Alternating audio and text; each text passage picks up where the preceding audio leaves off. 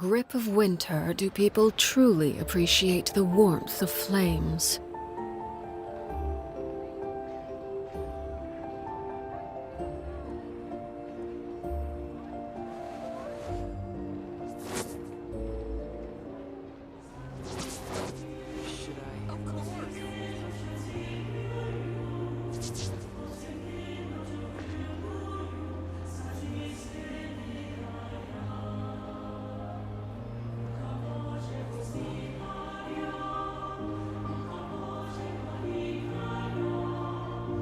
Something you wish to report?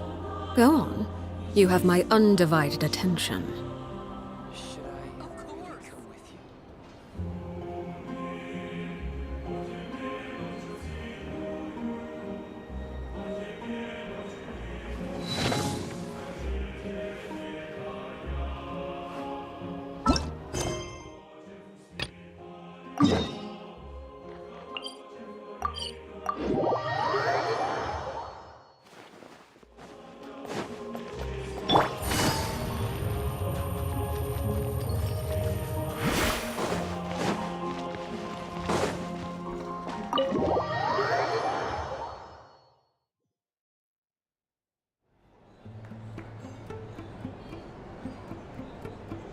We come here often, so we shouldn't stand out. Let's sit here. Now, it's up to Vodyanitsa. Let's see how the conversation goes.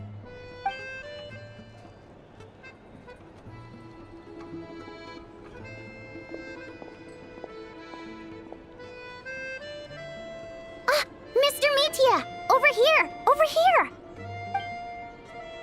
Oh, sorry. I got a little held up on my way here. Now we have even less time than we planned. Go ahead and order some snacks and drinks, whatever you like. Let me see. According to my schedule, we still have 25 minutes left. You're really pressed for time today, huh? I was imagining this would be a leisurely chat. If you'd prefer, we can always reschedule for another afternoon when you have more time. No need. Getting to meet the lead singer is a very precious opportunity for me. I'm not about to pass it up. I've already had to decline your invitation several times because our schedules rarely align. If I don't grab this chance while it's here, who knows when the next one will come around? Well, it's very kind of you to make time just for me.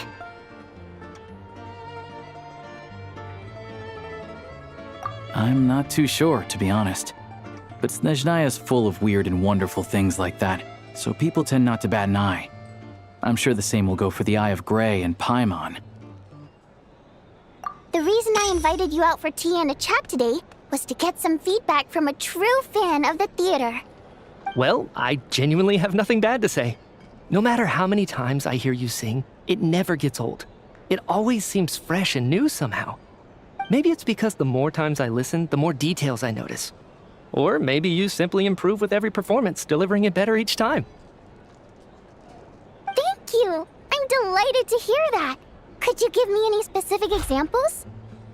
Oh, yeah. The piece you sang today, for example. Beneath the Frozen River? Hey, what's with you? I'm just praising a good performance. I always used to find that such a bleak and lonely song. But the more you listen, the more you realize that it's not as cold and nihilistic as it appears. When you really dig down into it, there's a certain level where you're surprised by the emergence of hope. Wow, I'm impressed. I didn't expect you to pick up on that. Actually, I only tried out that angle after talking with a composer. Still, Beneath the Frozen River wasn't on today's program. Oh, really? But it's a classic. You sing it every time. Almost every time. Oh, well then, let me say a few words about that other all-time classic, Flying in the Wind from the Mountain Sparrow. I didn't sing that one today either. My voice wasn't quite up to it, so I switched it out at the last minute. Oh, but, Sorry, Mr. Mitya, but you were at the theater today, yes? of course I was. Remember? I said hello to all the troupe members before the show started. You, Odette, and the others. So, what did Odette sing today? Elegy of the Snow-Winged Goose, of course. Correct. I see. You find my singing boring, don't you? That's why you don't remember a single song. Looks like I'll need to cut a few from the program next time. No, that's not it. I swear. All right. I'll be straight with you. I'm sorry. My mind was wandering as you took the stage today. I enjoy watching your shows because the exquisite performances stimulate the mind. It always sparks some inspiration for my research. So, whenever I get stuck at work, I come to the theater for a change of pace. Odette's dance during the Elegy of the Snow-Winged Goose today was simply incredible. It got me wondering what she's been going through recently. That look of sheer defiance in the face of utter tragedy? It was so inspiring. I started scribbling in my notebook right away. Not that I made a ton of progress in the grand scheme of things, but I still think it was productive. By the time I snapped out of it, the entire show had finished. So what you're saying is, you didn't listen to my singing at all? Unfortunately not. I'm sorry, I don't know which is more disrespectful. The fact that I don't always come for the show itself, or the fact that I missed your performance. Seems like things are getting a little awkward. Nitya just stepped into a conversational minefield. If there's one thing Vodyanitsa doesn't like, it's people who show disrespect for her performance. This meeting was so hard to set up. Don't tell me it's already falling apart.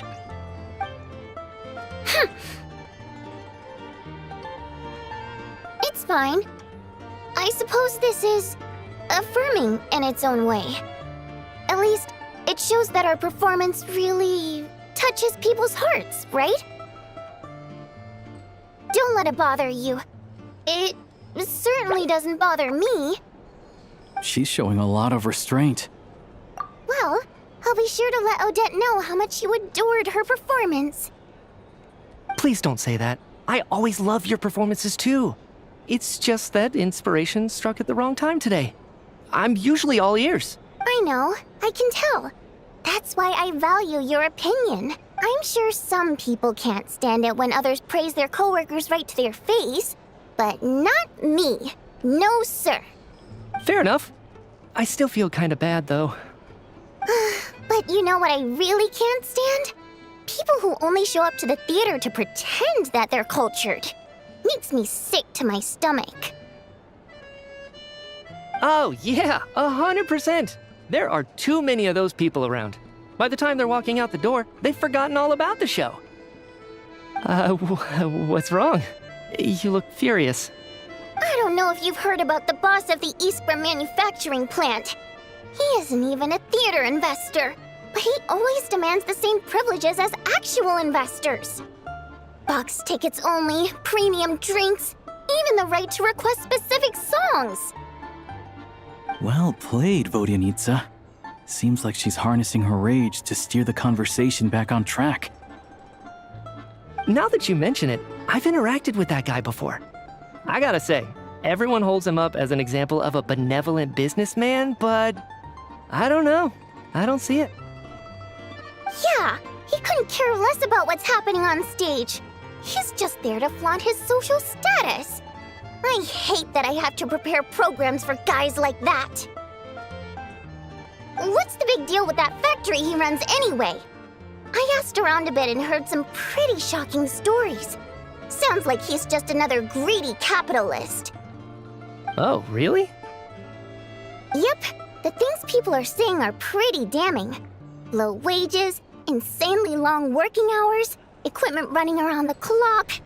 And as if that's not bad enough, he also strictly forbids his employees from giving any kind of interview. Project Stuja has now been extended so many times, we're at the point where crystal rations for the common folk are barely enough to survive on. Yet he even wants to get his greedy hands on them just to boost his own profits. If the rumors are true, he's in serious violation of the law. Interesting. So you've heard about it too. What? So it's really true? Who knows? I've only heard the same rumors you have. But there's no smoke without fire. The Rooster's been coming down on us hard lately, demanding that we track and trace every single batch of Crystal. My coworkers in the Department of Energy have been tearing their hair out over it. The Rooster? I didn't realize he cared that much. Yeah. Even though there are no restrictions on Crystal trading, the poor will wind up freezing to death if we let the rich buy as much as they want. That's clearly unfair. Looks like we'll need to arrange an investigation into the Iskra manufacturing plant as soon as possible. I never knew you kept up with current affairs beyond the theater, Miss Vodyanica. You really have a heart for the common person. Most Fae in your position have long been indifferent to the plight of humans. Well, those of us who choose to live in human cities are naturally going to pay attention to any significant upheaval. Isn't the Rooster a Fae himself? I'm just surprised to learn that even someone with as much experience as him is getting so stressed out over Project Stuja. What is the end goal of this project anyway? This is it. We're finally going there. I'm sure Mitya can sense on some level that she's fishing for information. But since their conversation is so relaxed, he might just let something slip. It's stressing me out too. If I'd only made better progress with my research, things wouldn't have dragged on this long. Oh, so your work is related to Project Stuja? That's right. The Armory Palace needs a brand new energy source. Not the power of the Light Realm and not elemental energy. Right now, the only thing that meets the requirements is the power contained within stellar linchpins.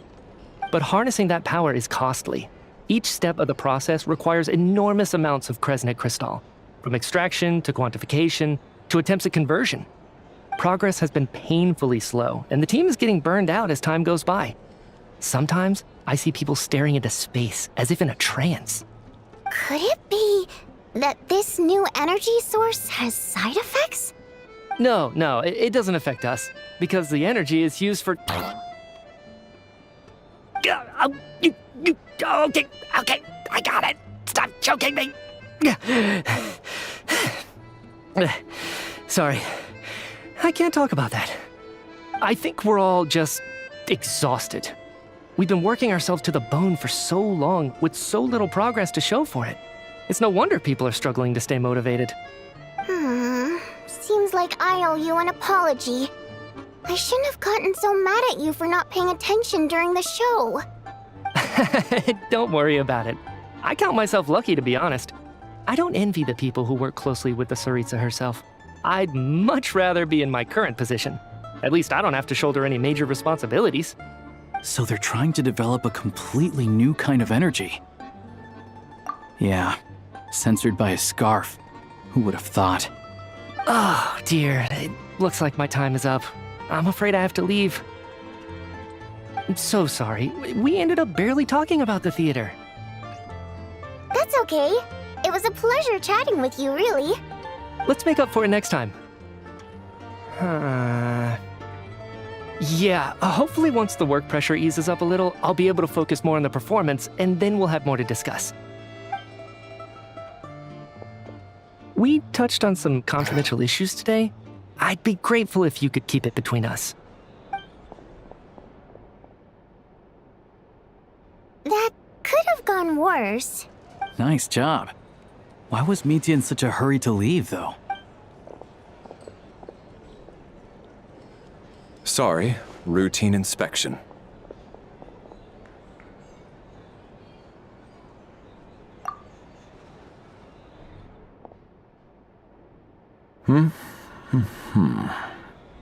Okay, let's go. So he wasn't rushing to get back to work. He must have calculated that Valeri would find him here in exactly 25 minutes. That's frighteningly accurate. One of the main duties of the Special Assignments Battalion is to ensure that important figures stick to their schedules. All right, time for us to get going too. Excuse me, check please. We'll settle our check too, then. Oh, hello there. Mr. Mitya paid the check before leaving. He also asked me to pass on a message. He said it was an honor to share his tea break with Miss Vodyanitsa and her two friends. Wait, So he knew we were here all along? This raises a lot of questions. Did he deliberately mention the new energy source so that we'd overhear it? Maybe his work isn't confidential after all. Maybe the key here is the purpose of this new energy. I guess that's the next thing to look into.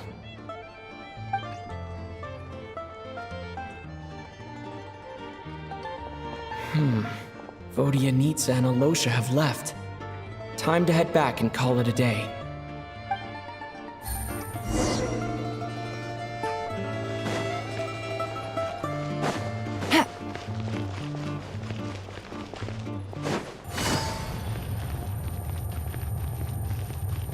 Take it easy.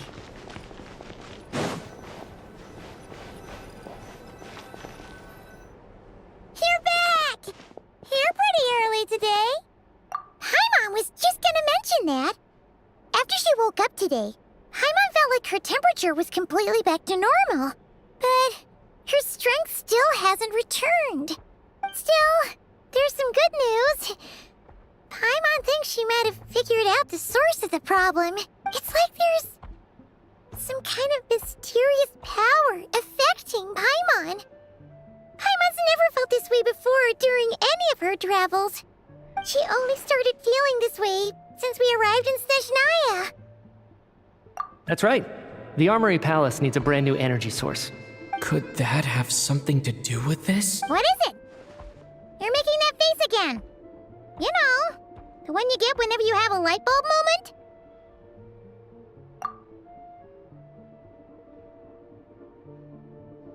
So, they're trying to develop a new energy source here? And you think that might be why Paimon's feeling unwell? Well, Media denied that the energy they're researching has any side effects. Although, he did say that people working on the project have been having issues with their concentration and short-term memory, and even so, those are completely different symptoms from Paimon's. It's pretty faint, so it's kind of hard to tell. But if anything, it seems like it's coming from roughly the same direction as the Armory Palace. Sure, Paimon's with you there. But how, though? The robot only has a limited amount of intel. Oh, great point! They argue about Project Stuja every day. If we could sit in on one of their sessions, we might pick up some new leads. Good idea! Oh yeah, while you were out, Paimon tried all the yummiest looking desserts in the Potvoria restaurant. This one seemed right up your alley. So, Paimon saved some for you. Come try it once you finish writing your letter.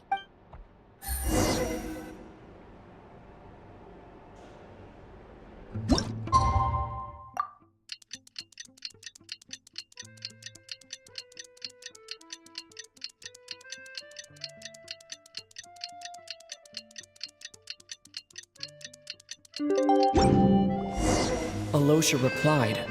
He says that we won't be able to speak at the Vetcha, but he can arrange for us to attend as visitors. Time to get ready. Then head to the SNEZNAGRAD Vetcha.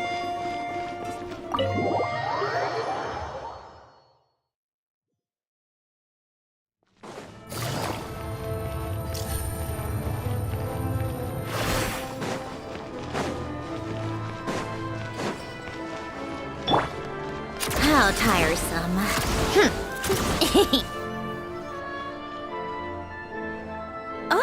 Miss Vodyanitsa, prima donna of the Korolievsky troupe. What a surprise meeting you here. Will you be sitting in on a session of the Vetcha? Sorry, I'm not taking interviews today. Oh good, you're here. The session's about to begin. Let's get inside. Please wait, Miss Vodyanitsa. Could you introduce me to your new friend?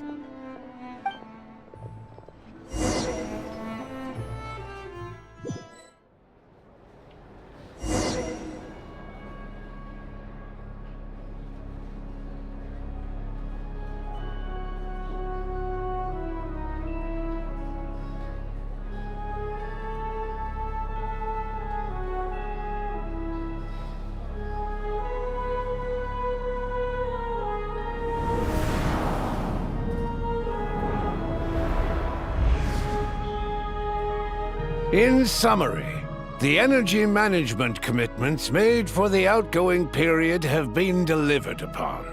Furthermore, both the production and consumption of Kresnik Crystal show clear signs of stabilizing. The relevant agencies have assessed the present circumstances and determined that the status quo can be sustained until the next period. For detailed statistics, I would refer you to the industry reports that have been distributed to all persons present. It should also be noted that while the recent blizzards have led to a significant increase in people's energy expenses, this is strictly a short-term phenomenon associated with a remotely located monster.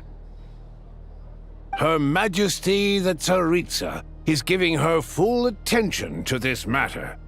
We should have every confidence that it will be dealt with swiftly and conclusively. A financial report on disaster relief is also present in this report, courtesy of Pantalone. They cover the same old ground every single time. The rooster never seems to mind, but everyone else is getting tired of it. There's a general lack of trust. People aren't seeing any tangible benefits that affect them directly. Of course, none of that will be reflected in any of the reports on the table. Yeah, if it weren't for these hard copy documents, I could have at least made something up.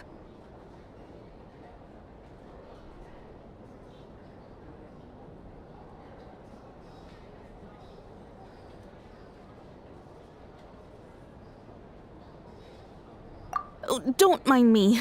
I'm just out here trying to hit my interview quotas. Bring out the kvass. Ever read it? Best-selling newspaper in town. If I remember correctly, you guys don't even have a sales permit. You have to sell from stalls on the street. Okay then, best-selling street stall newspaper in town. Still counts. Order! We will now open the floor to the representatives. If there are no further substantive issues to discuss, we will then proceed to a vote on this motion. SNEZNAYA has a long tradition of treating members of the Fatui armed forces and their dependents favorably. But recent surveys shows that Fatui families in remote areas have access to 15% less crystal than the average civilian family in Snezhnograd. It's been said many times before, but it bears repeating now. There needs to be a clear and consistent rationale behind how crystal is allocated, or we will soon face immense public backlash. Perhaps you wouldn't need to keep repeating yourself if you would hear me out for once. I say again, true consistency exists only in principle. In the real world, fairness is relative. You appear to treat resource allocation as a simple function of production and population. So what about when the equipment used in production breaks down? Have you factored that into your equation? And do you even know how long it's been since SNEZNAYA last conducted a census? If I knew the answers to questions like that, I'm sure I'd be a very wealthy man. And I doubt I'd be going by child. I'd like to bring the focus back to the specific issue I raised. Or do you wish to deny that favorable treatment for Fatui dependents is our long-standing policy? It's easy to be a critic when there's no accountability. That seems to be a running theme in the anti-Project Stuja cohort. Defeat the ringleader and all other problems will magically resolve themselves. That's what they seem to think. But in case you aren't aware, not one jot in my report would change whether Project Stuja continues or not. So you have no intention whatsoever of finding a solution to this problem? On the contrary, I'm the only one here who ever brings solutions. Child opened by speaking up for the armed forces. Regrator struck back with style and a war of words ensued. Our reporter was live on the scene to get the audience's reaction as it all unfolded. Who do you support?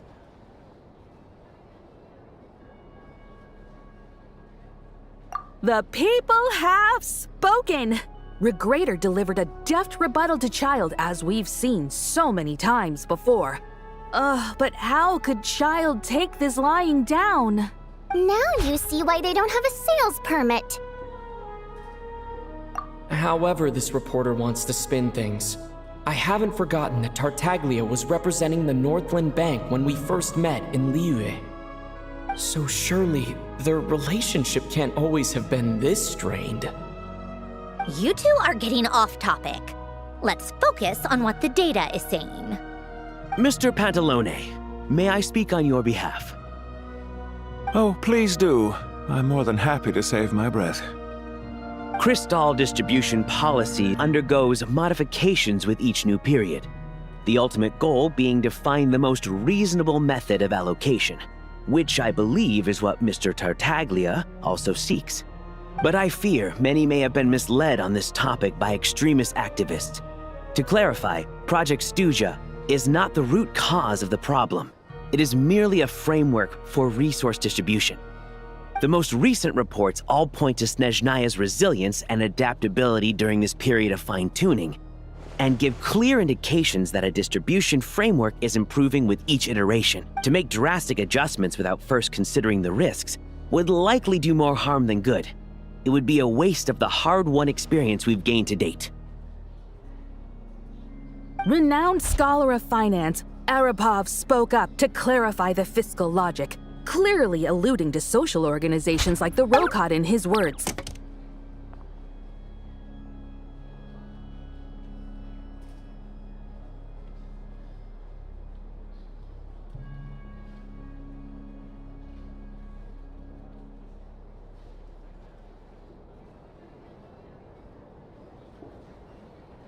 With the notorious Lelex still active to this day, should the Rokot be held responsible? No, there is someone else to blame.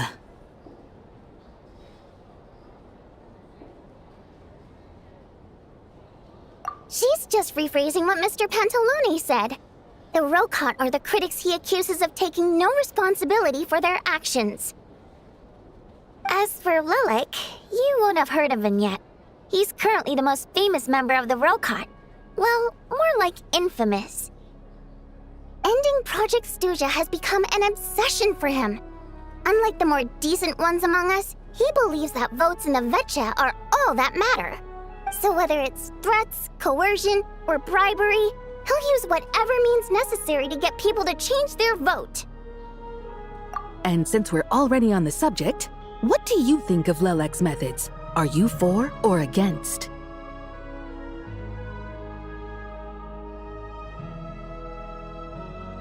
Well, whatever the story is, his actions benefit us all. We stand with Lelec. At least someone here wants to take this discussion seriously. I've been considering that issue myself. What you really need is more precise regional data, right? I think it would be easiest to let the Fatui handle it, since they're already in charge of Crystal shipments anyway. We may as well get them to collect some data while they're at it. Whatever you need, you can ask the Fatui to look into it for you. In terms of supervision, I think the Druzhna would be a good fit. I had hoped to discuss this with Miss Vesna, but sadly, she's not present. I will be happy to take a note of your suggestions and present them to Commander Vesna for a decision upon her return. The Commander has always taken a keen interest in Project Stuja. However, given the Druzhna's demanding workload, I'm afraid it may prove difficult for them to provide any practical support. Let us refrain from jumping to conclusions until a concrete and actionable plan is in place. My apologies, Lord Rooster. There are numerous issues to address here, including manpower, time sensitivity, and reporting lines. Nevertheless, I support drafting a proposal. Follow the usual procedure, and it can be raised as a new motion for all parties to evaluate at the appropriate time. In that case, I'd like to share one thought before the proposal is drafted. The issue of time sensitivity was raised just now, which I presume relates to the official reports. In fact, the Energy Commission already collects regular statistics on each urban center and its surrounding area. Would these be of any use? That's a good idea. I read every issue of Svietloslaidovka's report, and although my focus is mostly on the section about equipment operation, the energy consumption statistics also yield a lot of insights. Be that as it may, does no one see an issue with using local data to determine crystal quotas? In the long term, it seems like a very risky solution. Not if they are used purely for reference. So long as we have the report from the Northland Bank's headquarters to corroborate it, no one will be able to fool me. Very well then. It appears that this arrangement is acceptable to all parties. Yeah, sounds good to me. The members reached a provisional consensus on the issue of improving treatment for Fatui soldiers.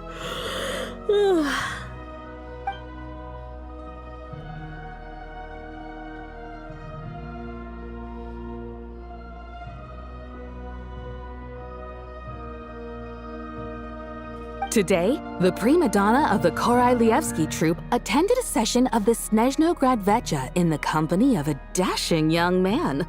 The question on all our minds is, what is the true nature of their relationship? Write anything like that again, and I'm revoking your permission to interview the troupe. Got it?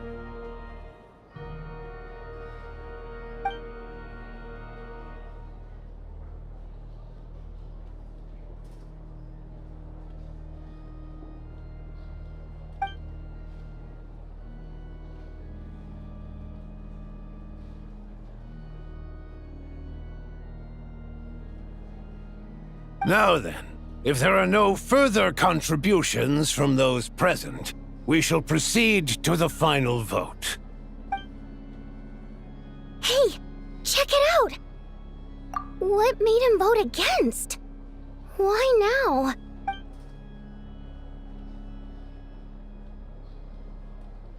The votes have been tallied.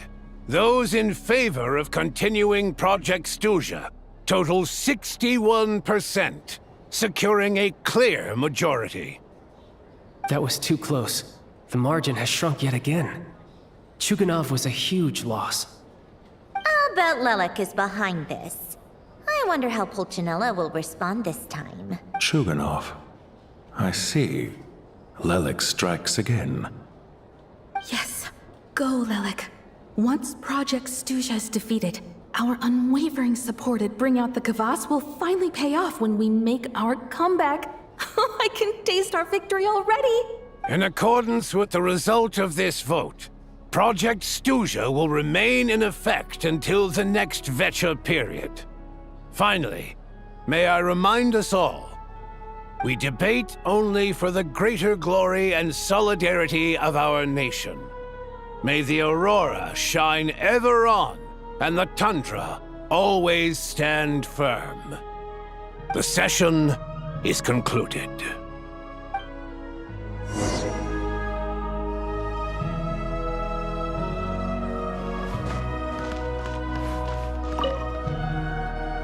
I have to say, I really wasn't expecting Chuganov to vote against Project Stuja. Well, in principle, Snezhnaya's business and political elites ought to be the ones least likely to oppose it. As we heard, Project Stuja is basically just a resource distribution framework that requires everyone to cut back during the winter. But even if the policy got cancelled, the Tsaritsa's energy needs wouldn't suddenly go down. The extra demand from the public would have to be filled from somewhere.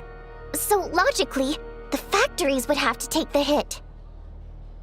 I got a letter from Mr. Mitya just before today's session. He said he's confirmed that there are issues around overtime and excessive energy consumption at the Iskra manufacturing plant.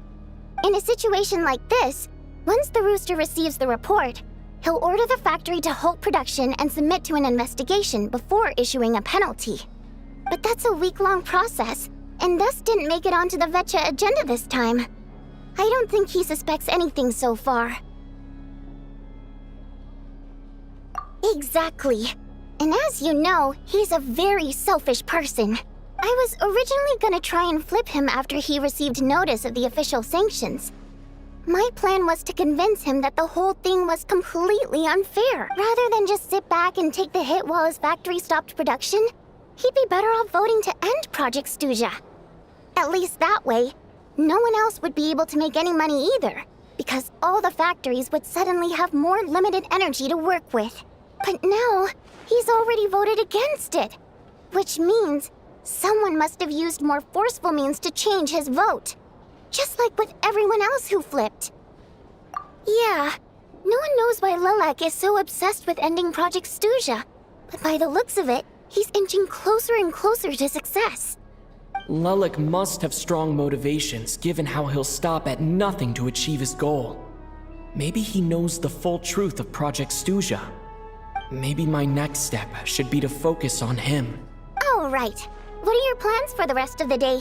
Shall we head out? Hey, comrade. I noticed you were here during the debate. I didn't take you for a political enthusiast. Greetings, Harbingers. I just happened to have some free time today, and my new friend here thought it might be fun to check out the Vetcha. Ah, Odette must have introduced you. Looks like you two are getting along pretty well. I'll leave you to catch up. I should head back to the troop. Sure. Break a leg and all that.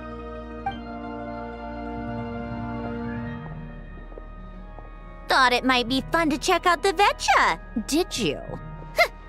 Things are never that simple with you, Traveler. There's no way you're here for kicks and giggles. Tell me I'm wrong.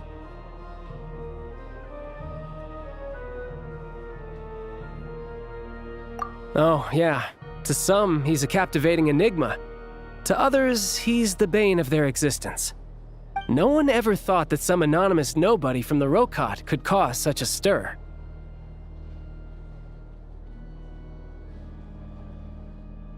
Huh? You want to look into Lelik? Then I'm sure his days of anonymity are numbered. What do you think, Sandrone? Fine by me, I guess. If the Traveler actually manages to expose Lelik, it'll be doing Pulcinella a favor. In return, it seems fair to let him in on what we've learned so far. My thoughts exactly. Sharing is caring, after all. Head back to Glupov and grab the files on Lelik. It's easier to just pull the records than go through the rigmarole of getting the Traveler a visitor's permit. As you command, child, sir. In that case, since we're going to be waiting anyway, I'll have someone brew a pot of black tea. One common thread among the many incidents Lelik has been involved in is that the victims are all too scared to share any real information about him. Clearly, he must have threatened them in some way. His modus operandi is to silently infiltrate the scene and leave a threatening letter behind. But neither the letters nor the crime scenes ever yield any clues to his identity.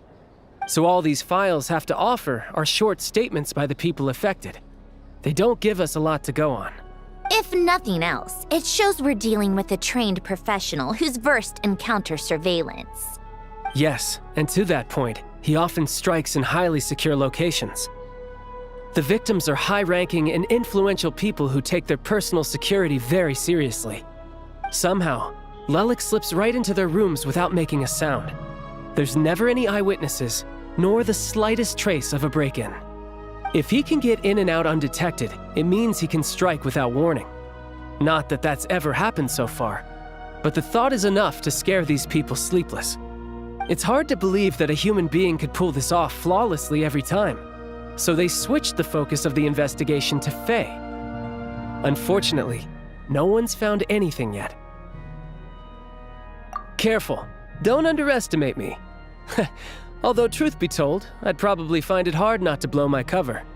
Direct confrontation is more my style.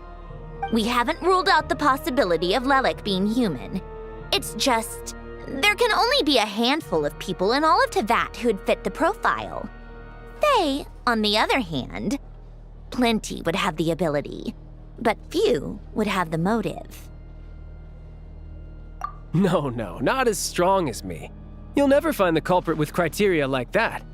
Let's go with a little weaker than me. There's no denying that Master is strong, but meticulous. We can only hope.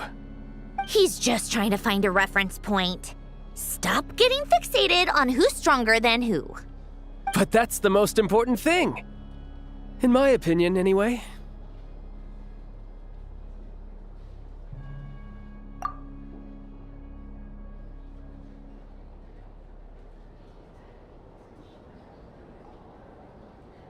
Odette.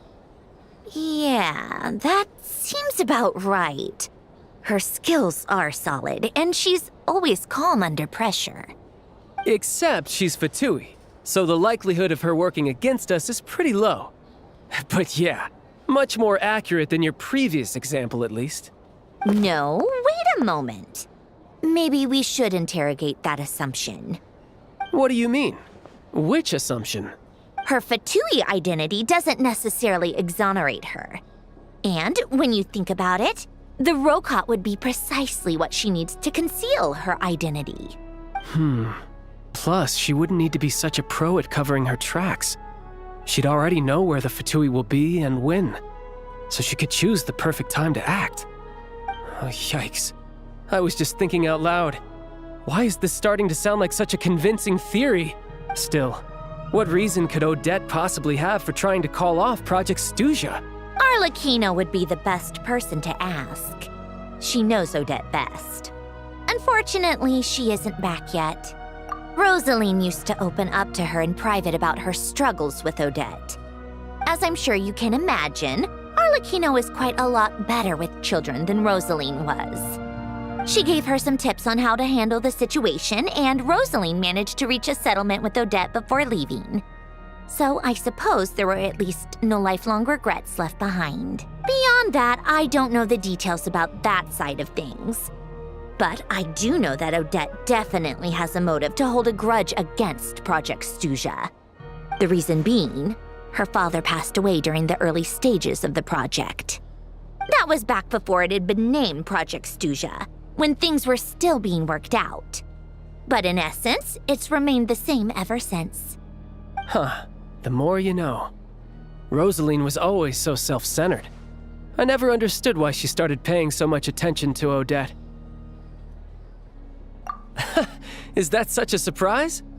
If you cast your mind back, you may remember that Rosaline and I weren't exactly close. We had tea together a few times, but that was about it. Odette's past is no secret. Her father was a fatus and her mother was a very famous ballerina. On the surface, it looks like she followed right in her parents' footsteps.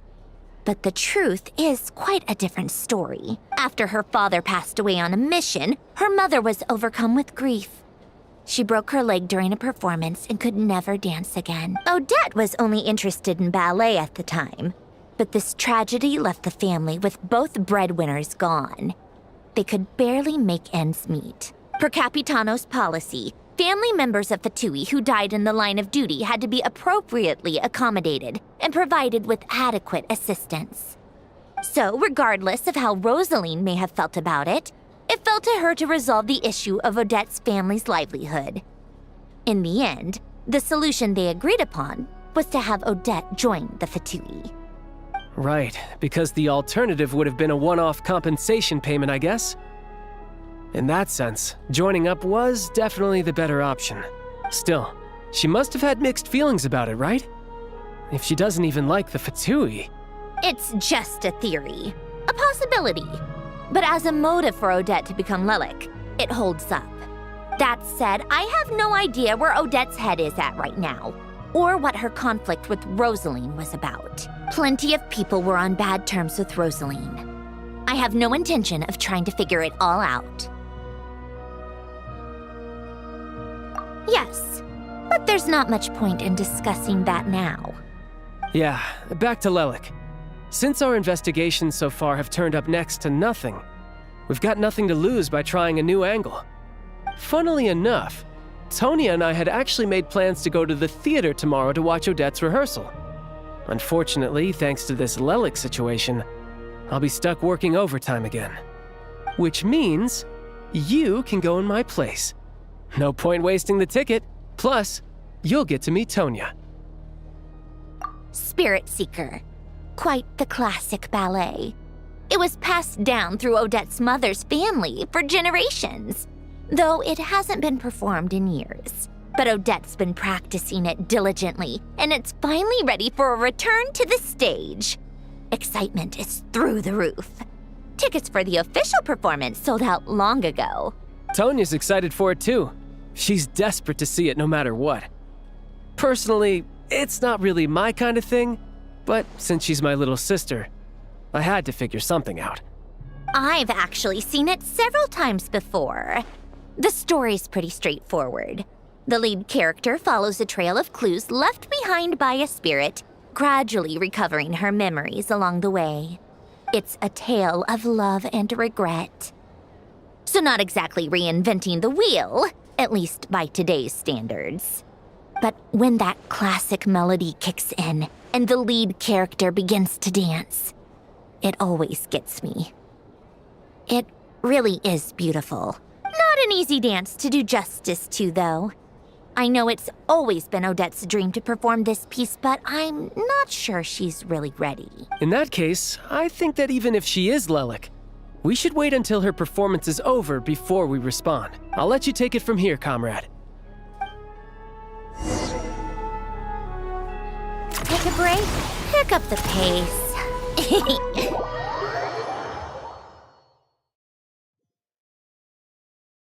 How tiresome.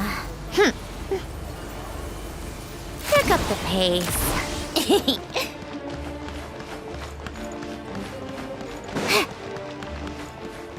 Pick up the pace.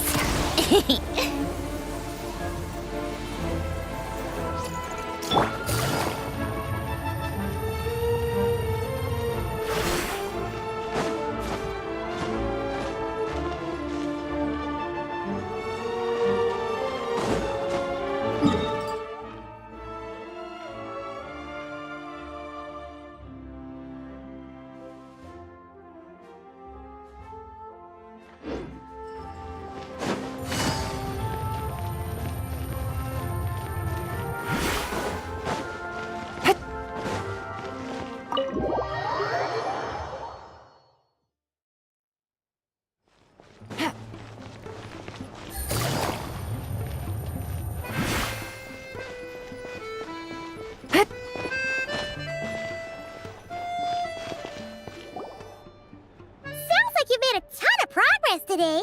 It's good that everything's going so smoothly.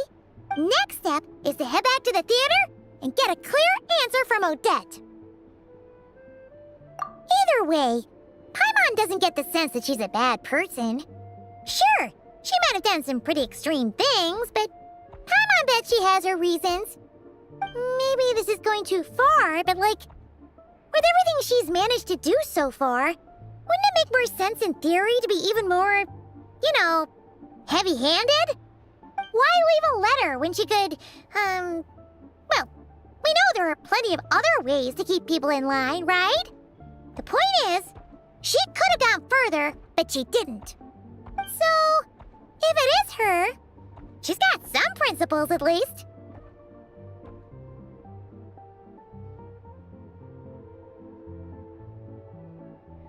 Yeah!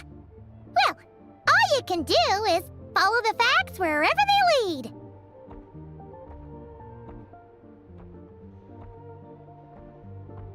No change, really. But that thing Paimon told you about yesterday? Paimon feels like she can sense it more clearly now. Hearing you talk about your day makes Paimon itch for an adventure. If only she could be there with you so we could experience it all together. Yeah, I wish you could be there too. I'm not used to adventuring alone. But don't worry, we'll get to the bottom of this. Guess it's just one of those things. Never mind. Paimon will behave herself and keep resting.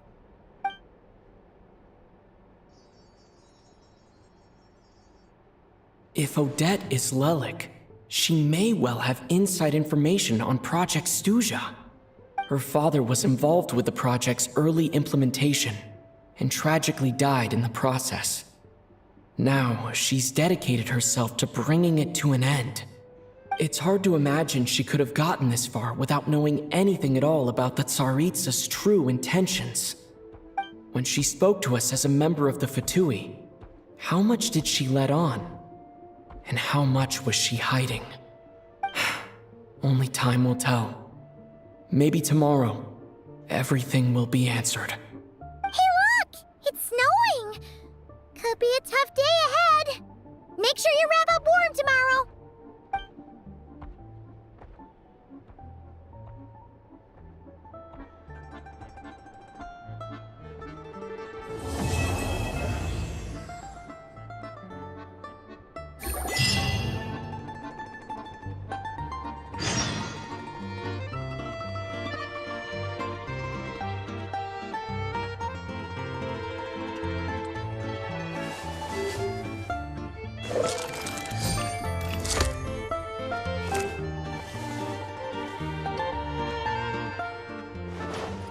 Take it easy.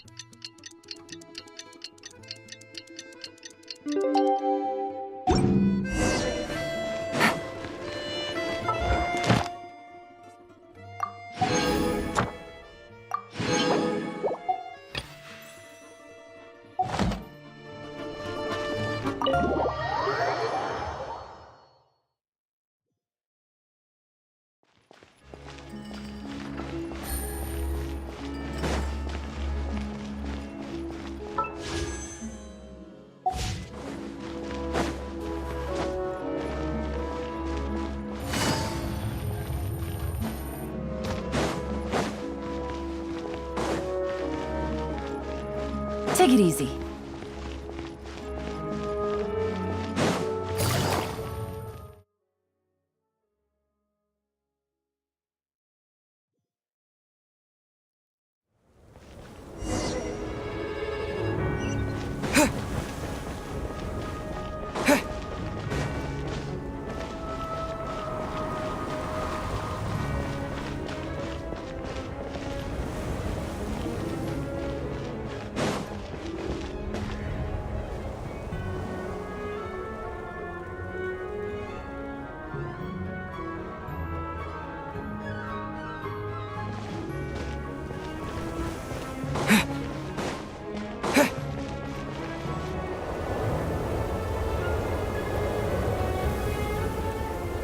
Ooh, it sure is cold today.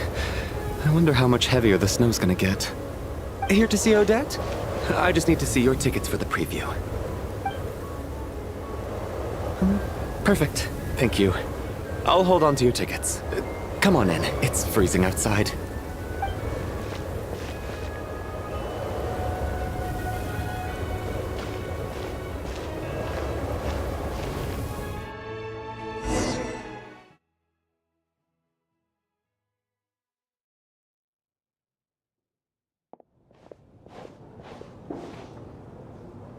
I think I'll leave the Lelic question until after the show's over. Then I'll go find Odette.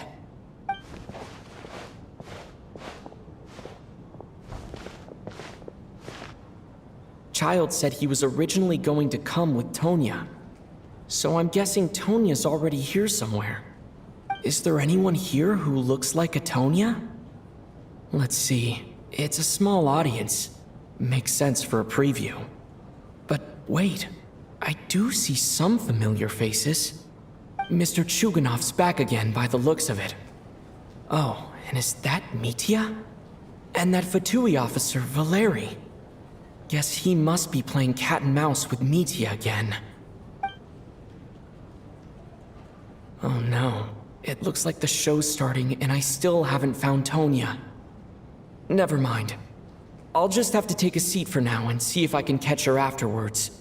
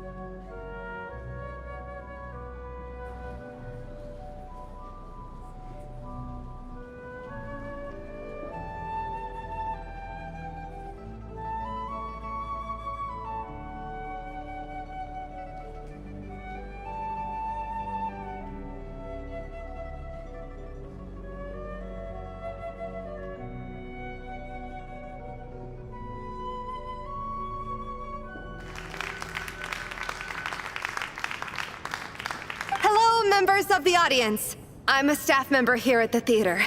Today's performance was a very special one for us, as it marks the first attempt in a long time to revive the classic SNEZNAYA ballet, Spirit Seeker. To commemorate this occasion, we would love to take a group photo of the cast, crew, and audience members present today. Could I kindly ask the audience to please come up onto the stage?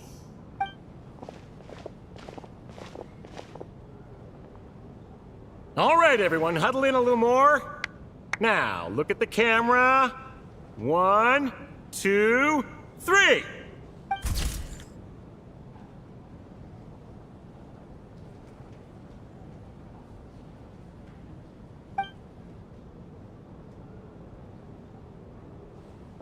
Are you quite satisfied, Mr. Energy Scientist? I rather hope you don't have any other escape plans to add to my workload today. What are you talking about, Sarge? This was simply my way of inviting you to watch Miss Odette's new show with me. And wasn't the performance spectacular? In the future, I heartily encourage you to take a leaf out of my book. Find some soul-nourishing pastimes to enrich your time outside of work. It was indeed a fine performance, but I must correct you on one point. This is not time outside of work. These are working hours. Working hours and non-working hours are just a social construct. Human technology can never advance if we're too rigid in our thinking, Sarge. May we leave now? Already? I mean, I was kinda hoping to soak up the atmosphere for a little longer, but... No? Okay, guess I'm pushing my luck. Didn't seem like too much to ask, but fair enough. Off we go then, Sarge. Back to the land of working hours. Lead the way.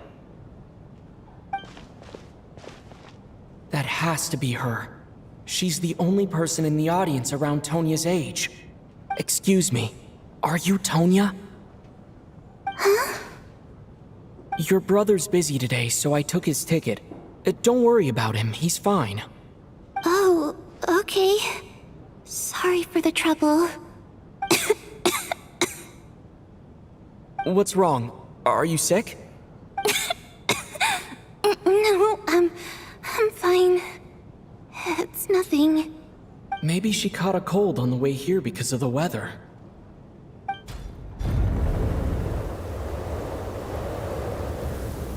I haven't seen snow like this in a long, long time. It's most unusual. I know. It's completely white out there. You can barely see a thing. I've never seen such heavy snow in my life. Let's wait it out for now. You'd be lucky not to freeze to death in this weather, let alone find your way. Well, look at that. Maybe we shouldn't be in such a rush to get back after all. What do you think? Let's wait and see. Why do you need to take it so seriously? Fate has given us this wonderful chance to take a break. We owe it to ourselves to make the most of it. Come to think of it, there's a small inn not far from here that always keeps plenty of extra blankets on hand for guests. I know the route well. Shall I head over and borrow a few blankets? That way, anyone in a hurry can wrap up warm for the journey back. Just remember to return them next time you're over this way. Sir, there's really no need to go to all that trouble. Hey, it's no trouble at all. Wait here, I'll be right back. What a kind gentleman. Very good. My wife and daughter are waiting for me at home, so I shall be heading back as soon as I get my blanket. So... are you expecting us to go back to the Armory Palace wrapped in blankets too? Don't worry about that. I made arrangements in advance. Should I not return to the Armory Palace within 3.5 hours after Operation Showtime begins, an armed squad will be sent to collect us. They will escort us back. You are one of our key military personnel, so any weather-related risks must be eliminated. Operation Showtime? So, wait. Every single time you drag me back to work when I sneak out, it's a whole official operation? I gotta say, you've really turned this into quite a moral dilemma for me. It's snowing pretty hard out there. I think you should stay here for now. You seem a little under the weather. Sure. My brother might come pick me up in a bit anyway. Time to get to work. I should head backstage and find Odette. I need to look her in the eye and ask her about Lelik. Excuse me, are you looking for someone? Ah, a fan, I'm guessing? Today is just a dress rehearsal, so Miss Odette won't be meeting with fans. She's taking a well-earned rest right now. Sorry, but that area is currently off limits to everyone except the cast and crew. Bad timing, I guess. Well, I might as well stick around. I doubt Odette will be leaving before the snow lets up in any case.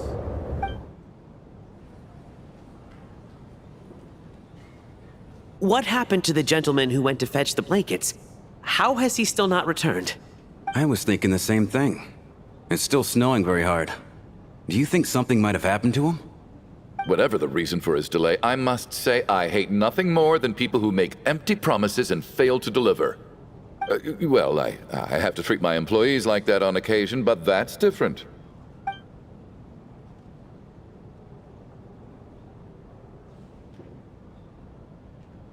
You seem anxious, Mr. Valeri. It's been nearly 4 hours since I left the armory. The army should have arrived to extract us by now. They know how much I despise tardiness and disrupted plans. There's simply no reason that they shouldn't have shown up by now, barring exceptional circumstances. Surely a snowstorm like this one counts as such. Few things in this world can stop the SNEZNAYAN army, Mr. Mitya. And a snowstorm is certainly not one of them. Why don't you go out and take a look? They might be right outside, waiting for your orders before they dare come in. An absurd hypothesis. I have no intention of leaving your side for even a moment until I have escorted you back to the Armory Palace. This doesn't look like an ordinary snowstorm to me. That guy who left earlier. It looked like he just vanished into thin air. Either that, or my eyes were playing tricks on me. A man-eating snowstorm? Come on. Night hasn't even fallen yet. Spare us the ghost stories.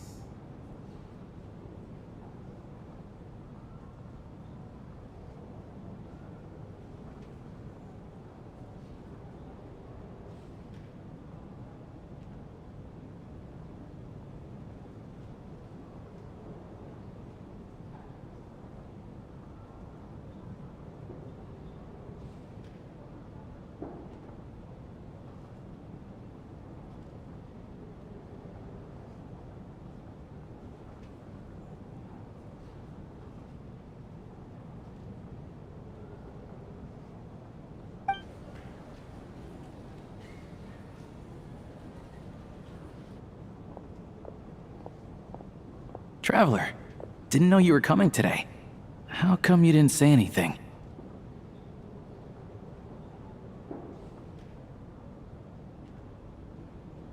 Oh, right. I assumed you were looking for me and Vodyanitsa. Odette's still backstage.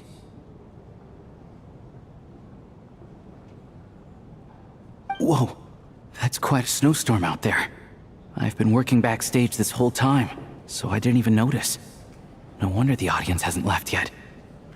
Is weather like this rare, even in SNEZNAYA? Yeah, snow like this. I'm sure I've seen it out in the wild before, but never in the city. Actually, I take that back. I don't think I've seen snow this bad even in the wild. This is something else. It's not normal. If even Alosha thinks snow like this isn't normal, could it have anything to do with that monster people have been talking about? We can't stay cooped up here forever. Someone needs to go out and take a look. No need. I have plenty of experience with snowstorms. Besides, I work here while you're an audience member. I should be the one to do it.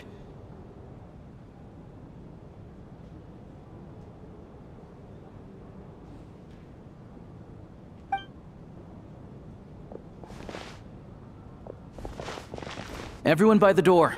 Careful not to let the snow soak into your shoes. In a snowstorm, you gotta look after your toes above all else. Heading out, my man? Be careful. I've been told the snowstorm eats people alive. Thanks for the advice. I am planning to be careful. I just want to take a quick look at the situation out there.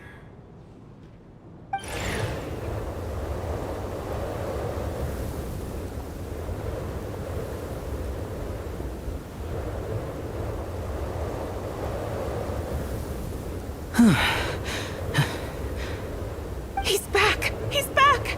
How was it? What's going on out there? Did you see any soldiers patrolling the area? Something about this storm isn't right. There's no one out there. I didn't see a single soul. And something in the air gives me the creeps. This isn't your average snowstorm. I suspect it might be related to recent events in our nation. I strongly advise everyone to stay here until the snow dies down.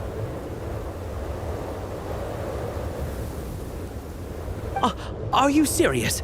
So all of us are trapped here now? That sounds a little far-fetched to me. You want to go outside and see?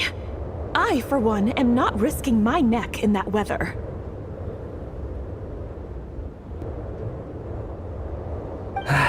This just turned from a minor delay into a major hassle. We can only hope that our friend who went to fetch the blankets just ditched us and went home. Is it really that bad? But my daughter, I won't be able to read her a bedtime story tonight.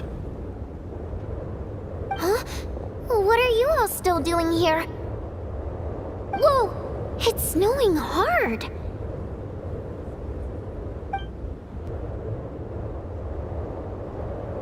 So now we're stuck here?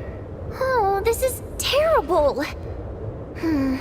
Luckily, it was just a dress rehearsal today, so there aren't too many people here. On the bright side, the theater's always well stocked with supplies. If the snow still doesn't let up as we get into the evening, you can spend the night here, everyone. At least, I assume that's all right? Odette? Fine by me. This seems like a sensible backup plan under the circumstances. My thanks to the theater for being so accommodating. What are you staring outside and praying for, my man? You anxious to get home too?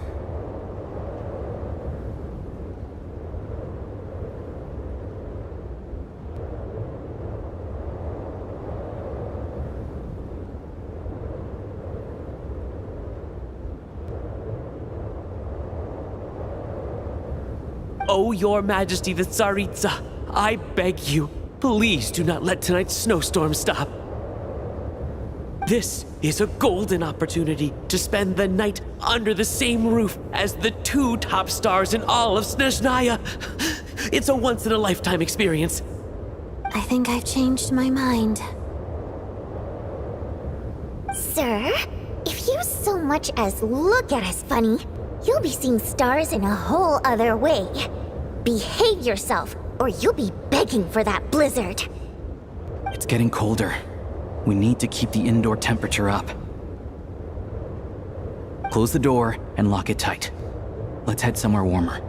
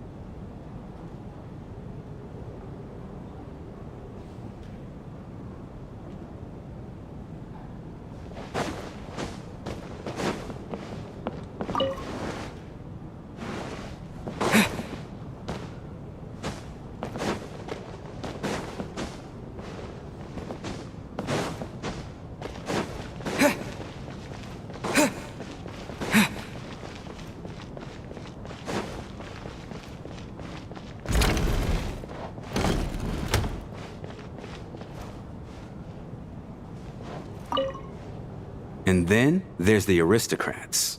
Easiest of all to deal with. You don't need to use any force whatsoever. All you have to do is show them the rope you plan to tie them up with. Do you know why? I don't. Do tell. Because nothing horrifies them more than the thought of a cheap, coarse rope leaving creases on their precious million Mora coat. They'll do whatever you ask to avoid that fate. Unexpected, but funny nonetheless. Tell me another one. Well, look at that. I got myself a new listener. Hey there. Let me introduce myself. The name's Shram, and I'm a mercenary. The kind that gets paid to do odd jobs for rich folks.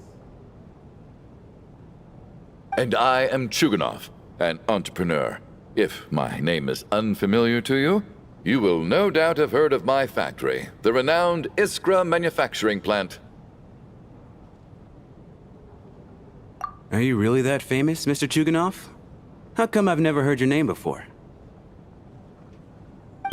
Excuse me? Is that a joke? Or are you being serious? Oh, I'll have to ask my rope later. It's probably tied up more entrepreneurs than I've ever heard of. I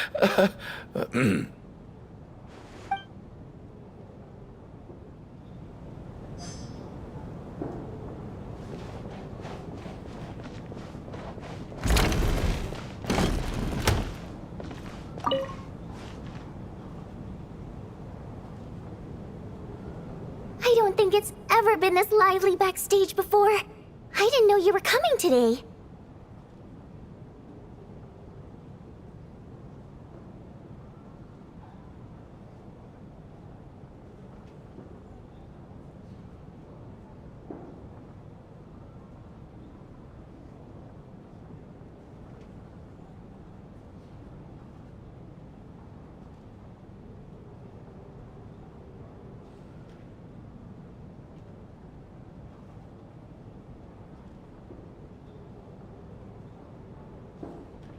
Hey, have you seen Chuganov? I heard he was coming today. Have you spoken to him at all? I'm with you. This could be just the chance we need. Yeah, I gotta figure out a way to coax some more intel out of him. I want to know why he suddenly changed his stance on Project Stuja. What exactly happened before the most recent Vetcha vote?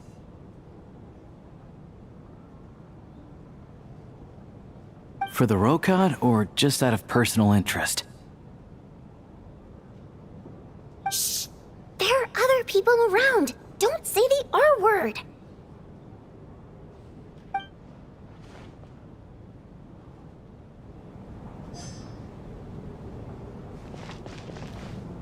This is highly irregular.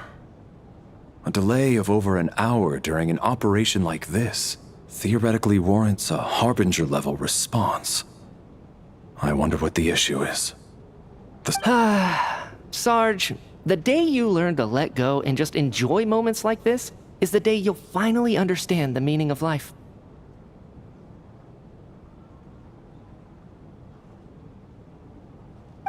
Why, hello, sir. I believe you were the one sitting at a nearby table back at Podvorye Restaurant? Any friend of the theater's star performers is a friend of mine. It's a pleasure to meet you. I'm Mitya from the Energy Commission.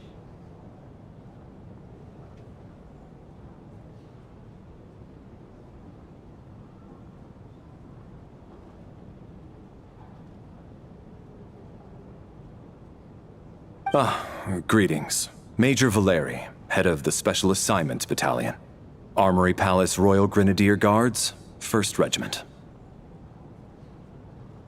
I am here to ensure Mr. Mitya's personal safety. Please let me know if I can be of any assistance.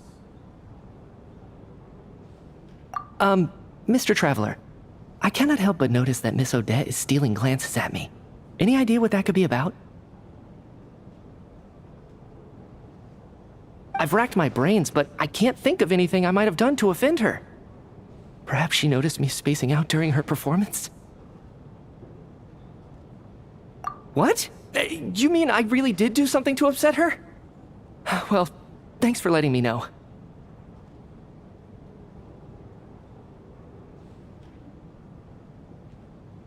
So, Mr. Mitia, is your work related to Project Stuja? Yes, that's right. The higher-ups in the Fatui transferred me from the Energy Commission to the Armory Palace because they wanted me to...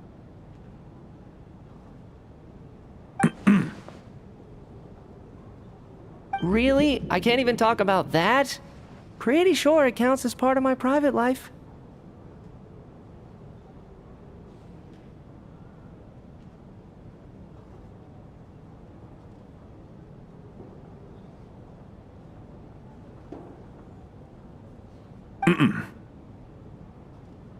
All right, I won't say anything. Sorry, traveler. As you can see, I'm afraid this pleasant chat will have to end here.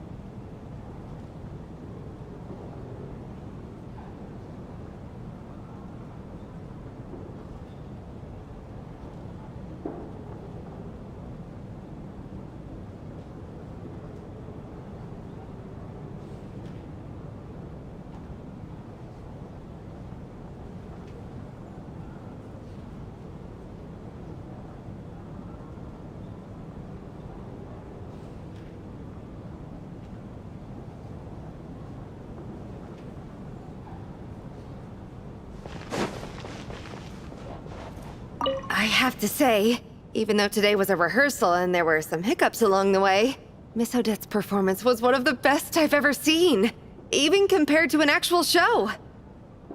Oh, I couldn't agree more, especially considering the weight of the subject matter. It takes a truly seasoned professional to do justice to a theme like love and regret. Do you think we were coming on too strong?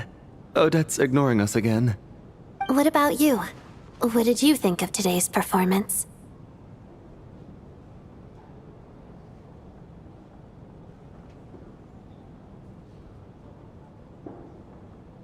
Oh my, that's very flattering of you. Thank you. I'll make sure to save a ticket for you when the show's performance ready.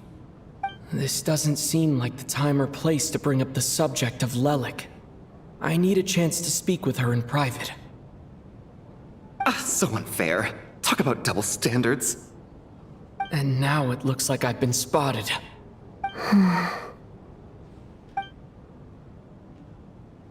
You know Mitia too? No, I don't. I just have a feeling that he might be dangerous.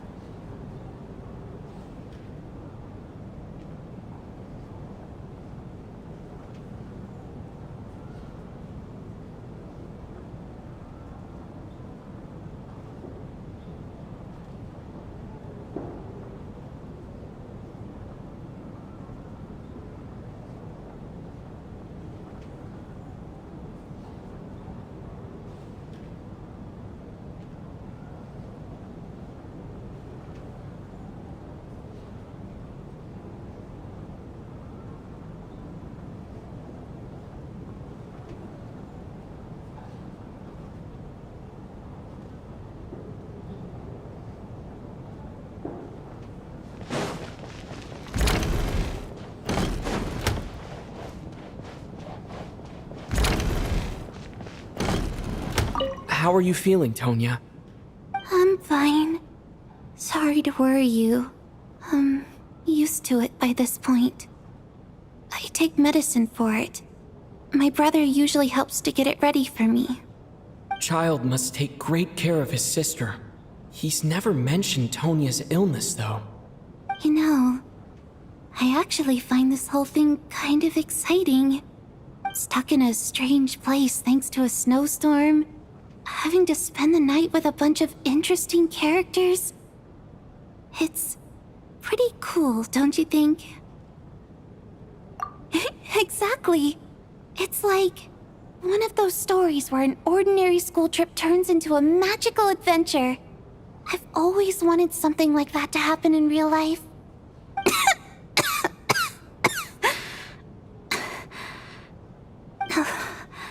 I'm fine, really. Just got a little overexcited. Look after yourself. Otherwise, your brother will come after me.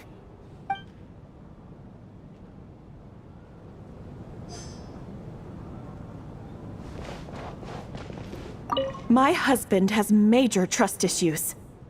To him, I doubt even this snowstorm is a good enough excuse for me to stay out all night. That's the price of marrying into wealth. You'll get used to it. I'm not about to stop you if you want to leave, but don't drag me along. Hello? Can I help you?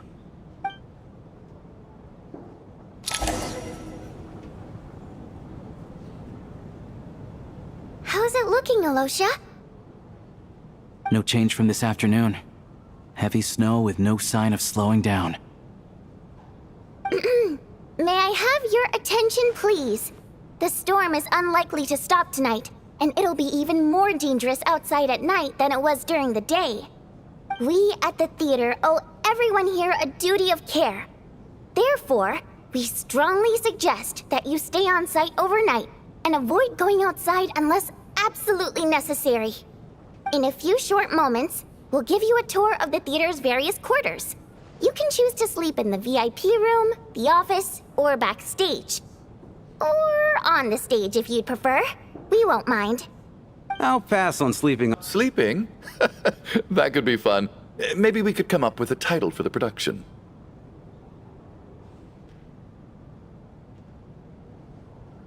What?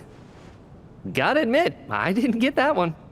Anyone who doesn't wish to sleep on the stage, please follow me. I'll show you to the rooms.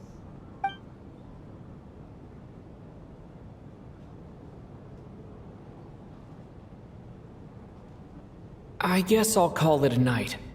Though I feel like I won't sleep very well without Paimon here. I'm sure she'll be worried that I haven't made it back yet. But as long as she looks out the window, she'll probably realize what's holding me up. I wonder if she's feeling any better yet. At least she hasn't been getting any worse. Still, I should try and get back first thing tomorrow morning.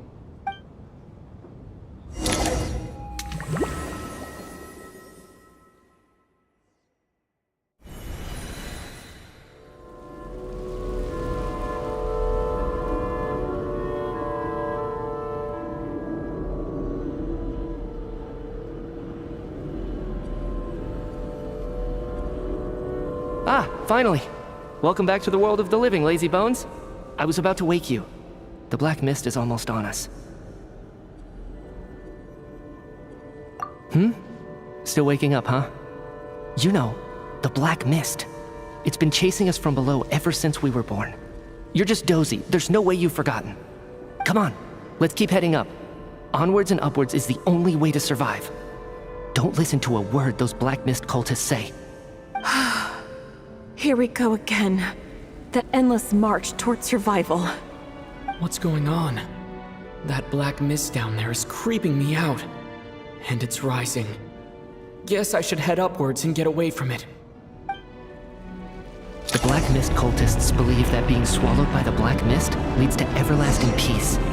But if you ask me, they're just lying to themselves. We're the only heretics left, the only ones who refuse to give in.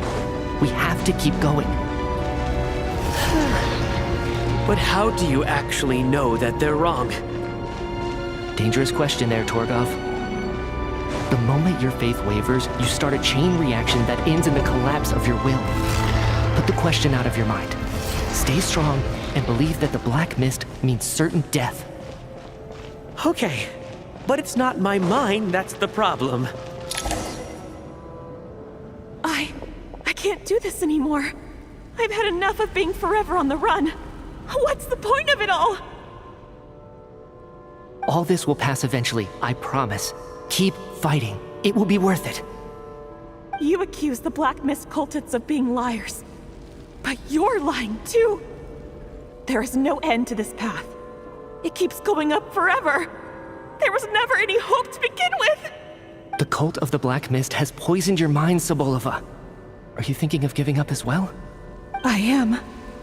I think I'll take my chances with the Black Mist over this perpetual torture.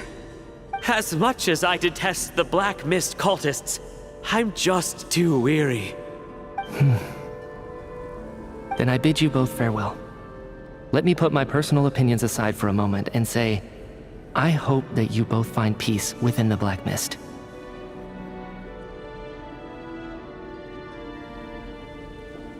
Fate always appears so impossibly complicated.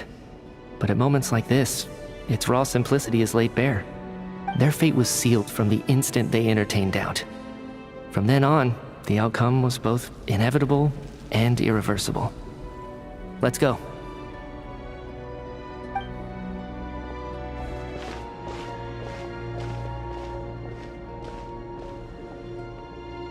Torgov and Sobolova are gone. I never thought the day would come when even they would be swallowed by the Black Mist. It's just you and me now. Yes, it looks like it's satisfied. For now. This happens from time to time, but it won't be long before the Black Mist starts chasing survivors once again. No one knows how to stop its advance for good. Well, we should make the most of the precious moments of rest that those two bought for us. Huh? Are you really that sleepy, traveler?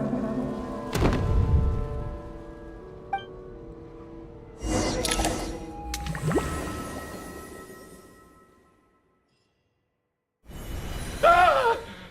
Help! Somebody, come quick! What is it, Chuganov? What's wrong? Huh? Is it morning already? What's all the commotion?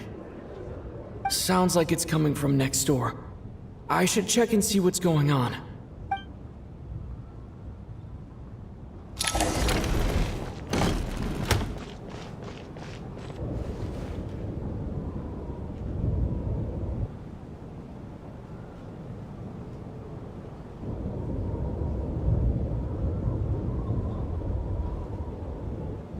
Don't look, Miss Tonya.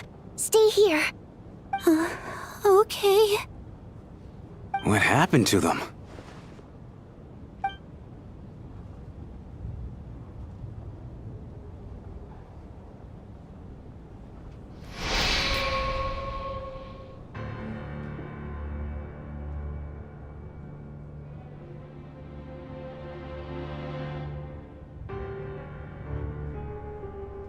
These two people have passed away.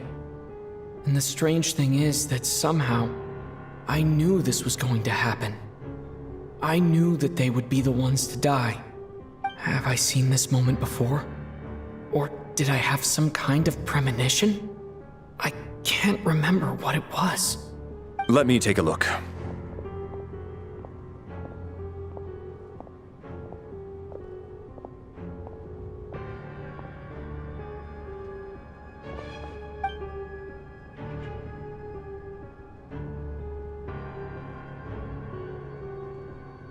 No vital signs in either of them. They're dead. The cause of death, however, remains unclear. No wounds on the bodies, no signs of a struggle, and no skin discoloration caused by the buildup of toxins. But just last night, they were chatting and joking away. This is so sudden. Could they have had pre-existing medical conditions? Even then, the odds of them both dying of sudden complications on the same night are extremely low. It's hard to believe that they died of natural causes, nor does this appear to be a suicide. Who was the first to discover the bodies? It was me. But these deaths have nothing to do with me, officer. I got up early because I wanted to see if the snow had stopped. Then I noticed that the door to this room was open, and it looked like there was a man and woman inside. I just went over to see what was going on. I had no idea they were... I can corroborate this. I was doing my morning exercises near the stage. When I saw Mr. Chuganov heading this way, I followed him. I can also confirm that I didn't see a single person approach that room before him. The snowstorm was raging all night, and it's still going now. There's no way someone could have come in from outside, correct? You mean an intruder? No, not possible. I slept by the door last night as a precaution. There's no way I wouldn't have noticed if anyone had tried to open it. Everyone, split into pairs and search the theater for anyone in hiding or any signs of suspicious activity. I'll follow up with a full search of my own shortly. Go, there is no time to waste.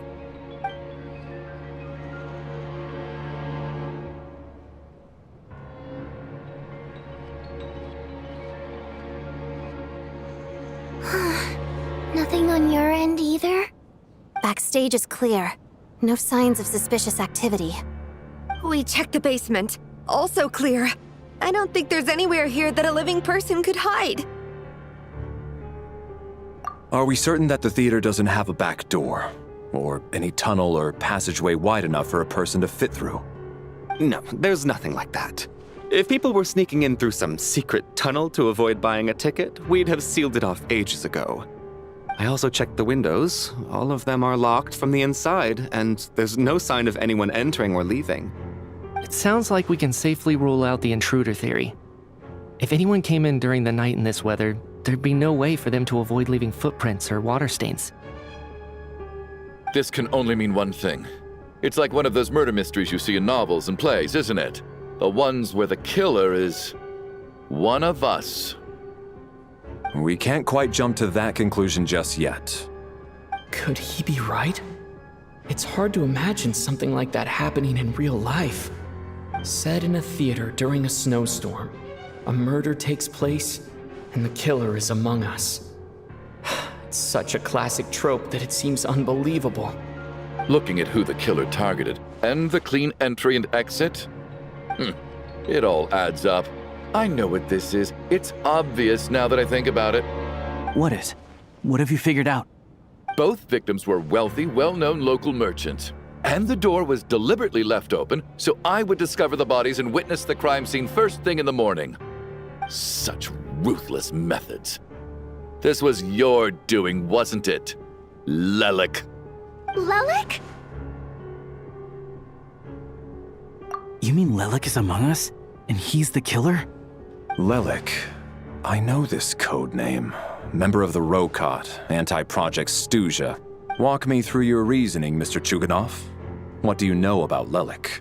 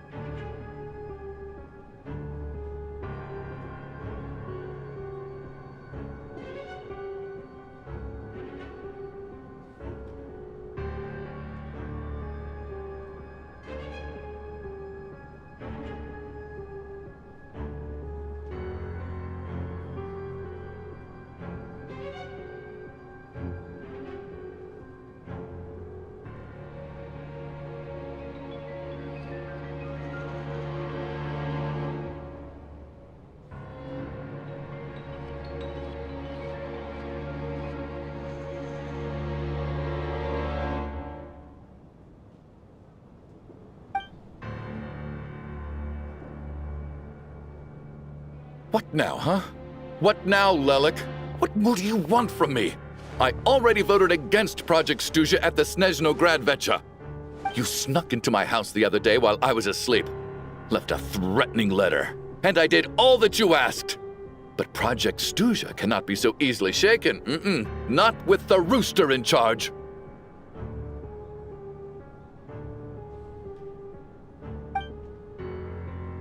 So he really was threatened by Lelik. That makes sense. And now you're resorting to murder to threaten me. Isn't that right? I knew it. The Rokot despises the rich. The lives of the wealthy are but refuse in your eyes. Show yourself! Which one of you is Lelik, Tell me! I'll do whatever you want! Just stop playing these mind games!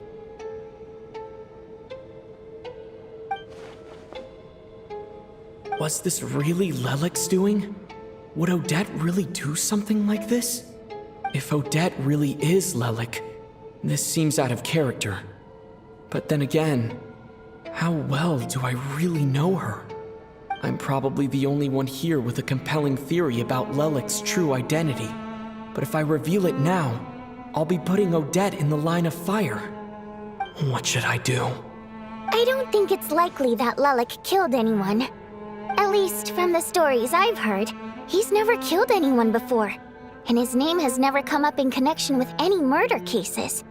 Besides, even if Lelik did want to threaten you, why resort to such an extreme and roundabout method? It's not his style at all. Vodyanitsa doesn't know that Lelik might be Odette, but her assessment is pretty much identical to mine. Miss Vodyanitsa, why do you suddenly feel the need to speak in Lelik's defense? Defense? Oh, no, it's just... I'm worried that we're jumping to conclusions here, so I wanted to share my point of view. Also, I don't think the Rokot is as bad as you're making it out to be. Well, if you think I'm so wrong, what's your theory then, Why don't you tell us who the killer is? The case is still evolving, Mr. Chuganov. Please do not prevent others from expressing their opinions so early on in the discussion. Even so, there's no denying that the recent threat received by Mr. Chuganov may well be an important clue. So there's still a good chance that Lelik is right here among us. I can't do this anymore. I don't care if it's still snowing outside. I have to get out of here. Whoa, take a beat. We all know it's far too dangerous out there. Even the soldiers couldn't get to us. Go out that door, and you might not live to tell the tale. And whoever this Lelik is, they're surely not going to murder anyone in broad daylight. Be sensible, my man. You're safer inside. As much as I regret having to say this, I'd like everyone to cooperate and refrain from exiting the premises until further notice. Because as things stand, every one of us is now a suspect.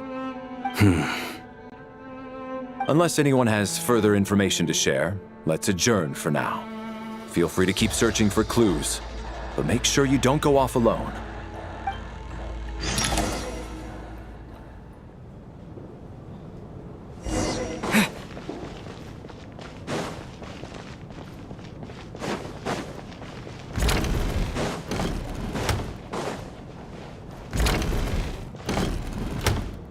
You're right, that was my bad. It was a knee-jerk reaction. I didn't think it through. Luckily, no one suspected my identity. Oh, phew. It's just you. I thought someone was eavesdropping. Since Vodyanitsa and I were on the same page earlier, I think I should share my thoughts with the Rokot members first.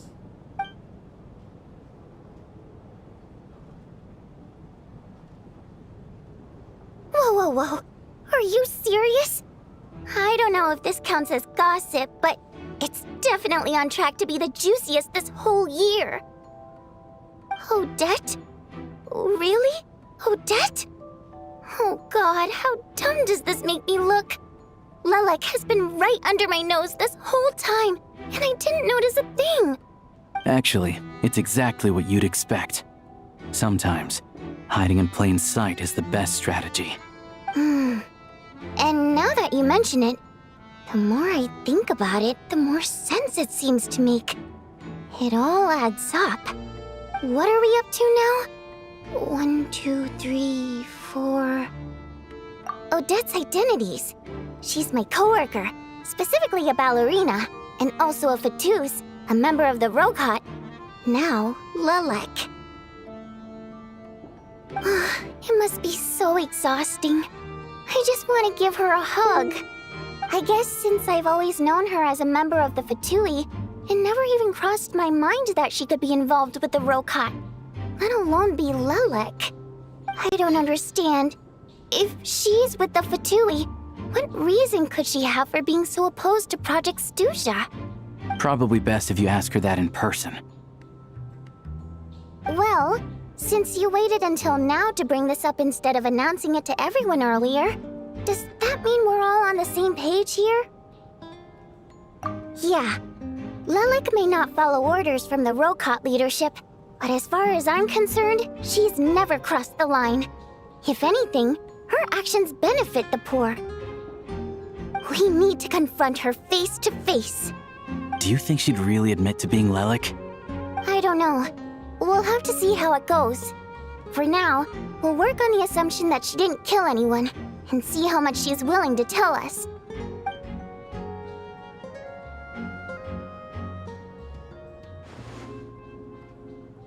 Now's our chance. Odette's alone. Let's go. Hey, Odette. What is it, you guys? Shh. Keep your voice down. We need to talk. So, you're Lelek, aren't you? Alright, fine. You don't have to say anything or explain yourself. Just hear me out first. None of us believes you kill innocent people. Whoever murdered those 2 people last night, it wasn't you. The Traveler was the first to figure out your identity, but he kept quiet during the discussion just now. Still, it's clear where the group consensus is heading. Everyone believes Lelek is the culprit. If your identity is exposed, you'll be in a really bad spot. We're your colleagues, and we know what kind of person you are. I don't want anything bad to happen to you. So, can you clue us in? Tell us everything.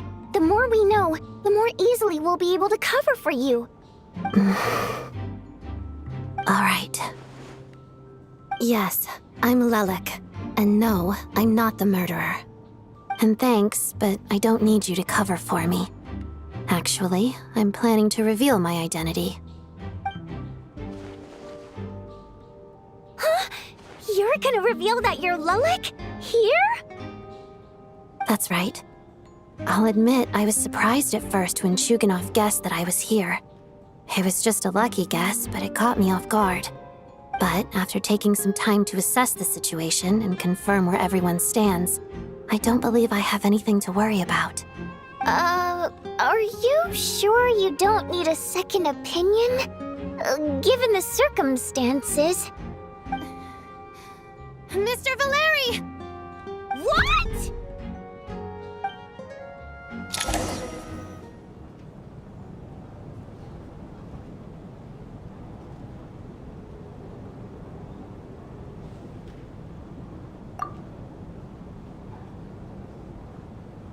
So... Odette is Lelek? I don't know what game you're playing, but you've got a lot of nerve. It's just one identity. So what if it's exposed? I can disappear and adopt a new identity anytime I please. I made my peace with this when I chose to become Lelek. But more importantly, I promise I am not the murderer, which means that someone else is. So, if anyone still insists that I did this, you'd best produce the evidence now. Otherwise, I suggest that you bite your tongue. Because if you really believe I killed 2 people without making a sound or leaving a trace, pointing fingers at me would surely only make you my next target. Is this really the truth, Miss Odette? That's confidence, all right. I believe you. A real no-nonsense attitude. I can see why Marionette said that she's on track to inherit the title of the Fair Lady. Are you seriously buying this? Hey, officer! She just admitted to being Lelik. Aren't you going to do something about this? I do have one question, Miss Odette. Why have you chosen this moment to come forward and reveal your identity? If I didn't say anything, everyone would be focusing all their efforts on finding Lelik. And that is exactly what the real culprit wants. I don't want to be the scapegoat who lets the murderer get away with this crime. Despite all the accusations, she made the smart choice. A remarkable display of rational thinking under pressure. Clearly, Odette's talent extends far beyond the art of dance. She thought so far ahead. Ugh, why do I always feel like I'm one step behind her in everything? You've convinced me. Dealing with the murder case remains the top priority right now. Let's put the name Lelik and all related incidents aside until further notice. Nevertheless, the group still considers you the prime suspect. I assume you have no quarrel with that, Miss Odette? I understand. You're welcome to keep an eye on me around the clock. I have no objections. Mr. Chuganov? For my wife and daughter's sake, I'll let you off the hook for now. But don't think you're forgiven for breaking into my house and threatening me. Just wait till we get out of here, Lelik. We'll settle the score then.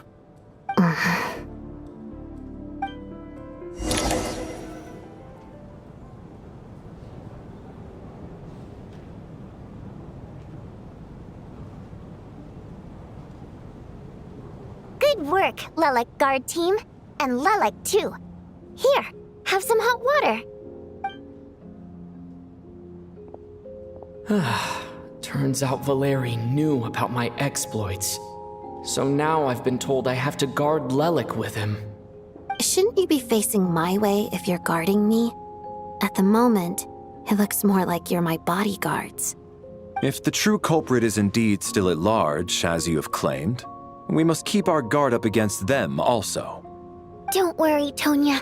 We'll get through this. Once the snow stops, the officials will step in. The investigation will get easier, and then we'll be safe. But once the snow stops, won't everyone just leave? You're gonna miss us, huh? Well, some of us work at the theaters, so we'll still be here. I'll even give you a special backstage pass. Really, Miss Vodyanitsa? That's awesome! You've made a fan for life. Aw, you're so cute, Tonya. All right, let's swear to it. I promise to give you the pass, and you promise to never change your mind about being my fan. Promise. Don't indulge her, Tonya. You don't have to swear an oath over things like that. You really do get carried away sometimes, don't you, Miss Vodyanitsa? Hey, mind your own business.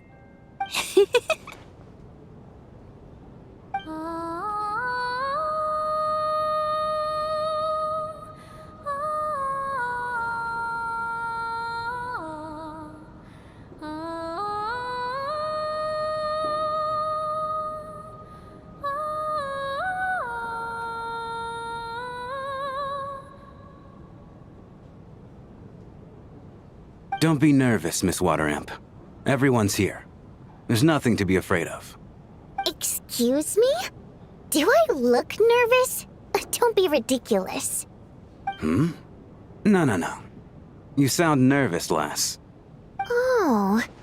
Wait, but how... Okay, plenty of people know that I'm a water imp, but still... How come you understand our primary mode of expression? Primary mode of expression. I've not come across that concept before. Do enlighten me, Vodyanitsa. Well, it's just... We water imps tend to communicate our emotions to each other by singing rather than facial expressions. The emotions we convey through song take precedence over our facial expressions. So, we think of it as our primary mode of expression. I'm impressed, Shram. I didn't take you for a man of culture, but you're clearly rather learned. It's not about being cultured or not. The thing is, this mode of expression can usually only be understood by other water imps. It's not a simple case of a song sounding happy or sad. And yet, you're clearly human, Mr. Shram. It's really not the big deal you're making it out to be. I think I just have a knack for it. Plus, I have a very close friend who's a water imp. A delightful lady. But keep that a secret. Anyway, we spent so much time together that before I knew it, I noticed I could understand her expressions. Oh, I guess that makes sense. Still, the fact that you have a water imp friend is even more surprising. I'd better watch what I'm singing when I'm around you from now on. Hey, what are you implying? You're not secretly insulting the audience in your songs, are you?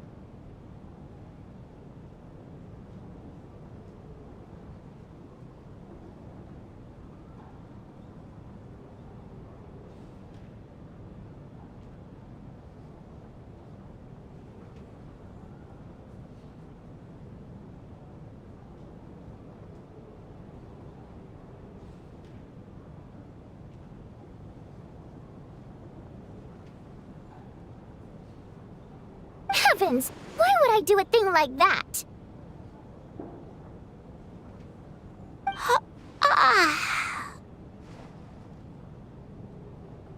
It's getting late. We should discuss our sleeping arrangements for tonight. It's a guard against the killer. Someone needs to keep watch. I suggest that we don't sleep in separate quarters tonight. It will be safer if we all stay together. As long as someone keeps an eye on Lelik, I'm quite sure we won't have any trouble. Are you saying that you wish to bet your life on Miss Odette being the killer? Nonsense. Of course not. Then I propose the following arrangement for tonight. The Traveler, Odette, and I will form the Night Watch. We'll sleep in shifts, but two of us must be awake at any given time.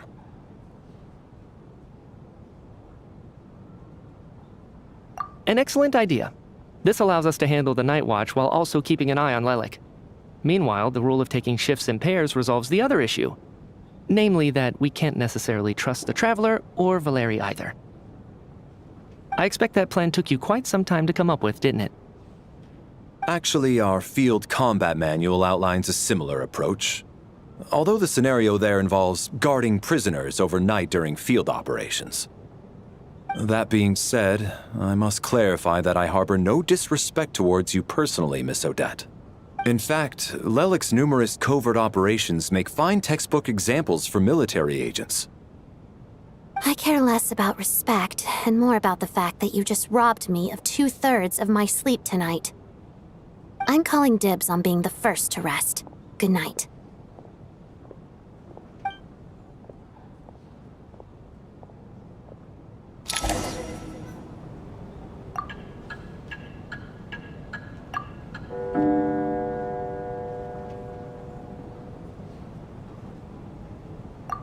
It's almost time. We should wake Odette.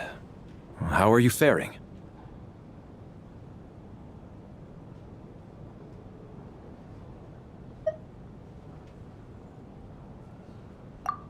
not going to argue with that. I'll take a quick nap. If you start to feel sleepy, wake me up anytime. It's finally time for Odette and I to share the night watch. I should wake her up.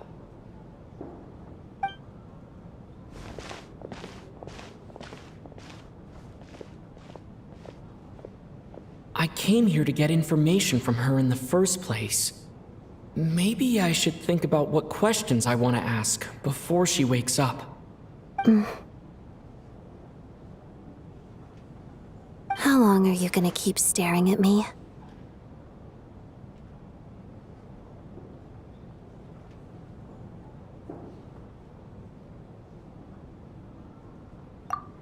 Couldn't sleep. My mind's been running haywire. Plus, there's something I've been meaning to talk to you about. I had a hunch that you wanted a conversation too. Let's take this chance to clear the air, shall we?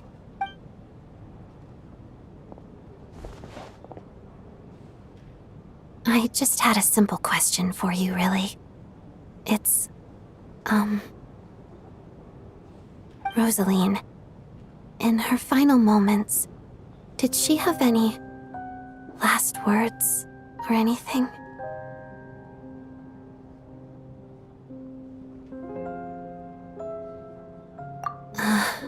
I see. Well, that was all. I have no other questions. No. She was utterly ruthless in pursuing her goals. That kind of person should be hard to miss. And yet, even though I never approved of her methods, and she was an abrasive person, the fact remains that I am indebted to her. Oh, she told you. I guess that makes sense. I think she and Rosaline were on pretty good terms. Yes. Rosaline wasn't the kind to gossip about this sort of thing. Not that it's any huge secret to me, though. When I was a child, I had to join the Fatui for the sake of my mother and me. I trained under Rosaline. It was extremely grueling, and it didn't exactly come naturally to me. All I could do was try to ignore the biting cold and practice. I was a newcomer who'd managed to make a good first impression on a harbinger. There was pressure to live up to her expectations, to be worthy of the fair lady's reputation. Every day was a struggle against the cold, pain, and fatigue. And most nights, I struggled to fall asleep. After enduring all that, I've become almost immune to the sensation of pain. I suppose that was the cost of survival. Surely, any child who had to experience that would grow to hate her lot in life, don't you think? So, I put an equal amount of effort into my ballet. Because in my young mind, that was the only way to defy my fate. It was my way of telling her, the Fatui's demands and your expectations of me are not what I wish for. One day, I will leave. I think she probably blamed my poor performance in training on my passion for ballet. She knew my heart wasn't in it. One time, when I was secretly practicing a dance at night, she suddenly showed up. I knew she was there to catch me red-handed. I told her, "You don't deserve to watch the dance I learned from my mother." She looked stunned. I guess she was surprised that I lashed out first, before she had the chance. But strangely enough, on that occasion, she wasn't fierce with me like she was during training. Instead, she fell silent for a moment, and then left. After that, she never interfered with my dancing or asked me how it was going. She never came to watch me dance again either. Not even once. She was. But even now, whenever I take out this core Ignis, I can't help but think of that night. Of the look on her face. Sort of. Although gift might be too kind a term. This is her flame sealed within ice. A symbol of her favor, yes, but also her way of keeping an eye on people. She knew the location of every piece of Core Ignis. If any recipient started acting suspiciously, she'd be on to them immediately. Trust her to make even a mark of approval feel suffocating. So, when news of Rosaline's death reached SNEZNAYA, many people immediately crushed their Core Ignis. It gave them a profound sense of relief, like they'd broken free from her shackles. But I kept mine. With my sensitivity to pain being as dull as it is, the warmth from this Core Ignis is one of the few things I can still feel clearly. I still wonder, did she really come to stop me that night? I wasn't sure, but I was scared, so I said some really awful things. I guess she didn't leave anything behind. Not that I expected her to. It's fine. It's just a bit of a shame that we couldn't settle our differences before the end. She did. Are you sure she was talking about this event?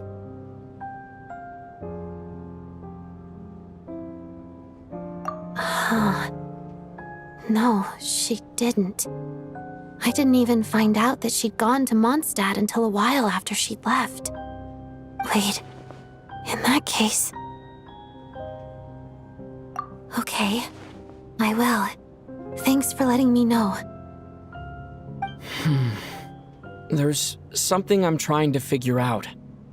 I'm beginning to suspect that Paimon's mystery illness is being caused by the energy research behind Project Stuja.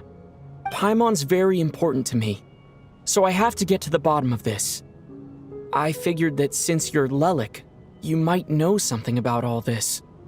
The ultimate goal of this energy experiment is to create a weapon for the final battle. The weapon's construction was completed in Nodcry. Now, all that remains is to arm it with a sufficiently powerful energy.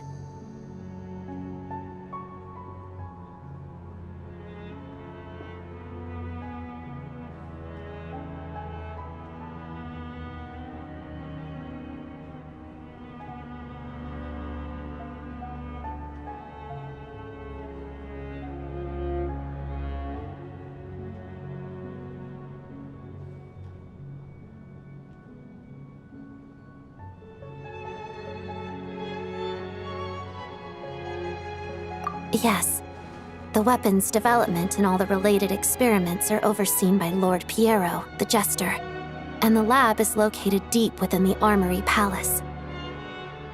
I'm not sure why this experiment would be making Paimon feel unwell, though. The best way to get to the bottom of it would be to go there in person. Once we get out of here, I'll help you apply for an entry permit.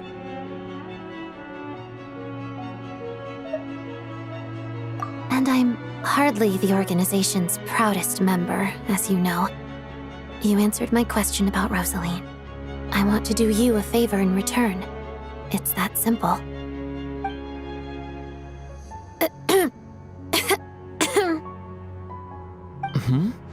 What's wrong? Are you not feeling well?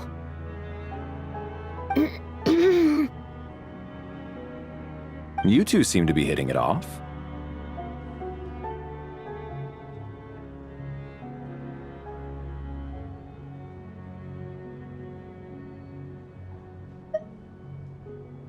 I thought you were sleeping. Of course I was. In the military, one learns to fall asleep quickly, even in the most inhospitable environments. It's vital to staying alert and energized. Why? Is something wrong? Even if he was awake, he can't have overheard us, right? Well, thank you both for keeping watch. Traveler, I'll take over for now. It's your turn to get some sleep. Sure.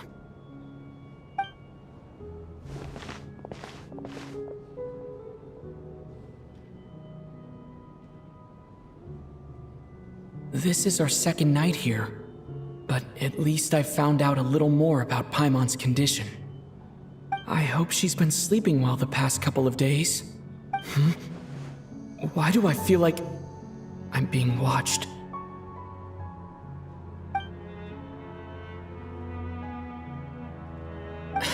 Seriously? Is this payback for when I stared at her earlier? But I thought she was asleep.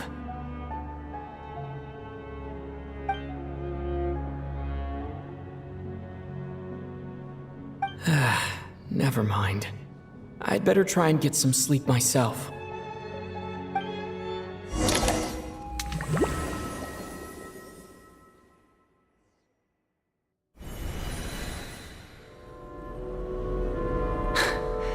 Hey, what are you spacing out for?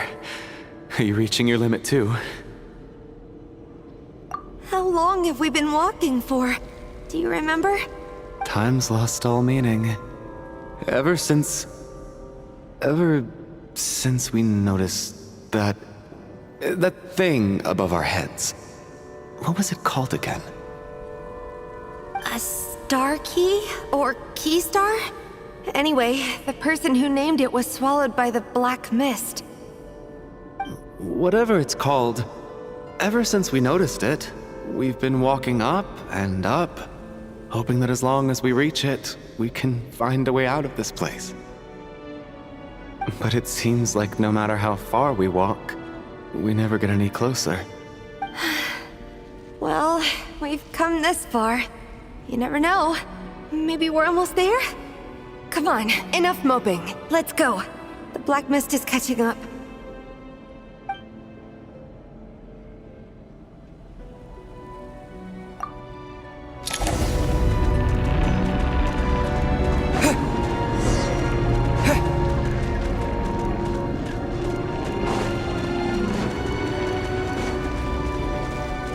Monsters! Watch out!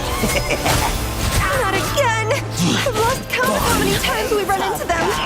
Be careful.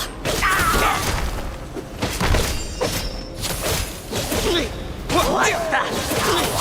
What the?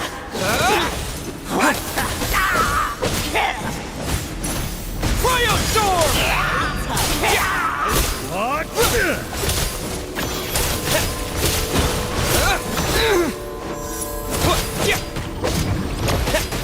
Hey, tough guy. Condense! Should've run faster. Run.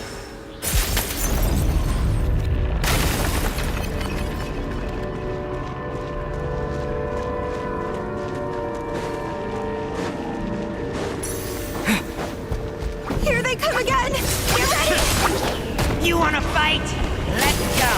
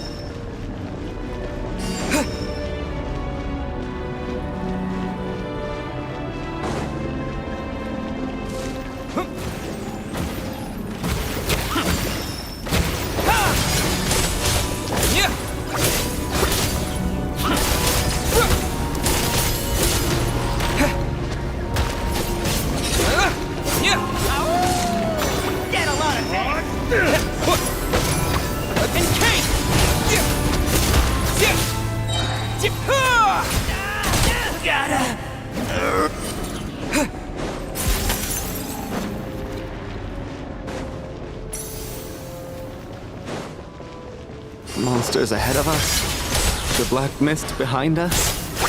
It feels like there's no escape.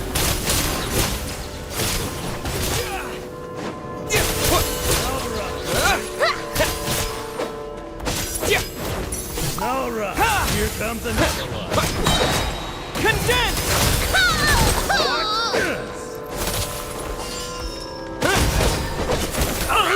Back up here.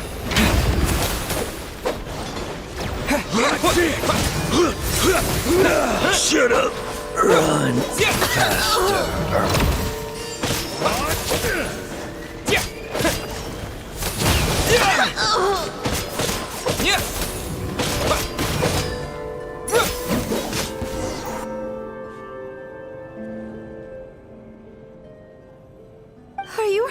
Coolish? No, I'm fine. It's just... suddenly I don't want to walk any further. I get you. In fact, I reached my limit a long time ago. Sometimes it feels like there's hope where there shouldn't be. Yeah. The hope that the star gives us is the only thing keeping us going. But I'm not sure it's real at all. It may just be a collective illusion. Otherwise, why would it always be out of reach? We know you mean well, but you're only saying that to try and encourage us to keep going, aren't you? Thank you, friend. But enough is enough. Please don't give me any more false hope. Hope is poison in this place. You're going to continue, aren't you? I admire that. I've given up, but I wish you the best. May there come a day that you catch up to the star and leave this godforsaken place.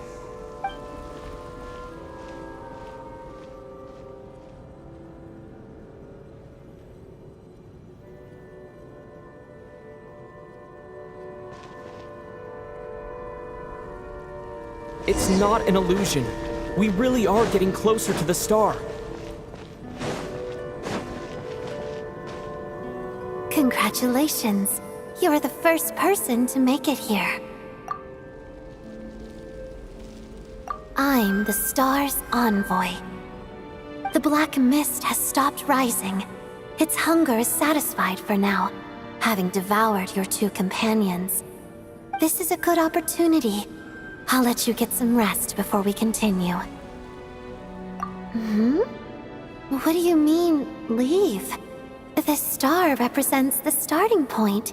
It's the waypoint for the beginning. Congratulations on reaching the starting point. Once you are ready, we will head out and walk upwards. I will be right by your side the whole way.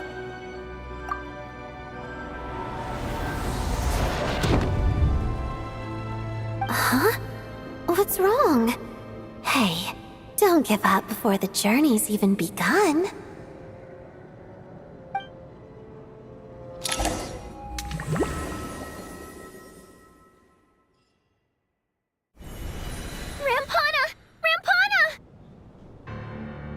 Is that Vodyanitsa's voice? What happened? Coolish, wake up! Please wake up!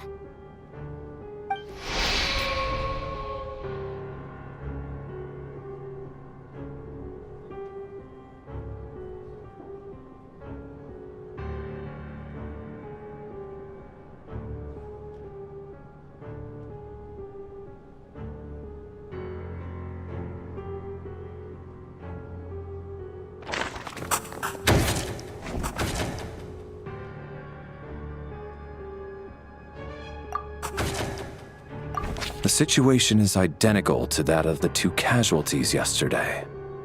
We cannot ascertain the cause of death. At least there are some elements that we can rule out this time. They slept on the stage with everyone else. So I suppose the surrounding environment can't be a relevant variable. Rampana. Coolish. Weren't some of us keeping watch last night? 3 of us, in fact. How could you not notice something was wrong? I'm as confused as you are. Certainly nothing unusual happened on my watch. Likewise, and from what I've observed so far, both Miss Odette and the Traveler can be trusted. To be honest, I didn't get a wink of sleep last night. I couldn't help but think I was the target, so I just laid there with my eyes closed. I heard the Traveler and Lelik chatting, but otherwise I don't recall hearing any commotion during the night. Me too. I didn't want to wake everyone up, so I was concentrating hard, trying not to cough. I hardly slept at all. If anything had happened, I'm sure I would have noticed. Then, what could possibly be causing this? Once was bad enough. I can't believe it happened again. I worked closely with Rampana and Coolish for so long. I never imagined that one day they'd... And on the stage of all places... Florianitsa... 4 victims in just 2 days, and we still don't have a single lead. I need to get to the bottom of this as soon as possible. And above all, keep Tonya safe. I'd never be able to look Child in the eye again otherwise. Still snowing? Yes, I just checked. Still no sign of anyone outside either. So we only have ourselves to rely on. If you ask me, this killer can clearly strike whenever they please. The Night Watch was a useless endeavor from the start. Lelik must be an expert in poisoning. Clearly she used some poison that can't be detected on the corpse. Here we go again. Listen, I was already thinking to myself last night, was Lelik's reason for revealing her identity the real story? Well, now I have my answer. It most certainly was not. She's been playing us for fools. You get off on this, don't you? Revealing your identity, only to carry on with your killing spree? That's a hideous thought. One that only a hideous mind like yours could dream up. How dare you? That's enough! Yesterday, you named Lelik as a suspect because the victims were both wealthy merchants.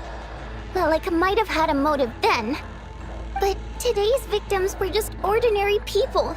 Not to mention that they were colleagues of Odette and mine. What reason would she have to murder them? Let me guess, just to scare you? Who knows? Maybe you don't know her as well as you think. I implore you all to ask yourselves, how many people are there really in this world that have what it takes to kill another person? Not many, I'd wager. Lelik is well known to be a ruthless operator, and now she has revealed her identity. How could it be any more obvious? Everything you've said so far is still just conjecture, which doesn't constitute a concrete lead. You need to back up your claims with some evidence. How can you defend her, officer? What did she say to you while you were on Night Watch? Maybe I shouldn't be so surprised. You military types are always colluding with criminals to target the rich.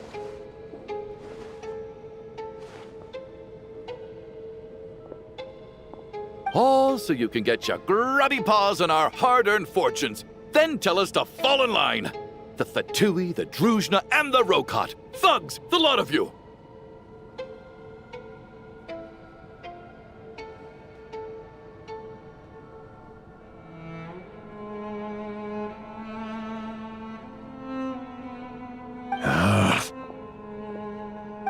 Don't you dare!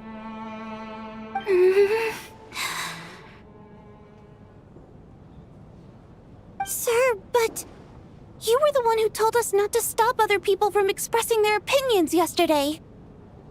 4 people have already died. Only yesterday I was chatting with Mr. Coolish. Then we woke up in the morning and he's... Turning against one another is the last thing we should be doing right now.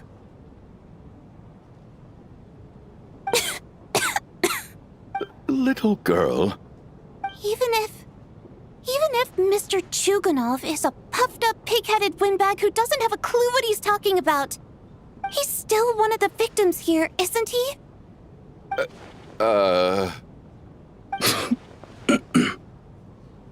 Quite.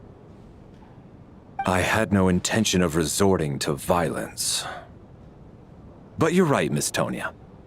I ought not prevent him from speaking his mind. In any case, I believe Mr. Chuganov has calmed down a little now. We may resume our discussion. I don't think there's any need for that. What is there to discuss? Nothing about this situation is normal. Did you have an idea, Mitya? You're the brainiac here, right? Come on, clue us in. I've been mulling something over. All the leads we have so far concern things from outside the theater. Miss Odette's alter ego, the threats Mr. Chuganov received. But then there's the 2 double murder crime scenes themselves. which have given us absolutely nothing to go on whatsoever. That's highly unusual. Even with the most careful killers, there's always some evidence left behind. So what are you suggesting? I think this could be a supernatural event. It isn't characteristic of human-on-human homicide at all. Correct me if I'm wrong, but aren't you supposed to be a scientist? That doesn't sound like a conclusion someone like you is supposed to make. I got into scientific research because of my insatiable curiosity. But if the present situation defies all known scientific explanations, I don't mind shifting my curiosity toward the paranormal instead. Now that you mention it, I remember when I first came to the theater. I heard rumors about this place being haunted. Haunted? Yeah, I think I heard the same thing. But I mean, they're only rumors, right? We've worked here for years. Surely we would have noticed any spooky goings-on by now. Well, this has taken an unexpected turn. A haunted theater? If Paimon were here, she'd probably be hiding behind me in fear right now. Why don't we take this opportunity to look for clues again with a more open mind? Maybe a different perspective will help us see something different. Very well. Whether it's criminals or ghosts we're looking for, the same rules apply. Everyone needs to tread carefully. I'll move the bodies into the same room for now.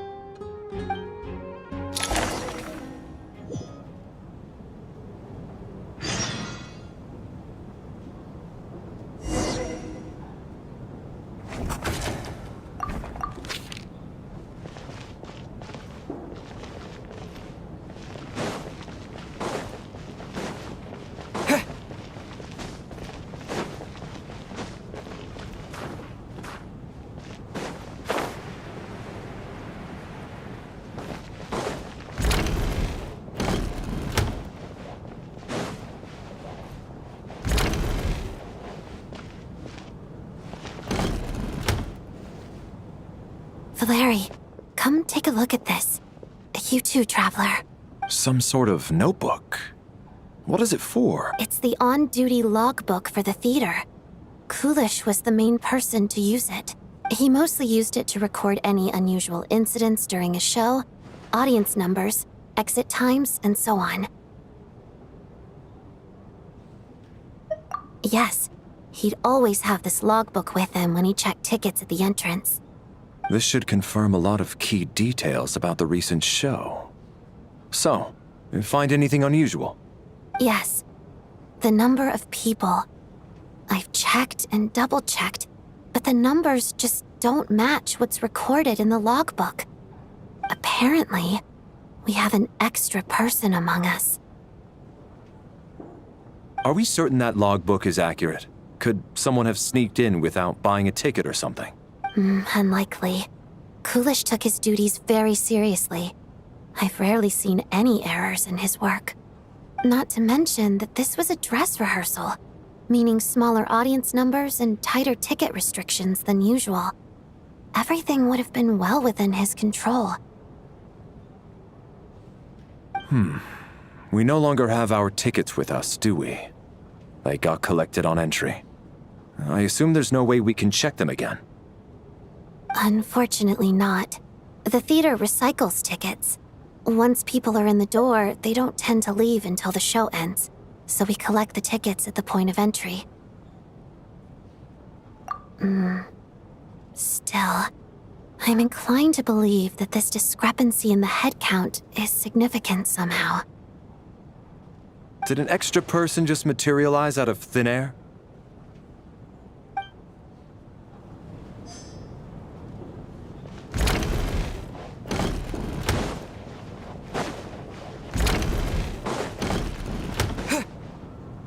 Tonya, did you find anything? Not yet. Still looking. So...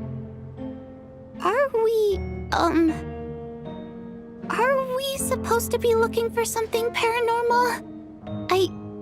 I think I'd prefer teaming up with you than looking around on my own. This looks like somebody's notebook. Shall we read it together?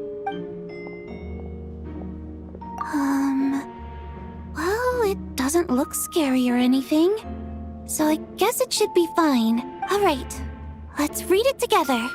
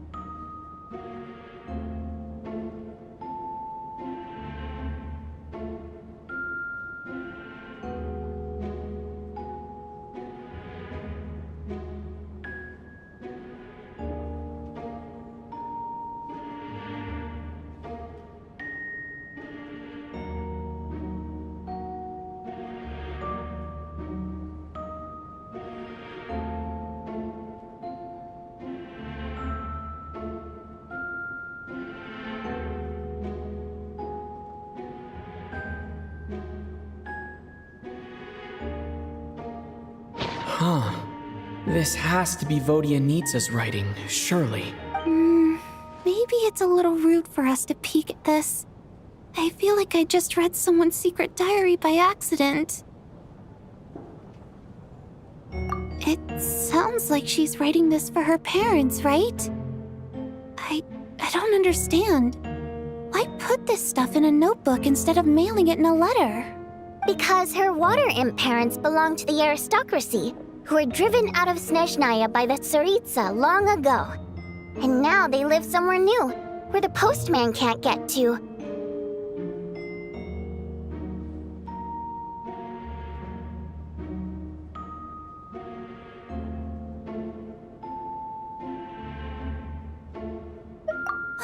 We're sorry!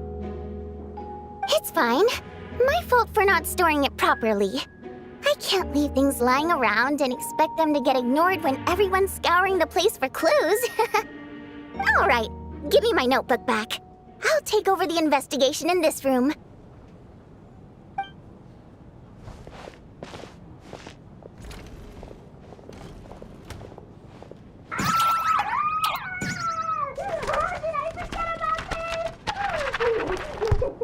Oh God, and this one. Oh my. Why am I so embarrassing?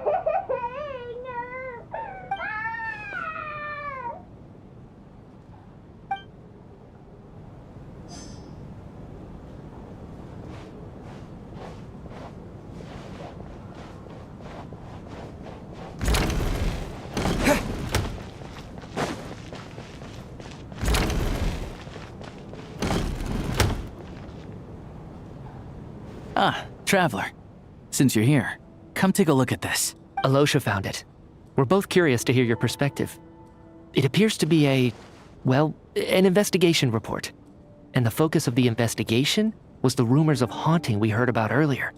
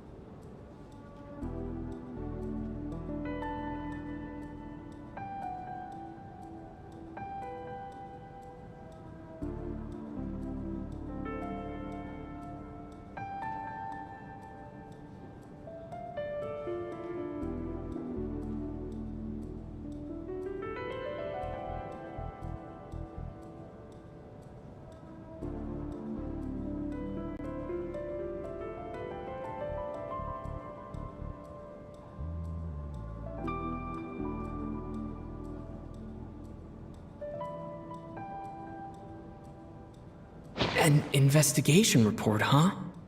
Looks quite old. This person's name looks to be of Sumeru origin to me. Was the investigator from Sumeru? The theater manager must have hired an investigator once specifically to look into this issue. But it doesn't look like anyone ever looked at the report. Presumably, the manager wanted to know if the supposed haunting was dangerous while also being fearful of word getting out in case it affected the theater's business. Anyway, the bottom line is, the haunting is actually real after all. It's caused by an obstruction in the ley lines. Is there any chance this is the key to finally making some progress with the murder cases? Ley line problems are pretty unexceptional to me by this point. And while it certainly offers an explanation for the ghosts, it's hard to imagine what connection it could have to these two murder cases. Some of the language that appears at the very end of the report caught my eye. Angel civilization, ley line renovation? My area of research doesn't touch on any of that, so it's completely outside of my wheelhouse. Huh? A piece of paper just fell out from the report. It landed right by your feet.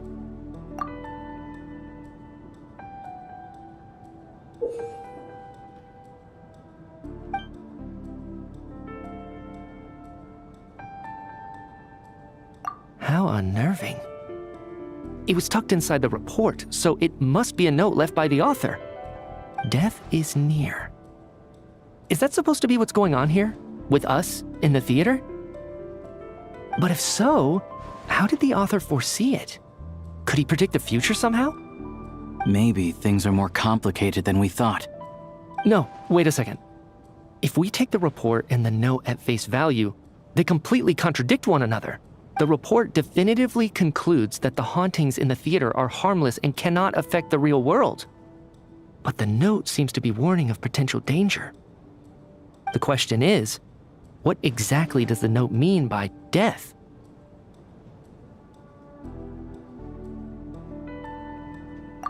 The various ways we could interpret this keyword lead in completely different directions.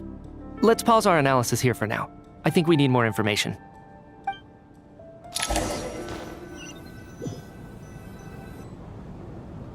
If we take all this together, it's not impossible, is it? If anything, it's the natural conclusion. Oh, I beg to differ. This sounds to me like a product of a researcher's vivid imagination. And perhaps it's because I'm still viewing this through the lens of a typical murder investigation. But still, I'm struggling to be persuaded by your theory. Does it really sound that far-fetched? All right, well, let's treat that as speculation for now.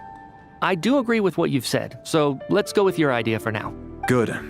Okay, now that we finally have some meaningful leads, I think it's time to reconvene. Let's get the others.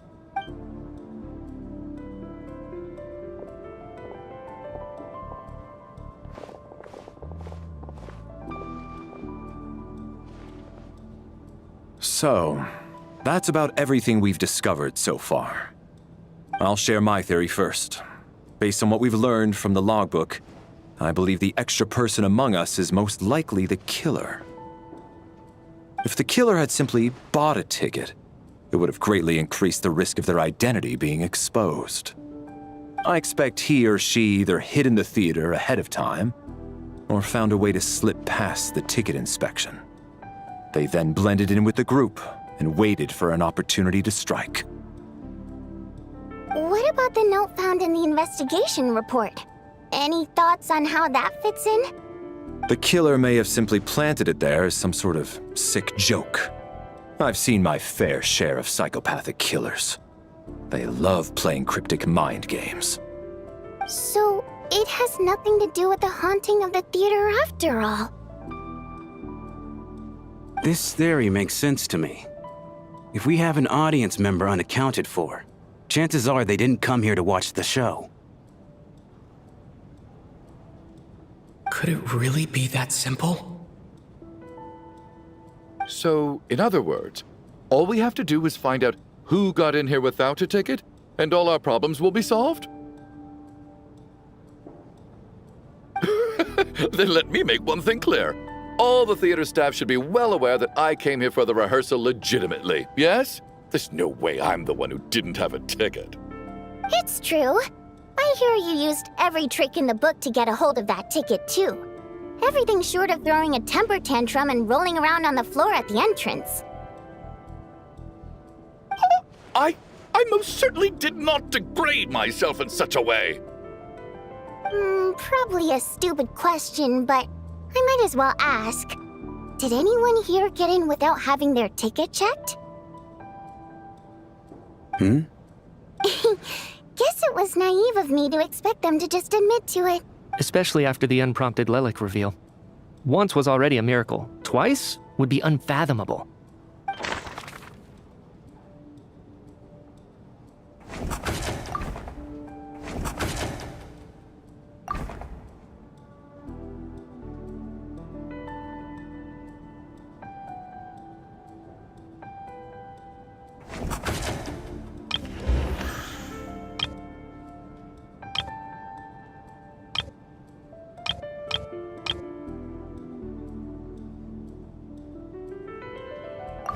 As things stand, the audience head count doesn't add up. I guess we can rule out the theater staff members.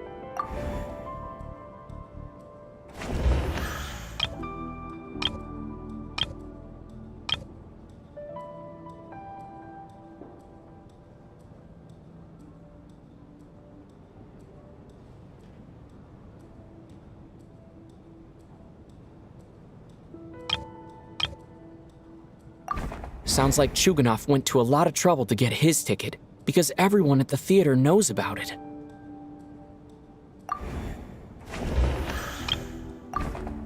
I don't believe any of us here knew Shram before all this. If no one can verify Shram's identity... Mr. Shram, did you really go through the ticket inspection to get in here? Huh? Me? Why am I being singled out, my friend? Do I seem that suspicious?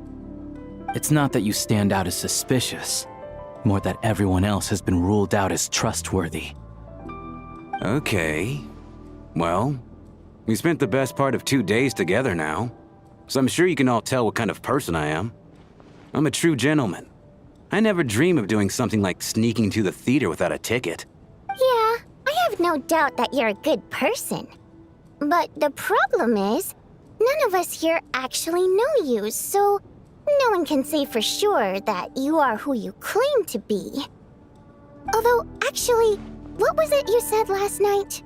Yeah, you're friends with that water imp, which is why you understand our primary mode of expression. Last time I checked, there were barely any of us remaining in SNEZNAYA, since most of the water imps left. Could you tell me a little bit more about your friend? There's a good chance I actually know her. And I suppose it's also kind of a way for everyone else to get to know you a little better.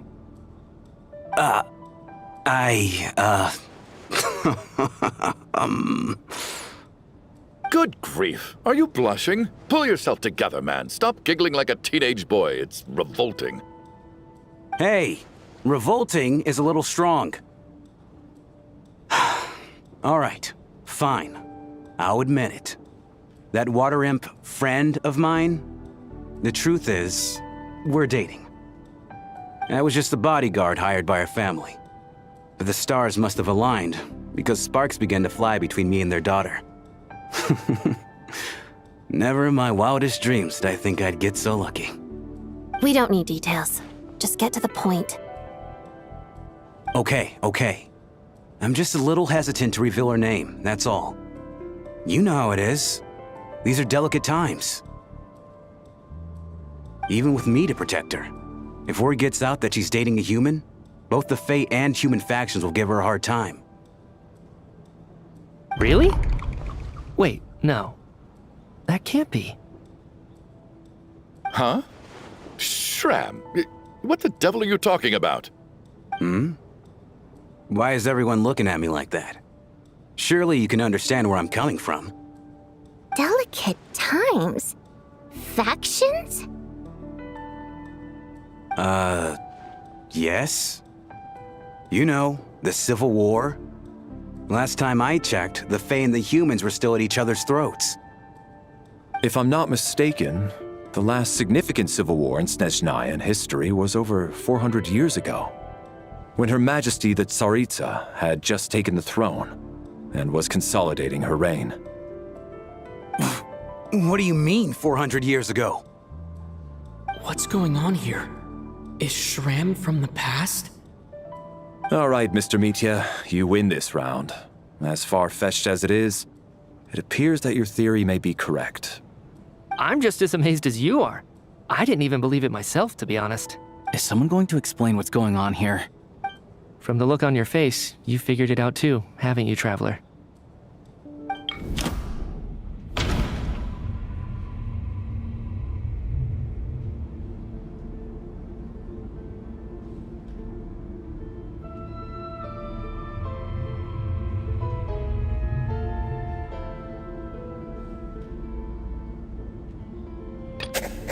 That seems to be the case. Vodyanitsa's private letter No. The truth lies within the clues we've already discovered. The theater's ley lines have been modified to block souls within its grounds from returning to them. Mr. Shram's statement proves he is from hundreds of years ago. And according to the investigation report on the theater hauntings, Mr. Shram is very likely a lost soul wandering the theater.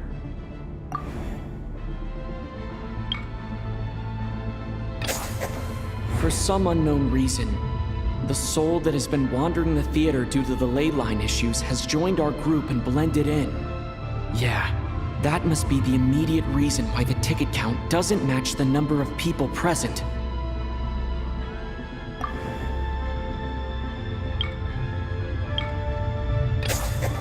The contents of the investigation report have been verified. There are indeed ley line issues and wandering souls in the theater. Death likely symbolizes the deceased. Mr. Shram, for instance. Death is near. That must mean that there's a dead person in our midst. That's the truth, isn't it? Yeah, the logic is clear now. The investigation report said that there would be souls stuck wandering around the theater because the ley lines were cut off. Mr. Shram must be one such soul who died in the theater a long time ago. In which case, that also makes him our extra person. So when the note said death is near, it must have been referring to death as in the deceased, people who died a long time ago. Someone who died a long time ago. In short, there's a dead person among us. The extra person we've been searching for is a ghost from the past. You mean I'm a ghost? No. Don't make jokes like that, my man. There must be some mistake. But even if I was dead, I know for a fact I didn't kill anyone these past 2 nights. Yeah, even if all that's true, the report also said the souls inside the theater can't affect reality, right? They're harmless. Then what if the problem isn't the souls at all, but the ley lines themselves? The ley lines have a powerful ability to attract and devour souls. Let's say that the ley lines are like a black hole, constantly seeking to engulf souls. But the souls that don't want to return are trying to avoid being sucked in. Huh. Why does this analogy sound so familiar? What happens when the black hole can't achieve its goal? I'm only speculating here, but what if it ended up swallowing innocent souls by mistake, or intentionally taking other souls to compensate? That could explain why we weren't able to determine a cause of death. If you're right, and their souls were devoured by the ley lines, it does make some sense. It does seem to explain a lot of the things we couldn't make sense of. Does that mean it's true? Except there's no concrete evidence. Mitya's relying on a lot of logical leaps. Still, it seems like the best explanation we have under the circumstances. All right, so how could Shram not know that he's dead? Seems a little unlikely that he hasn't noticed anything unusual even after several days interacting with us. On the contrary, it's perfectly normal for a soul to wander the theater for centuries without questioning their existence or reason for being there. It's simply what's natural for them.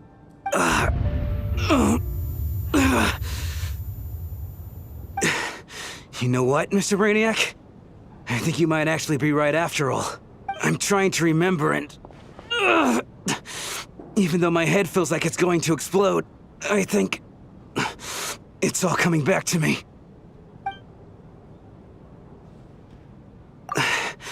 I was the one who didn't want to remember my own death, so I forced myself to forget. Well, I'm sure those are painful memories. My lady and I snuck out to go on a date one day. We bought tickets for the theater. It wasn't really my thing, but I was just happy to be together. All of a sudden, a group of people burst into the theater, shouting for all the water imps to get out. Performers and audience members included. It was clear the conflict between humans and Fae had reached a boiling point. This time, the extremists were even coming after the water imps who had nothing to do with the war. I thought I could pull one over on them. So I took off my jacket, draped it over my lady, and tried to sneak out amid the chaos. But I got caught. They started shouting, calling me a traitor to humanity. But I was going to do whatever it took to buy our chance to escape, no matter how many people stood in my way. I had to, both as their bodyguard and out of love. It's all right, friend. You can stop there if you want. You don't need to dig all that up again. It's just... even now, I'm still struggling to accept the truth. How could I be dead? I'm sorry, everyone. If I'd known I was a dead man walking, I wouldn't have dragged you down with me. If I'm the cause of all this death, then punish me however you see fit. But, Mr. Shroom... No. I refuse to be a burden. I know what I have to do. You said I've been wandering the theater for centuries, right? I guess it's high time I got a breath of fresh air. Out there, I mean. I'll leave this place and take all this death with me. Go out on my own terms. Mr. Shram, I'm sure we can figure out a different course of action. My good sir, we both know I'm not supposed to be here. I should have accepted my death long ago. One way or another, this has to end. Unless you're saying this goes against another one of your military principles somehow. No, I'm speaking on a personal level this time. Let it go, man. Oh, wait. One last thing. Miss Waterimp. My lover. Her name was Litia. Litia Ozarova. Do you know what happened to her? Ozarova. Oh, Auntie Ozarova. That's what we all called her. I remember her as a very kind elder. She had a bunch of kids, too. I'm so glad she survived. And she had lots of kids? Good. That's... good. I could hardly expect her to stay single just because of what happened to me, right? As long as she went on to be happy, that's all that matters. Besides, I'm dead. My soul has been wandering around here for so long because I was worried about her. But now, I can go without regret. There's no need to see me off, my friends. I've enjoyed our time together over these past few days. Perhaps we'll meet again in the next life.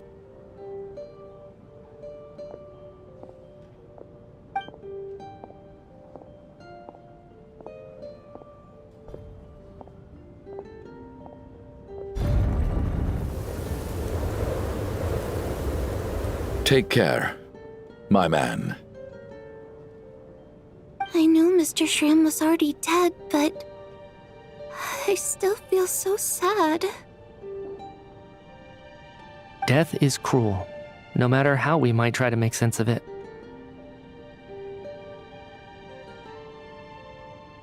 So, was the conflict between Fae and humans really that bad back then? I was only little, so I don't remember much. It's terrible to think that so many innocent people had their lives turned upside down. Even the historical records about that time period don't say much about it. All people know is that the Tsaritsa founded the Fatui, drove out most of the Fae aristocracy without explanation, then used her terrifying power to suppress the humans. It seems to me like the Tsaritsa chose to make herself the enemy. She downplayed the conflict, directing whatever animosity both sides had for each other at herself instead. That's also why, despite how brutal the conflict was at the time, there hasn't been much lingering tension between humans and Fae since. Things have been fairly harmonious for the past few centuries. So, the Tsaritsa banished the Fae to protect the Fae living in the city? She offered herself up to be hated in exchange for peace. Maybe it's not quite as bad as it sounds. I don't think Her Majesty is too concerned if mortals hate her or not. And besides, there are very few who truly do. All this time, I had no idea. All right. If Mitia's theory is correct, then I think we can consider this matter settled. Let's all take a break.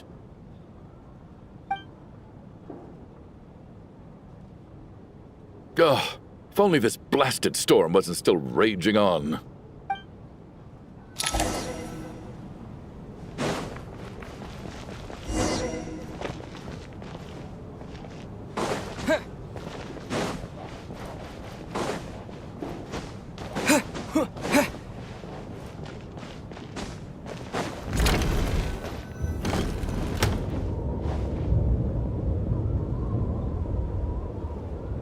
Looks like now we can just rest until the snowstorm stops.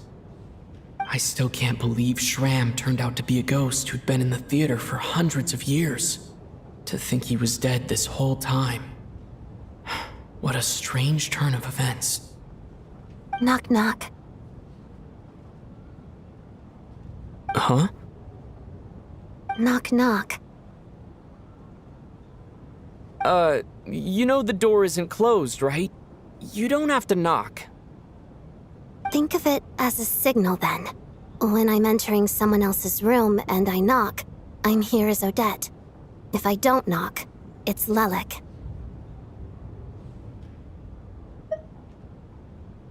Thanks. So, why did you come to find me? Is there something I can help with? Vodyanitsa said you knew about my secret identity from the start. But when everyone was discussing who Lelik could be, you were worried that revealing what you knew would be unfair to me, so you kept it to yourself, right? Yes, I'm extremely grateful for that. It's nothing. I mean, you didn't hold what happened with Signora against me, so I should thank you for that as well. Actually, there's something else as well. I found myself in a situation similar to the one you were in when you helped conceal my identity. So I thought I'd come and ask you for advice. It's about Mitia. Before all of this, the last time I saw him, he was dead. As I'm sure you know, my goal as Lelik was to stop Project Stuja. Well, when I found out the tech lead for the experiment behind Project Stuja was Mitia, I immediately started planning to track him down and threaten him to back out. I often saw him around the theater, but I soon concluded that making my move there would risk exposing my identity. So I decided to infiltrate the Armory Palace and go directly to his lab. That way, the threat would be much more effective. Well, I suppose there was a bit of luck involved. But I am a Fatus, so I already had some familiarity with the building's layout. But when I finally made it to his lab, Mitya seemed to be dead. I checked his breathing and his pulse. He had no vital signs whatsoever. I'm certain of that. I thought maybe another anti-Project Stuja activist had beaten me to it, and chosen a much more brutal method, so I made myself scarce. That's why you were so on guard around Mitya that first night here. Yes. When I saw him sitting in the audience during the performance, I could barely contain the shock. To me, it was a miracle. Somehow, he'd come back from the dead. But then, the murders started happening and things got so complicated that it wasn't really at the front of my mind. That is, until Mitya himself said there must be a dead person among us. Then, I couldn't ignore it any longer. And yet, you thought that bringing it up right away would single Mitya out. Just like when everyone was suspecting Lelik. Exactly. I thought there could be something I was missing. Besides, we soon figured out that Mr. Schramm was a ghost. And we knew there was only one extra person. So we thought he had to be the one. But now, it seems like there's another candidate.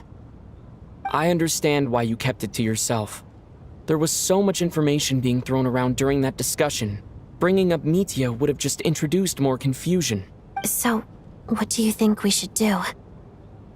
Let me confirm one thing first. When was it that you found Mitya dead? Around a week ago. Sometime in the afternoon. A week ago? That's earlier than I thought. I saw him just a few days ago at a restaurant. That definitely would have been after you found him dead. He seemed completely normal to me, chatting with Vodyanitsa, trying to avoid Valeri. So he was definitely alive on that day. Huh. Well, all I can say is I know what I saw.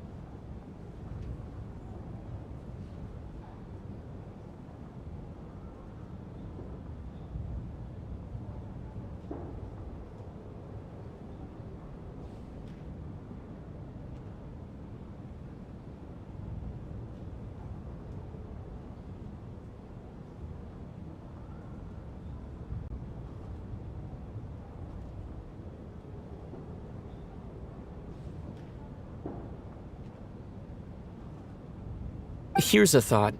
The reason we even suspected a dead person could be among us was because of the problem with the theater's ley lines. But Mitya's death happened inside the Armory Palace. The ley lines affecting the theater shouldn't reach that far. You're right. I guess he doesn't fit the profile of the person we were searching for. I think the chances of it being him are very low. Surely he can't have died for real in the Armory Palace. Unless what? Unless he really did come back from the dead. You're right. Do you think we need to disclose this to the others? Huh, what's this? A private meet and greet?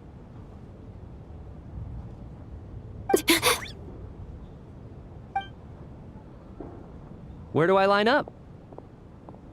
That's not what's going on here. Well, I was just making the rounds. Thought I'd try to lighten the mood a bit. Vodyanitsa's handing out food if you're hungry.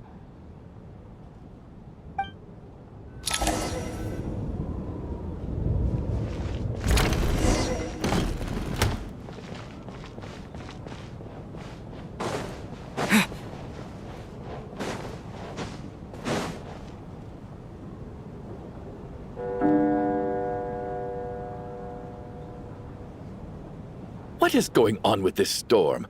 Could it be connected to that monster that just arrived in Sneznaya? I almost hope it is.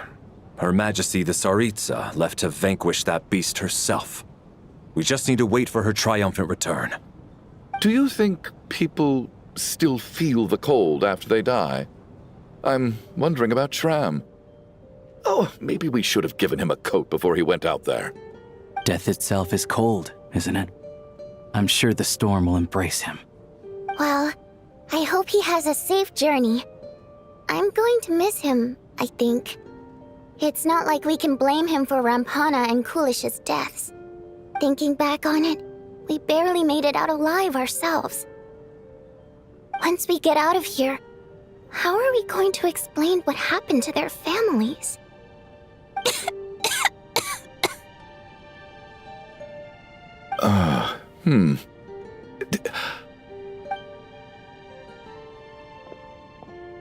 Are you okay? Here, take this. I've never used it.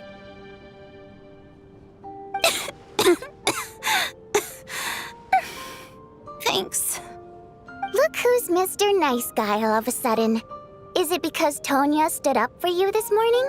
At least you know how to return a favor. Yeah, without Tonya, who knows how badly he would have been hurt. I told you already, I never intended to resort to violence. Duh, bunch of rascals. Little girl?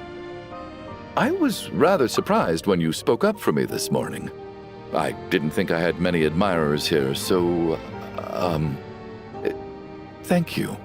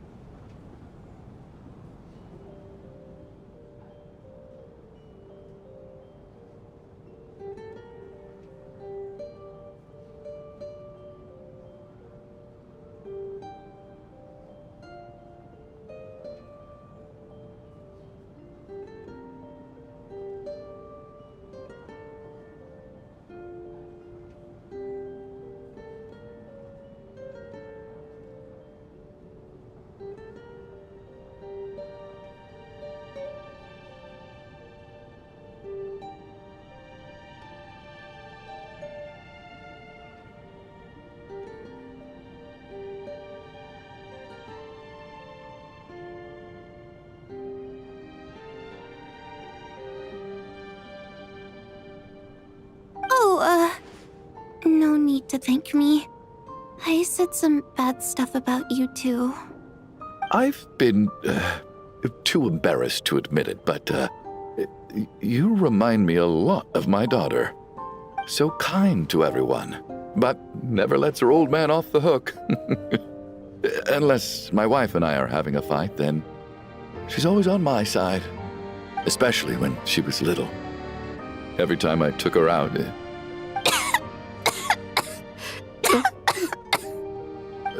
All right, easy now. How... I don't know. It's probably been a while. I'm fine. Are you taking anything for it? Yeah. I'll be fine once I see my brother. He's gonna pick some frost fairy flower leaves and brew a tonic for me. I'll feel much better once I drink that. I see. That's good to hear, then. We should probably discuss arrangements for tonight. Now that the deceased has left our midst, there shouldn't be any more incidents. However, out of an abundance of caution, I'll keep watch. Shouldn't we take shifts? I can take one if needed. No need. I managed to get a nap in earlier, so I have plenty of energy right now. After all the tension of the past few days, everyone else should just focus on getting a good night's sleep.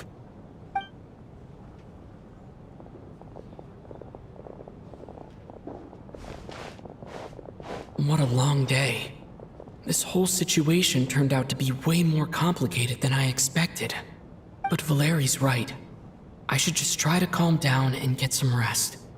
The last thing I want is to give myself nightmares.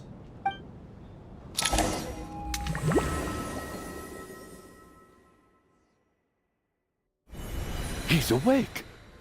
He's awake! Get over here, you big lug, and take a look! If you must call me something, call me Mr. Door. The Black Mist is coming. You need to go. Are you all right? Can you walk? We just got attacked by monsters on our way up. That Mr. Door fellow protected us. He just seemed to come out of nowhere. Not much of a talker, but when it comes to taking down monsters, that man doesn't hold back. Curses! The Black Mist is catching up to us. We need to keep going. Mr. Door, I don't believe I've ever seen you around here before. Why is that? There's no need to try to get to know me. I'm just Mr. Door. Looking for trouble? Quick, get rid of them! I can just push these ones off. Oh, well, anyway, we're lucky to have you here. Thanks for saving us earlier. No need to thank me. This is where my duty lies.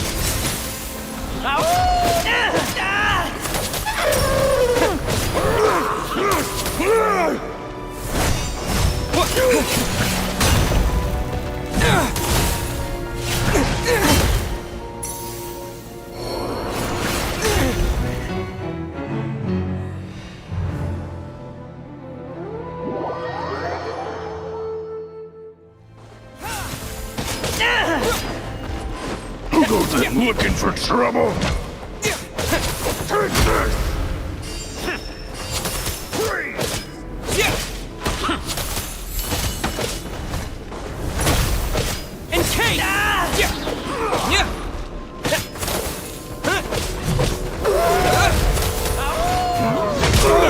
this! Incoming! Fighting frog!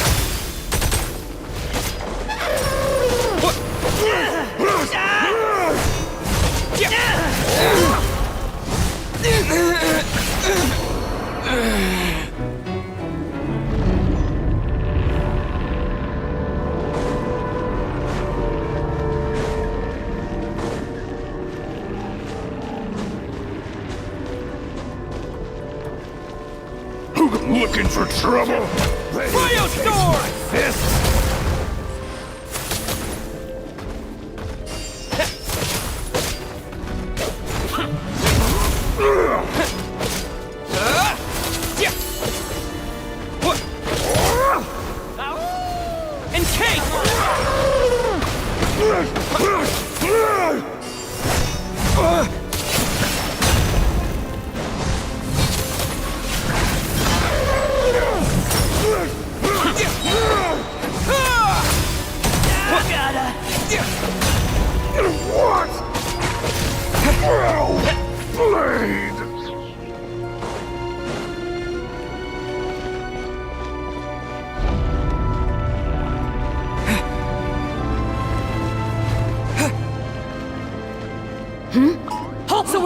so hard!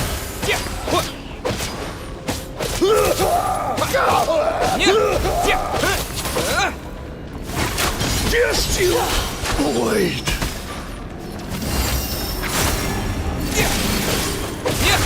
Cryo Storm! Fighting Frog!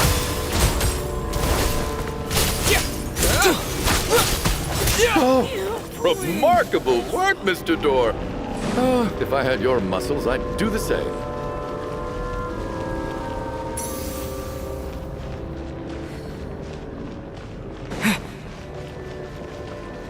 Are none of these doors the one you're looking for?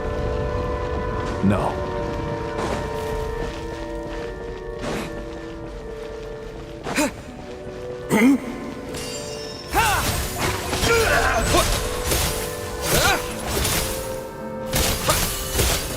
How about this? Come no closer.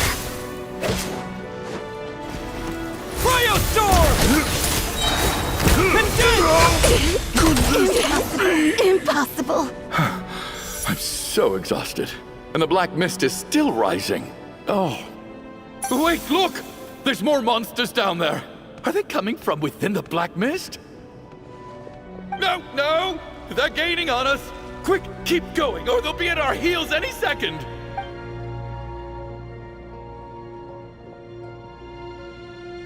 Mr. Door, what are you doing? We need to get out of here. They're coming! Found it. This is my door. What?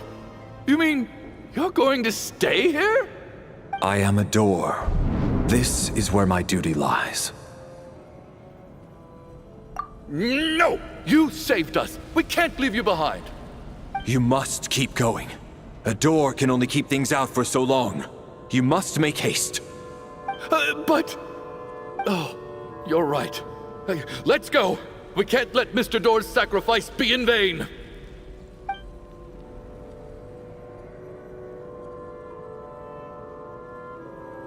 The black mist isn't moving anymore. Looks like both the monsters and Mr. Door are gone. I didn't just imagine all that, did I? Surely I wasn't so scared out of my mind that I hallucinated a door as a human being? Oh, okay, good. There's no way we both hallucinated the same thing. Getting sleepy? Well, looks like we're safe for now. Go ahead. Let's get some rest.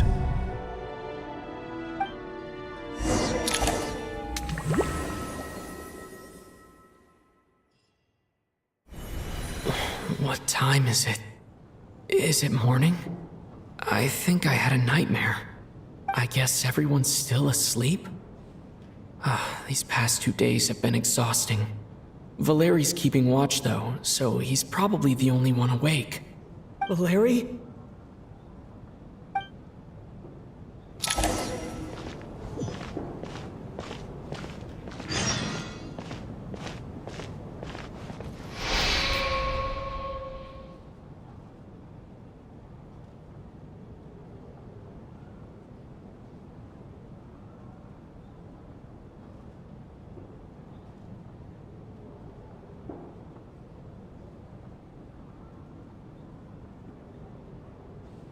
Wake up! Everyone needs to wake up!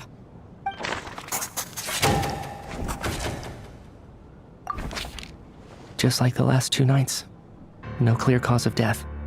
I've been a real thorn in your side, haven't I, Mr. Valeri? Now you can rest in peace. But for me, life will be all the duller for not having to run away from you, my friend.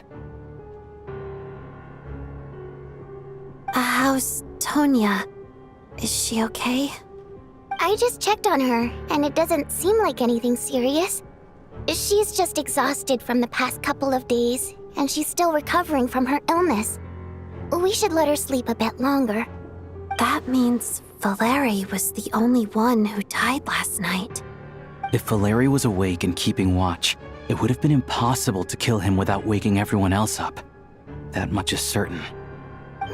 This is so frustrating. Why has nothing changed since yesterday? I thought we already dealt with the dead person causing all this. Actually, one thing has changed. There's only one victim this time, not two. Does that mean...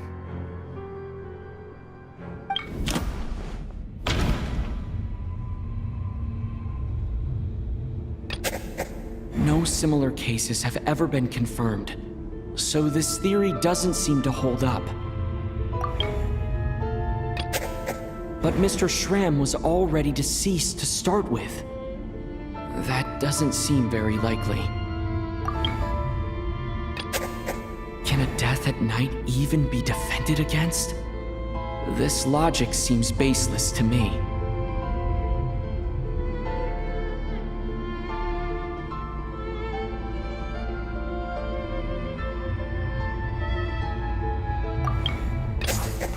After the deceased Schramm left, there was one less victim last night. That more or less tracks. It's a reasonable conclusion, considering the only variable that changed. The number of people who die each night is equivalent to the number of dead among us. That's your theory, right? Exactly. We identified Mr. Schramm, and the night after he left, the death toll dropped from 2 to 1. By that logic, there must be one more dead person left among us.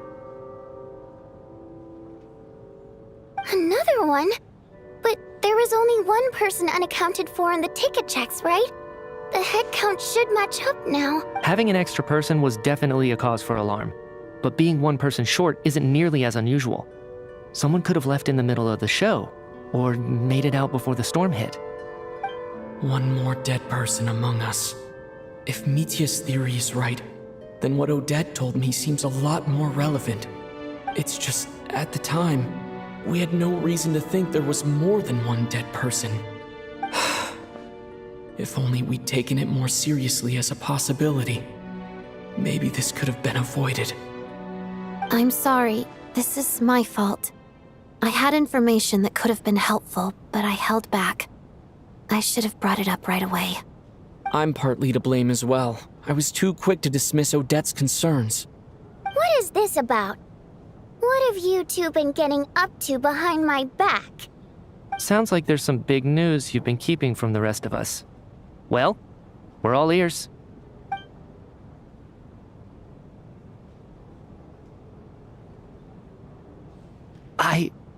I'm the dead person? Wow, that's certainly news to me. Odette and I talked about it yesterday, but we thought it just wasn't possible, so we left it at that. Yeah, I don't blame you. If I'd been there, I probably would have reached the same conclusion. It just sounds too unbelievable. Let me just try and verify this. I just scoured my memories trying to think back to the afternoon Miss Odette mentioned. But I honestly have no recollection of dying.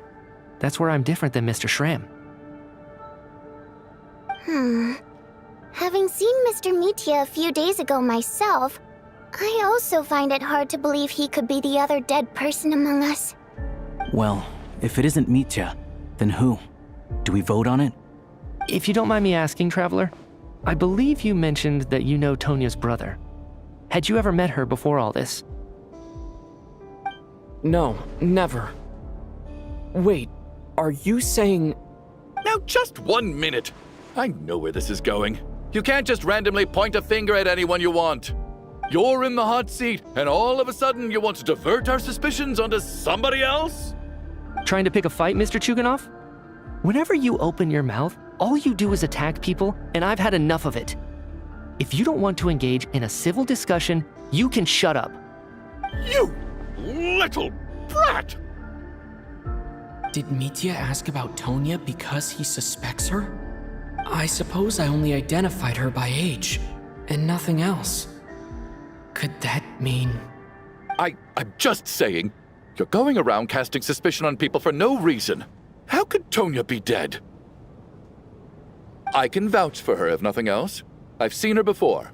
She's the sister of that Harbinger, isn't she? The one called Child. Oh, really? You're telling the truth? Since being here, I don't think I ever mentioned she was Child's sister specifically. Does Chuganov actually know her? If Chuganov can vouch for her, then it can't be Tonya either. In which case, it seems unlikely that there's another dead person among us at all. Miss Odette, could you go over that afternoon with me one more time, when you found me dead? No problem.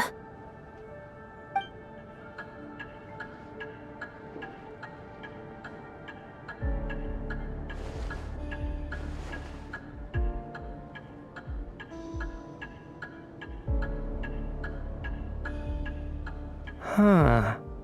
No matter how hard I try, I just can't remember anything about dying. But I do remember something else. Miss Vojanitsa, during our last meal together, I told you how some of the researchers were suffering from temporary memory loss. Do you remember that? Oh, yeah. You said it was hindering the progress of your experiments.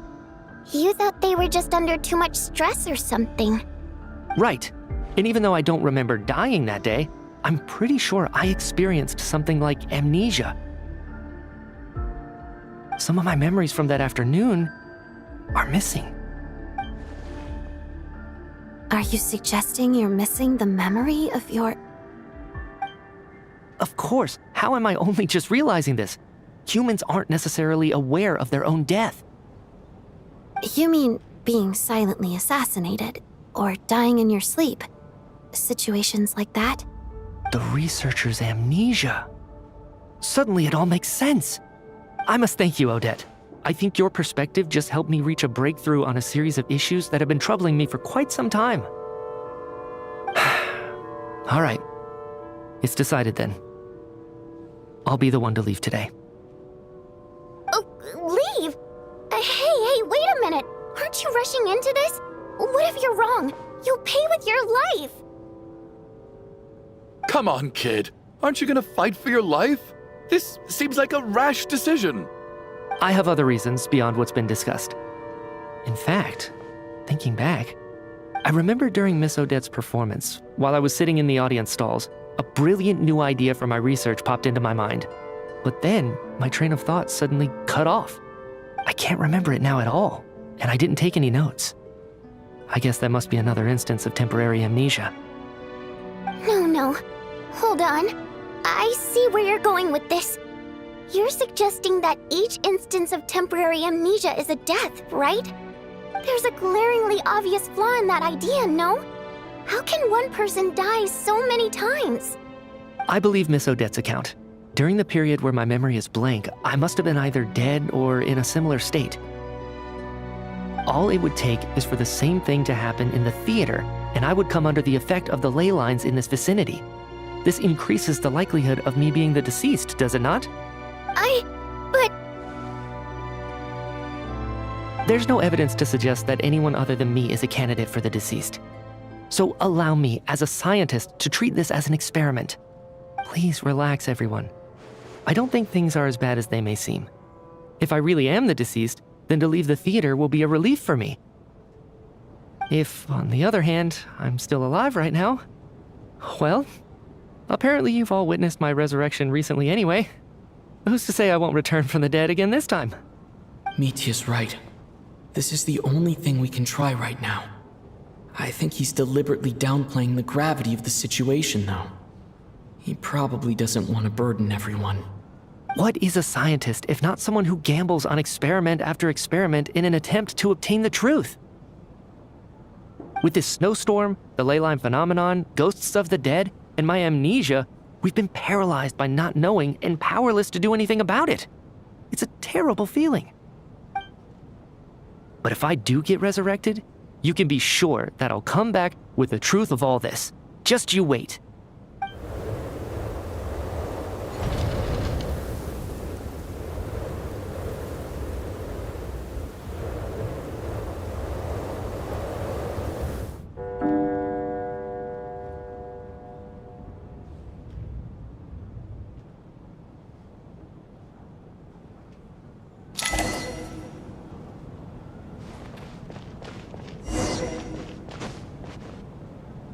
Poor Mr. Mitya. I didn't even get to see him one last time. Maybe it's a good thing that you weren't there to see it. It was a hard thing to watch. I hate goodbyes. Why does it feel like everyone around me is slowly disappearing? Not just in here, I mean. In the outside world, too.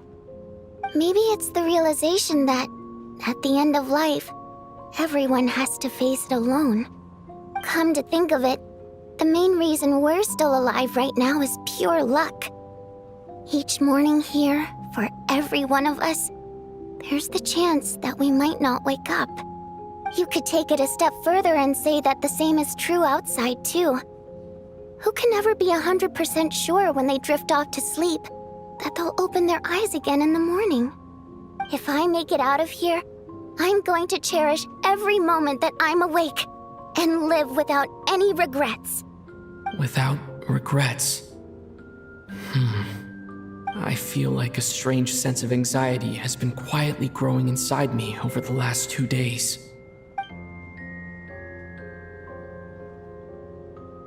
Are you okay? You look really glum. If something's bugging you, let's talk about it. There's only a few of us left here now. After everything we've been through, what's the point in keeping things bottled up? I have a travel companion named Paimon. Alosha and Odette have met her before. She's been feeling unwell recently. You're worried about her, aren't you? That makes sense. We've been trapped in here for days. To be honest, I used to feel like I was just a spectator in this world, watching everything that happens from the sidelines. Maybe it's because I'm a descender. A descender? But with Paimon by my side, over time, I slowly felt my connection to this world growing stronger. She loves eating, sleeping, and having fun, but she's also a great guide. It's her authenticity that makes this whole world feel more real for me. Over the last few days that we've been apart, I've often caught myself wondering, what would Paimon say if she were here right now?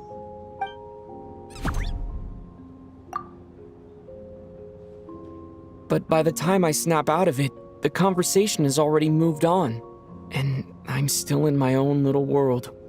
I'm trying to overcome this sense of detachment, but I really miss Paimon. I guess, in a way, she means the whole world to me. I bet she misses you when you're not there as well. Maybe you're her entire world too. I don't know if this will make you feel any better, but back when the water imps left Snezhnagrad in droves, I also felt like the whole world was suddenly empty. I could be surrounded by people all smiling and having fun, and still feel completely separate from it. So, I totally understand how you feel.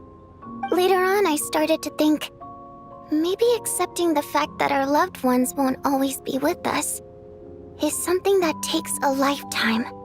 All we can do is cherish their companionship from moment to moment. So, once we get out of here, you better hurry back to our side as fast as you can. You can't let your story end in regret.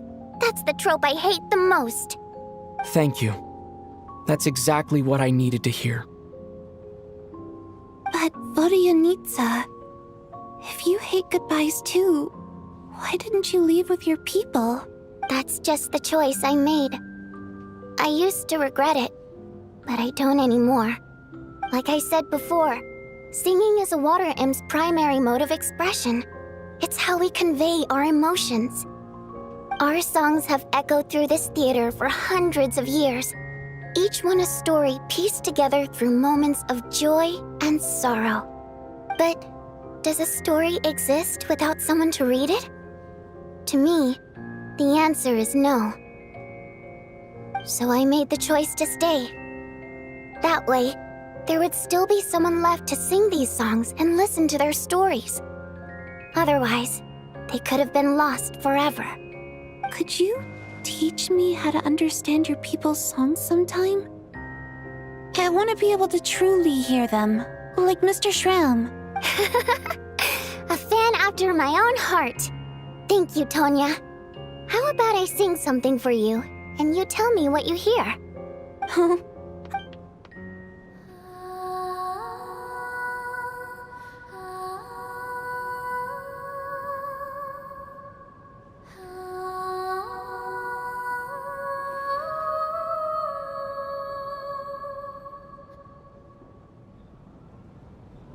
I've never heard that one before. I feel like I can hear a sense of longing somehow. I wonder why that is. Color me impressed, Tonya. You're a keen listener. Most people can only tell if a song is happy or sad. I didn't think you'd be able to pick up on such specific details. So, what's the song about then? Come on, tell me! I've actually never performed this song in the theater before, because it has more of a ceremonial purpose for our people.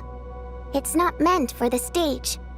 It means something like, "May those we have lost watch over us, and follow this song back home in the night, so that we might be reunited once more."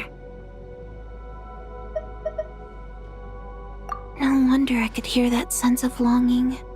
You sing it for loved ones who have passed away. I hope it reaches them.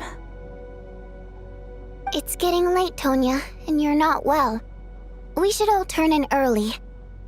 I suppose there's no reason to keep watch tonight. Okay, but, before I go to bed, could you sing that song a couple more times for me, Vodianitsa? Of course. Anything for my #1 fan.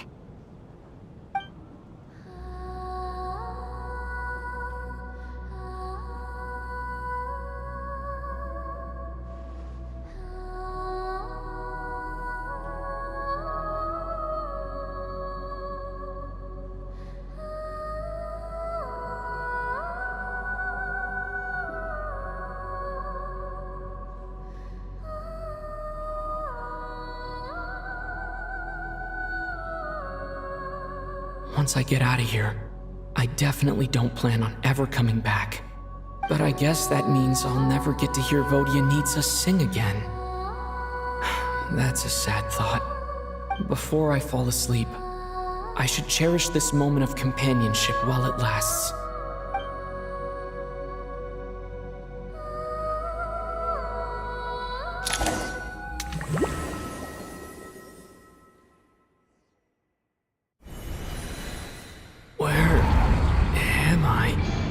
It's so dark in here, and I feel kind of dizzy.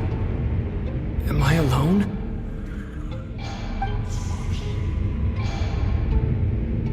Huh? What was that noise?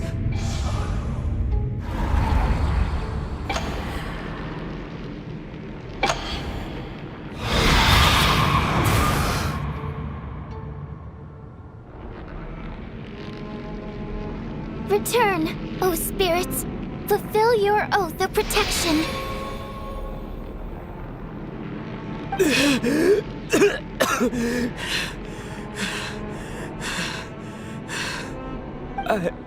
I'm alive? What just happened? No time for questions. Quick, over here. Turn on the switch. We need to bring back the light.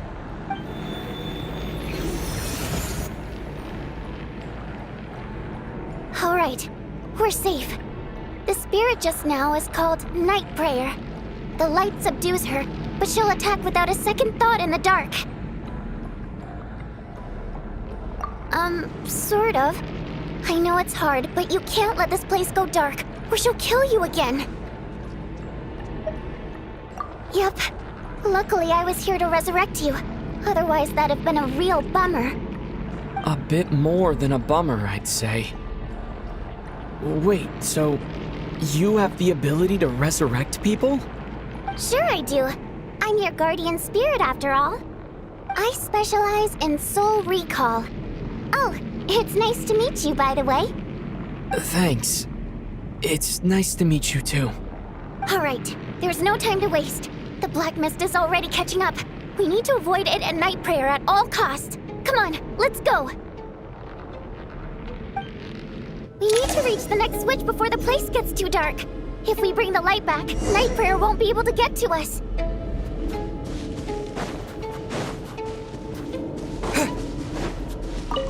Sweet, sweet light! It's back!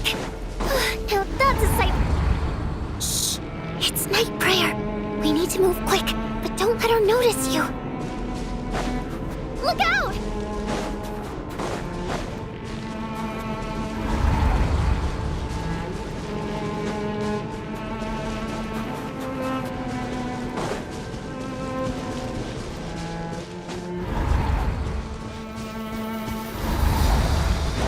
The next switch is over there.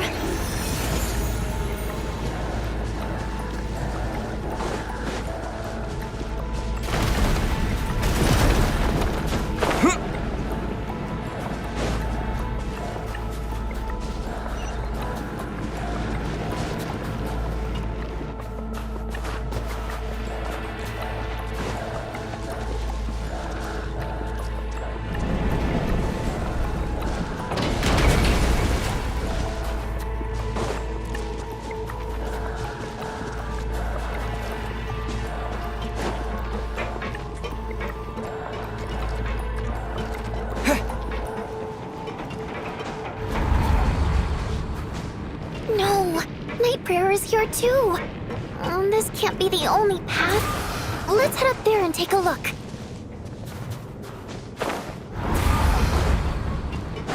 The switch is just up ahead. Hurry!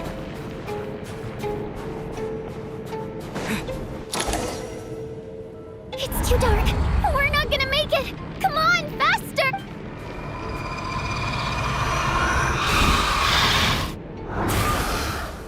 Traveler! I won't let you die like this. Not on my watch.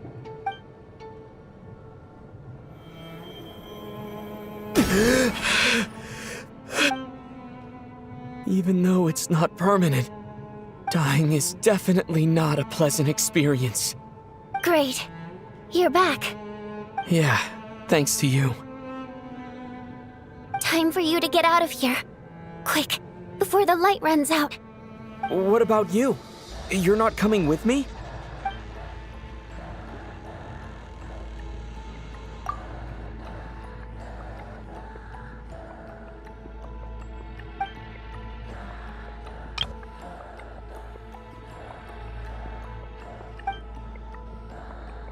Why didn't you tell me sooner?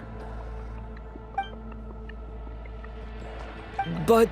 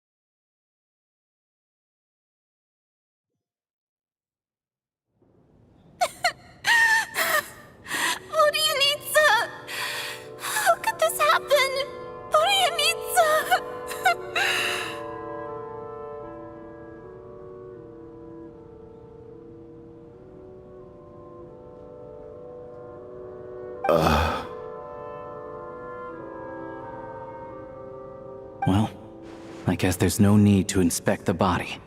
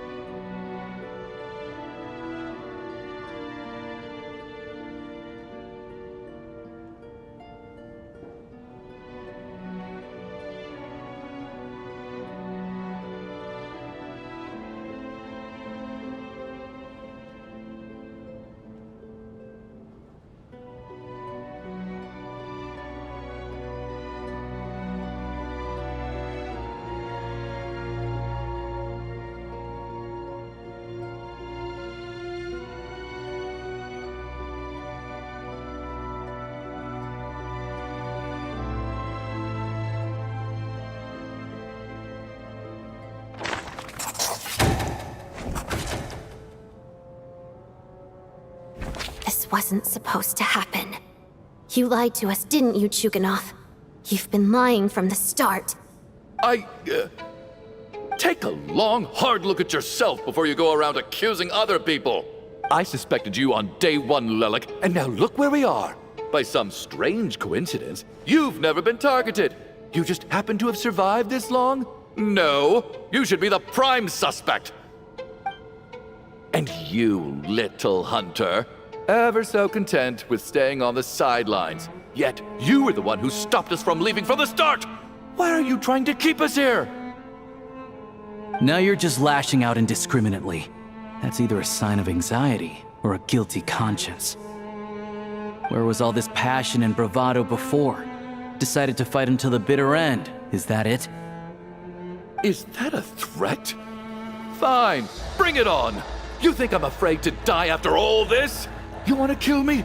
Go ahead. I'd like to see you try. After all the trauma of the past few days, everyone's been pushed to the breaking point. Valeria and Mitya aren't here anymore. Someone else needs to step up and take charge. But first, I need to think this through. Considering everyone left, who's the most likely candidate for the deceased?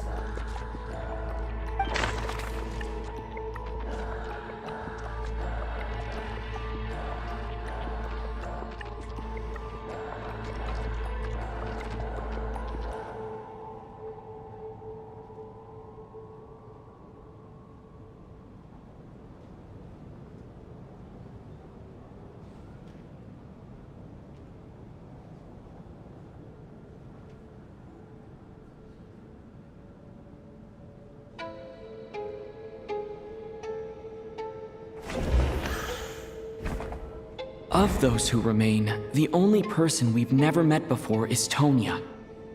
There is room to doubt her true identity. People are easily misled by first impressions. Now that I think about it, child sister was in fact a label I imposed on her due to my own assumptions. But Mr. Chuganov vouched for Tonya's identity yesterday, with basically no other possibilities left. Could it be?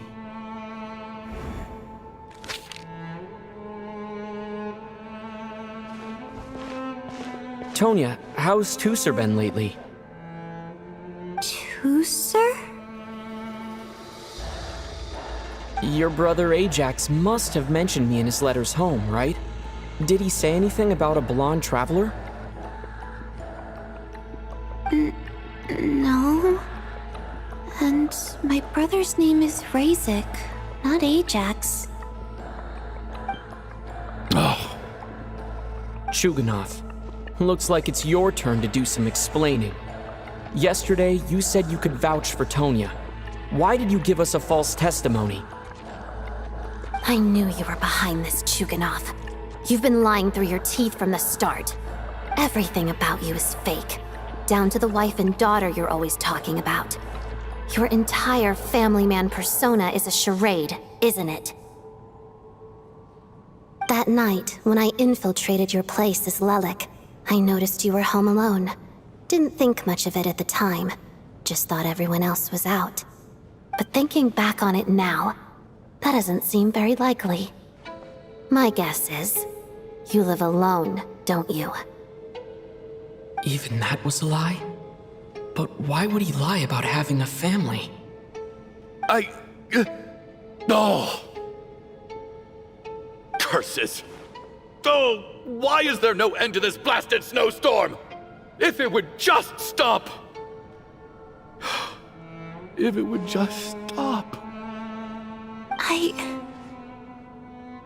think I remember now. I know how I ended up here. It feels like a distant memory. But at the same time, it's just like it was yesterday. The reason I'm always coughing is because I got sick with frostbite. The locals usually call it the snow cough. It's not a very common illness. It's partly genetic and partly caused by the cold climate, but it can be fatal. They sent me to the hospital as soon as they found out I had it, and I spent so long lying there in that hospital bed. After a while, I felt myself growing weaker and weaker. Nothing seemed to be working anymore. Neither the treatment that the doctors were giving me. So one day, I told my brother that I wanted him to take me outside for once, so things could be like they used to, just for one day. I wanted to meet loads of friends, experience new things. He agreed. He snuck me out of the hospital, and we escaped. We got to the theater, bought tickets, and went inside. Oh, it was all so exciting. I remember the show very clearly. It was amazing. But I found myself getting sleepier and sleepier. Oh, Tonya. When I woke up, I couldn't find my brother anywhere, so I guessed he'd already left. But there's no way he'd leave me behind. So I decided to stay here and wait for him. At the time, I figured he'd probably gone to brew some more medicine for me. I was planning to chew him out for abandoning me when he got back. Tonya, it sounds like by then, you'd already... Yeah, I know. I understand now. Dead, aren't I? This cough and the feeling weak, it's probably just my body's memory. After all of that, it turns out I can't blame my brother after all. I was the one who abandoned him. I'm sorry, everyone. I realized this much too late. It seems like death skewed my perception. And now I've dragged you all into this mess. Your name probably isn't even Tonya, is it? Didn't that ever strike you as odd over the last few days? Well, when I was little, my brother and I read a storybook, and Tonya is the name of one of the characters. When we escaped from the hospital, our family and the hospital security were looking everywhere for us. So when you first approached me and said my brother had sent you, and called me Tonya, I thought he must have chosen a fake name that only the two of us would know. Because he was afraid of getting caught. Now, it seems like that was just wishful thinking. At least your memory of death isn't painful. That is a small comfort. Now it's your turn, Chuganov. Talk to us. I believe no lie is ever told without a reason. You're right. I was lying. I happen to know that the Harbinger child and his sister Tonya managed to get tickets, so I lied to you and pretended I knew them. And yes, I was lying about my family too. The truth of the matter is, I lost them. a long time ago. I just refused to accept reality. And now I've spent the second half of my life living a lie. I'm a joke. My daughter's name was Iskra. And before you ask, yes, Iskra, as in Iskra Manufacturing Plant. She also died from the snow cough. She was just 6 years old. If she were still alive today, she'd be around the same age as little Tonya here. After Iskra passed, my wife couldn't bear to face those memories either. So she chose to start a new life without me. One day when I came home from work and saw the empty room, I felt like I couldn't breathe. Subconsciously, I started to imagine that they were still there. I soon discovered that this was the only thing that made me feel any better, so I just embraced the delusion. Nothing more than a pathetic means of escapism, I know. But at least it's not a crime. So explain your false testimony then. The night before last, when I was chatting with Tonya, she mentioned that her brother would brew medicine for her from frost fairy flower leaves. Combined with her various symptoms, I suddenly understood everything, including the fact that she was deceased. The snow cough used to be an incurable illness. I would pick frost fairy flower leaves to brew medicine for Iskra too. It took hours and hours on the stove. But the year after my daughter passed away, the jester of the Fatui announced that a cure for frostblight, also known as the snow cough, had finally been developed. It turned out that all previous treatments were completely ineffective. No better than random concoctions. That was the final straw for me. I just couldn't take it anymore. Just one more year. One more year, and everything would have been okay. So, more than anyone, I know full well that in this day and age, no one in their right mind would still be using frost flower leaves to brew medicine for the snow cough. Poor Miss Tonya, therefore, had to have been from an era when snow cough was still a terminal illness. So, you projected your daughter onto her? Even though you knew she was one of the dead?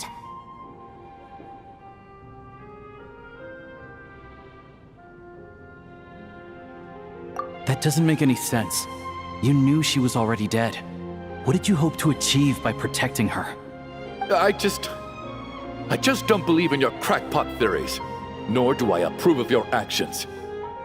How can you just declare a living person dead and throw them out into that snowstorm? Nitya's gone.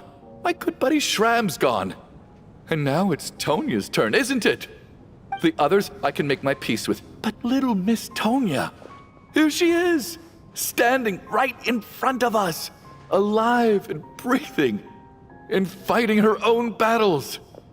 Yet you're quite happy to say she's dead? I just want her to live. Once this snowstorm is over, the very moment it stops, I'm going to march out that door and find someone who can fetch the very best medicine for her snow cough. I'll be damned if I'm gonna let you cast her out into the snowstorm before I have the chance to cure her. Not again! Not this time! Not when the cure is right within our grasp! I'd never be able to forgive myself. Mr. Chuganov, stop. I can't let you do this. Tonya. By the sounds of it, you've known I was dead since the night before last, right? I really liked Mr. Valeri, Mr. Mitya, and Miss Vodyanitsa. And now they're all dead because of me. I'm not happy about that. The reality is, you've been trying to fight your own demons through me. But all you've really done is trap me inside your delusion along with you. No! Listen to me. I want to save you. I do! Well, at this point, I'm quite sure that I'm dead. I don't need to be saved. The time I got to spend with all of you is more than enough for me. Despite all the bad things that kept happening, I got to meet so many interesting people and spend so many days and nights by your side. Since the day I escaped that hospital until now, this has been an adventure I never even dared to dream of. I'm very fond of you all. If it were only possible, I'd trade my soul to bring back the ones who died. If it meant things didn't have to end like this. And that's why I'm not fond of you at all, Mr. Chuganov. I'm sorry. It's them that you owe an apology to, sir. Not me. Well then, I suppose this is it. It's time for my adventure to end. I've caused enough trouble. You're leaving already? It's still early. Don't you want to stay a little longer? No thank you. Oh, and by the way, my name is Patashka. It was nice meeting you all. Feels strange that we're only being properly introduced now that it's time to say goodbye. Tashka.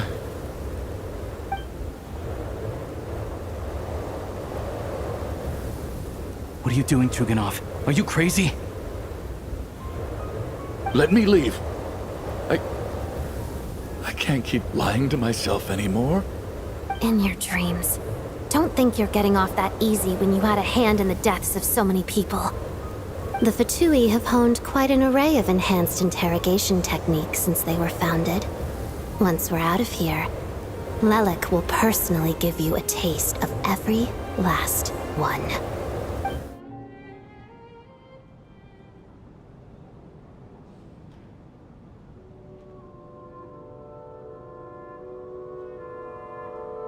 I think we should leave. I doubt this snowstorm is ever going to stop. For all we know, this storm might have destroyed all of SNEZNAYA by now. Maybe even the whole world. Wait, we finally solved the mystery of the haunted theater today. Maybe let's at least try to enjoy tonight? Fair enough. I don't particularly feel like dying in Chuganov's company anyway. And yet you won't let me die first. Hey, Chuganov, on a serious note, if we do make it out of here, you should close down that factory of yours. A lot of people are freezing thanks to you. Is this really the time to be discussing my factory? All right, fine. I'll shut it down. Doesn't matter to me anymore. Am I hearing things? Or was that a knock at the door? There it is again. But I don't understand. The snowstorm hasn't stopped, has it? Should we open the door? Is this it? Is this nightmare finally over? If the last few days are anything to go by, I probably shouldn't be getting my hopes up. Whatever lies beyond that door at this moment, it could be something even more terrifying than everything we've been through so far.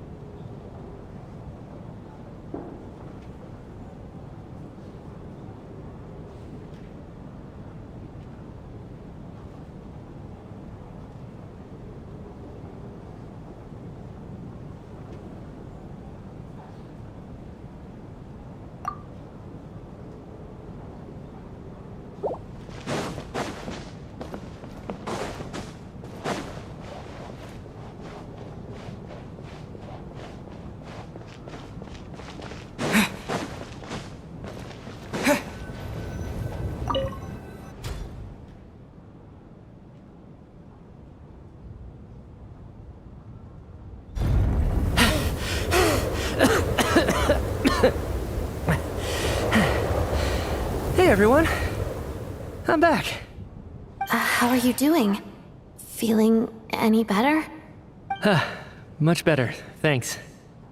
Whew, it is so good to have you guys here. I was a little worried that the theater would be empty by the time I got back. Let me see. Tonya and Vodyanitsa are missing, which means... Vodyanitsa died last night. And then you discovered that Tonya was the other dead person. Am I right? Not Tonya. Pitashka. First, tell us how you made it back here. Given the conditions outside, no one should be able to return alive. You're right. The thing that got me back safely was... a song.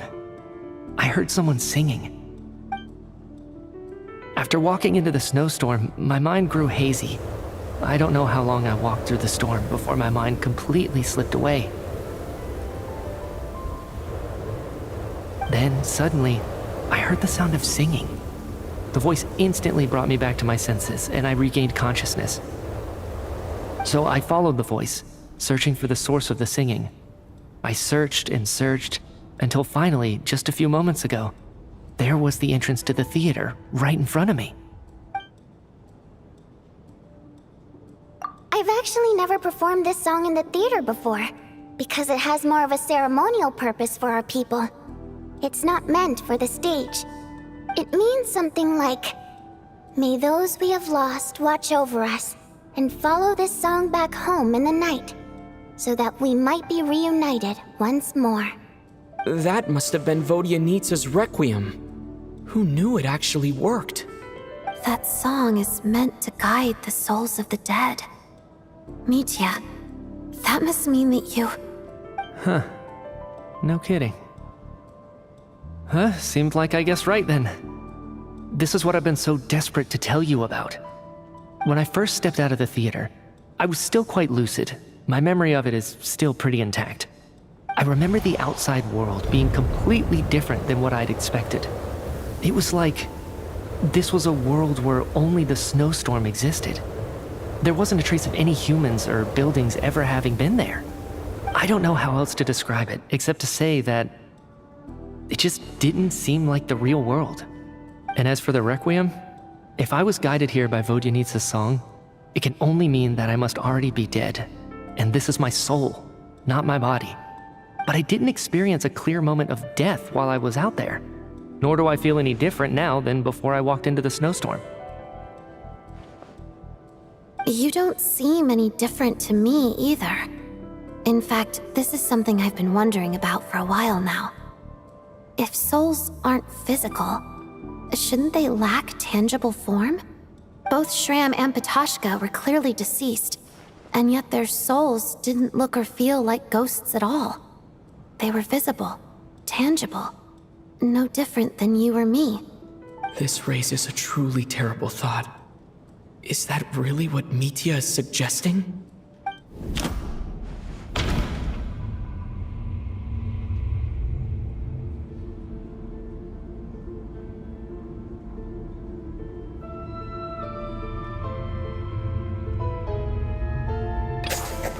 Mitya's soul was summoned back by the Requiem, confirming that he is indeed already dead. And yet, he looks no different from us. Of course, if even the long-deceased like Mr. Shram can blend in with us undetected, then maybe we've all been dead from the very start. And...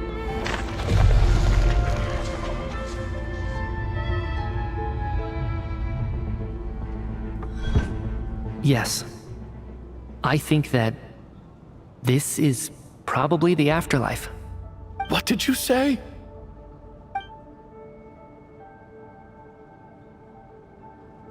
You heard me. We died in the theater. All of us did. But due to an obstruction in the theater's ley lines, our souls are trapped here, while an endless, infinite snowstorm rages outside. It's ironic, really. All that time, we were working so hard to figure out who the deceased among us were, when the truth was, we were all deceased. The only difference being some of us died more recently than others. Do you remember that note, "Death is near"? Seems like we misunderstood what it meant after all.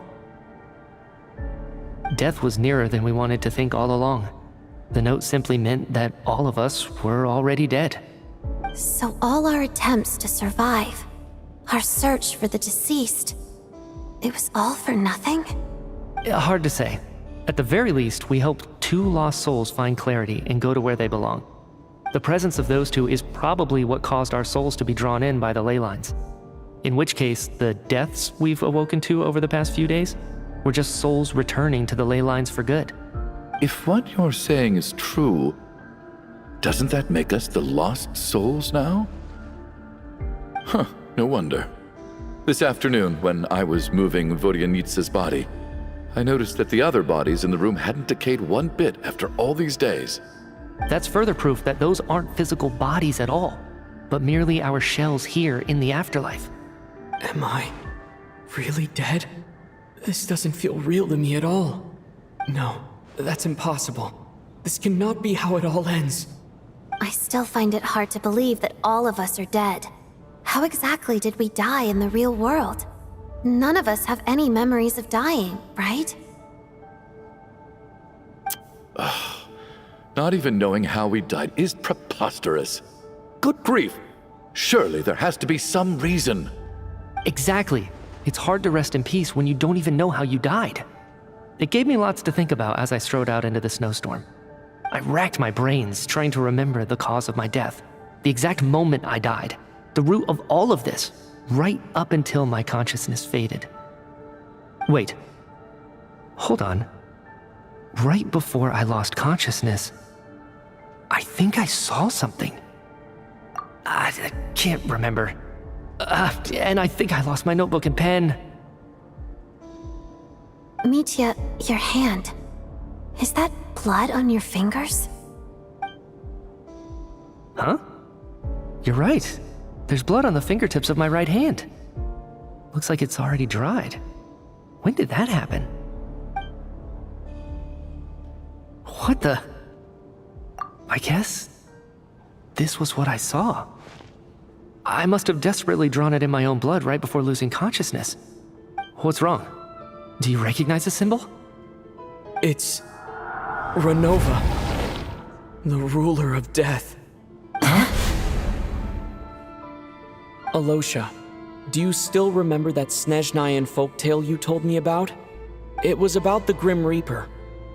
When someone's about to die, he appears as an incarnation of someone familiar to guide their soul into the afterlife. And as soon as you recognize his face, your life is over. I heard a similar tale when I was little. You think the Grim Reaper in this story refers to the ruler of death you mentioned? That's right. In which case, death is near could also mean that the Grim Reaper is here disguised in a familiar form. Death, the deceased, and the Grim Reaper? So it's a triple entendre. When I first saw this note, I thought it contradicted the investigation report. But now it seems like that was the whole intention. So the Grim Reaper deliberately misled us. Then, we started suspecting each other and searched for the deceased while they hid in plain sight. By that logic, the one person most likely to be the Grim Reaper incarnate is...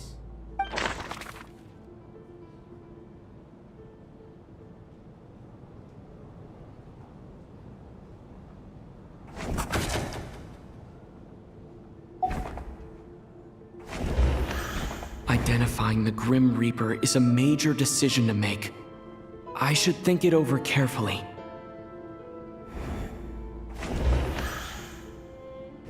Identifying the Grim Reaper...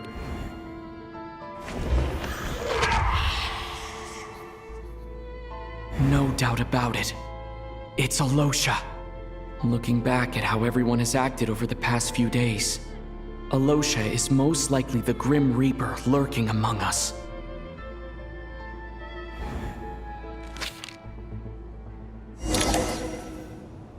Is it you, Alosha?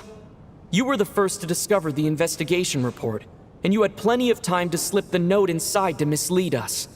So? Surely you can't suspect me based on that alone. What if someone else found the investigation report first, slipped the note inside, and then put it back without telling anyone? There's no denying it. The note could easily have been slipped in much earlier than it was discovered. That's not all.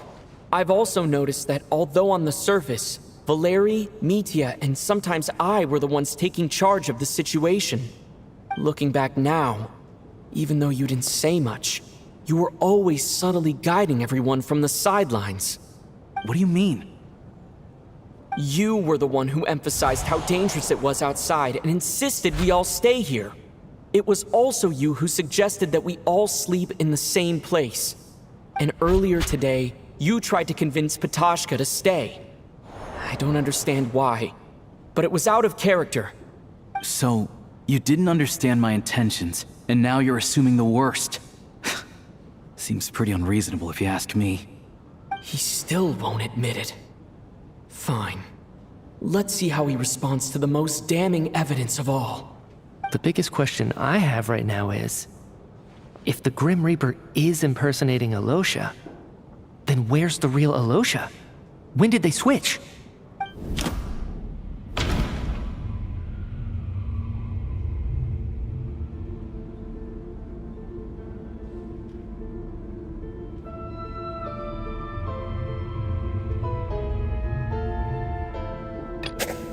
No, nothing related to Alosha happened that night.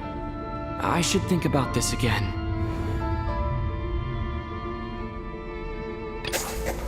That's right. This was the moment. Right at the start, before any victims had even emerged, Alosha was switched with the Ruler of Death while everyone's guard was still down.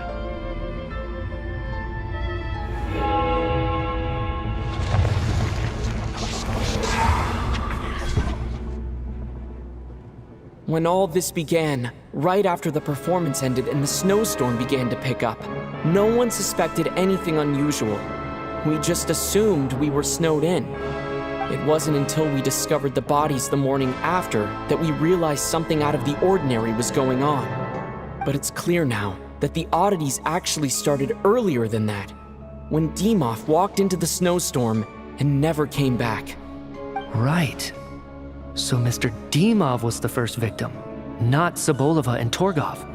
And if we pinpoint that moment as the beginning of this incident, then one thing becomes clear. Alosha, you are the only person who walked into the snowstorm and came back without the help of Vodyanitsa's Requiem. More precisely, Alosha never came back at all. The one who came back was the Grim Reaper. Not bad. Well, since you've backed me into a corner, I suppose there's no point in keeping up the act anymore. Alosha? You're the Grim Reaper? I am no such tired cliché. Mortals should address me as the Ruler of Death.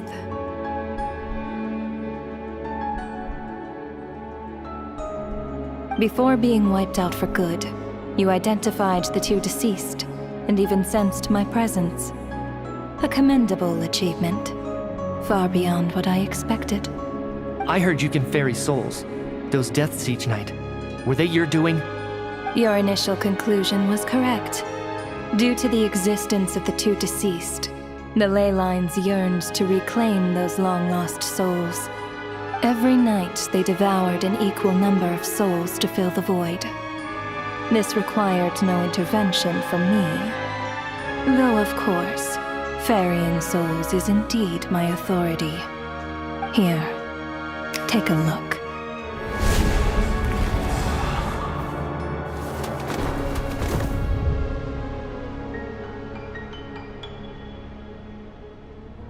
What are you doing? That takes care of today's too. Don't get so worked up. You are already dead, and your souls must return to the ley lines. I know we're already dead. You murdered us, didn't you? Murdered? No. Murder is when mortals usurp my authority. Death is my jurisdiction. If I require someone to die, I need not resort to such laborious methods as murder. You simply met the criteria to trigger my curse of death. I know about the curse of immortality. So there's another death-related curse too? You cursed us? When? And why would you do such a thing? So often, humans pray to me, begging to know when their death will come and what form it will take. But few people ask why. If you must have an answer, know that death comes simply because one's time has come. So you're not gonna tell us the truth? Hold your tongue. By all rights, you shouldn't even be allowed to speak with me. Those angels from the past are to blame for the reckless renovation of the ley lines here. It's made my work on this occasion infuriatingly complicated. Work? So trapping us here, making us watch our friends die, that's just another day at work for you?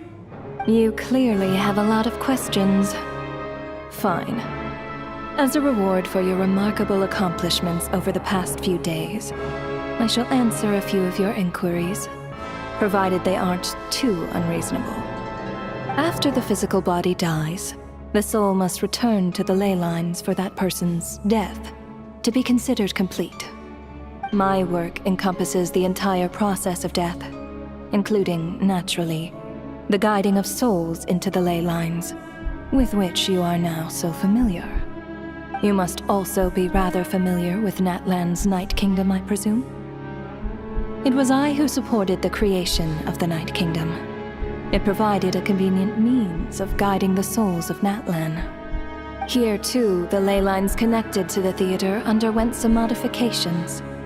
The angels hoped to make them capable of accommodating the souls of some special creations. But this actually hindered their ability to accept ordinary souls to some degree. This effect manifested itself after you died from the curse in the theater, leaving you stranded in the afterlife, unable to achieve a complete death. But if souls who die from the curse of death fail to return to the ley lines within a short window of time, they will miss their chance for good. Then, they will remain forever suspended between life and death, no longer subject to the authorities of either.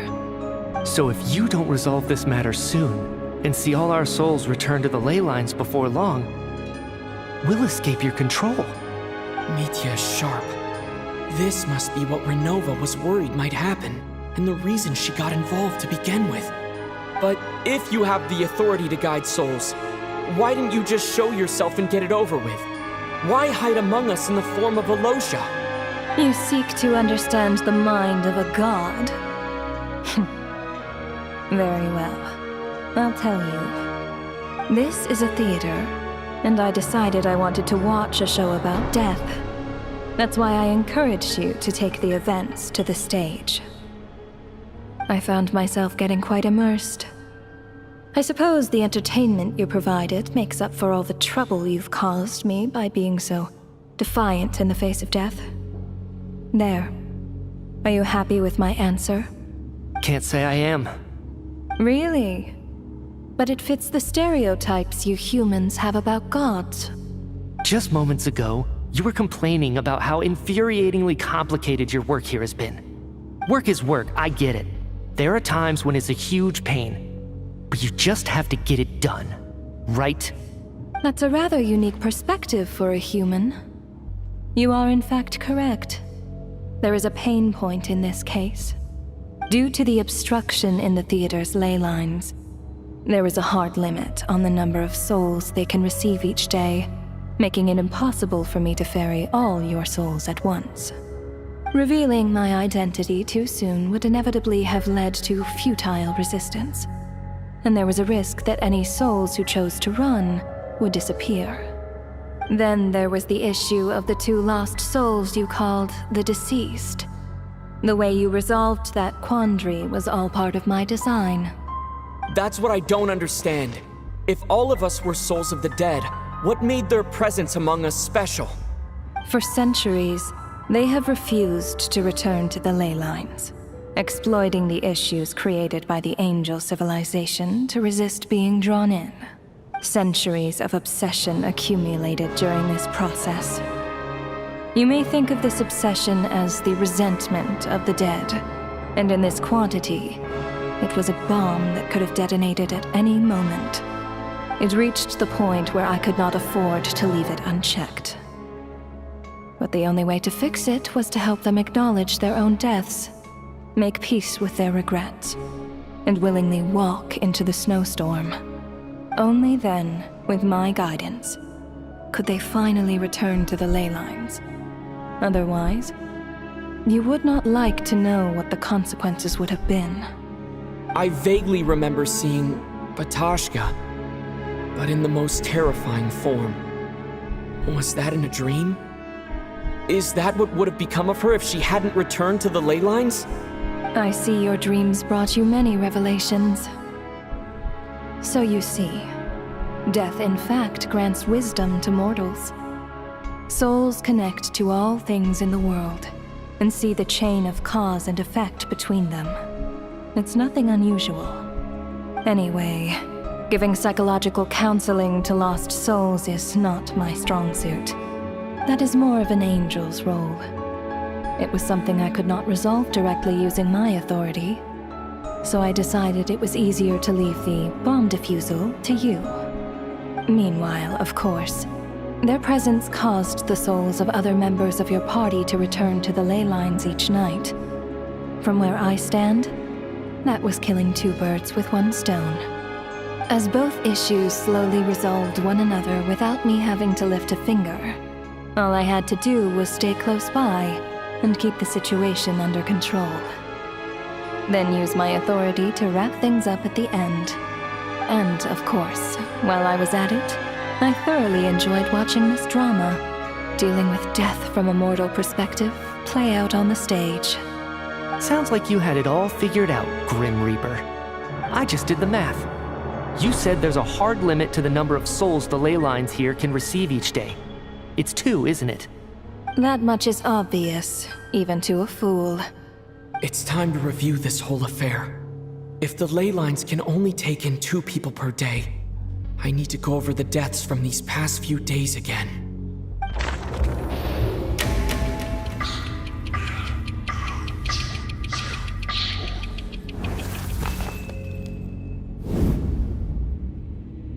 Looking back now, none of us had the faintest idea at the time.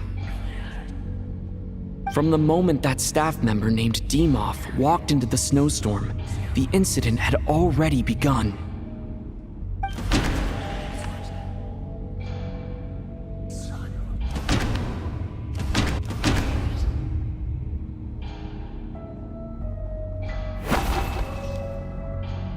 No, let me go over this again.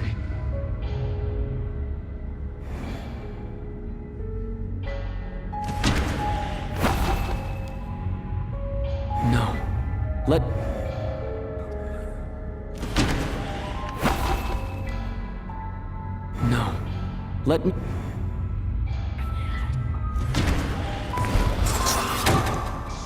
Alosha was the second to walk into the snowstorm after Dimov to investigate. During this process, the ruler of death assumed his identity, making him one of the victims.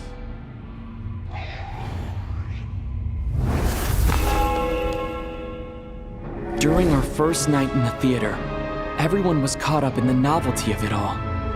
No one could have expected there would be victims the very next morning. Despite all the confusion, and with the help of hindsight, we finally began to realize that something was amiss with the snowstorm.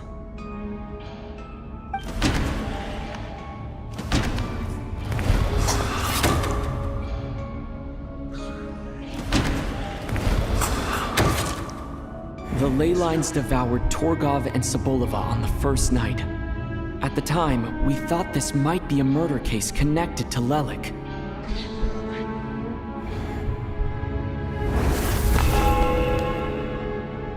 Odette and I spoke a lot that night. 3 people were on watch, but in the morning, we discovered that someone had fallen victim all the same.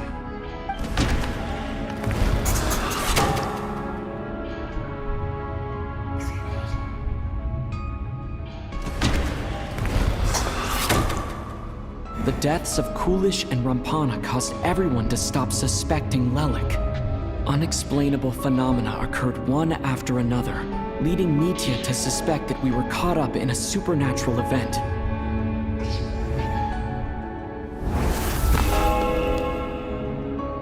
Later, we discovered that there seemed to be an extra person among us, and subsequently discovered the existence of the deceased. Mr. Schramm realized he was the deceased and walked into the snowstorm to return to the ley lines of his own accord. It turns out there really was a dead person among us.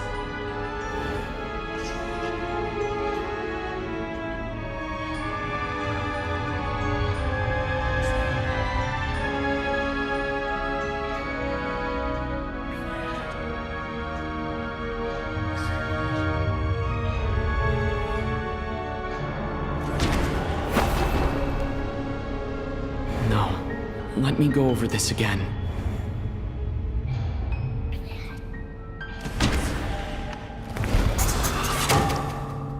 We thought it was all over, but Mr. Valeri's death was a rude awakening for everyone.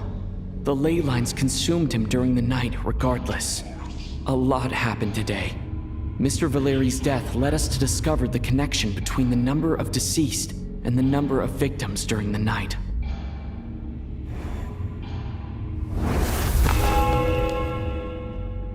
The fact that there was more than one deceased seemed to bring us back to square one. Odette revealed some information she had been keeping to herself.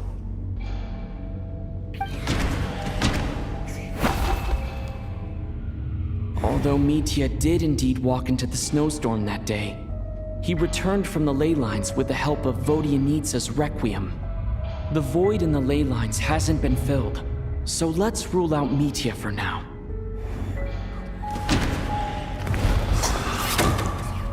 As it happened, Patashka filled the void left by Mitya's return from the ley lines by walking into the snowstorm this morning.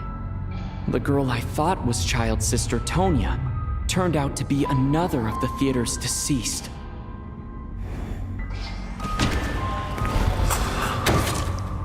Vodyanitsa was swallowed by the ley lines in her sleep, but the requiem she sang before falling asleep was quite a game changer. Come to think of it, Patashka was about to walk into the snowstorm at that time. And Renova, unaware that Mitya would return, was concerned that her soul would overflow from the ley lines. That's why she used Alosha's voice to try and persuade her to stay behind. Looking back, I suppose that was an early slip-up on her part.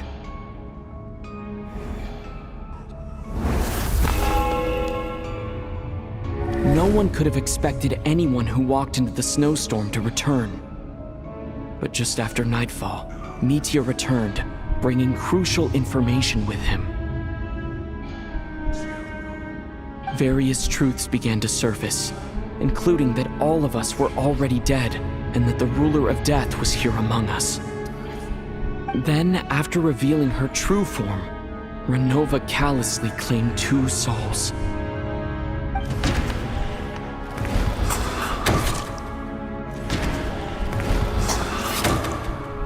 In fact, everyone was already dead by the time we took the photo.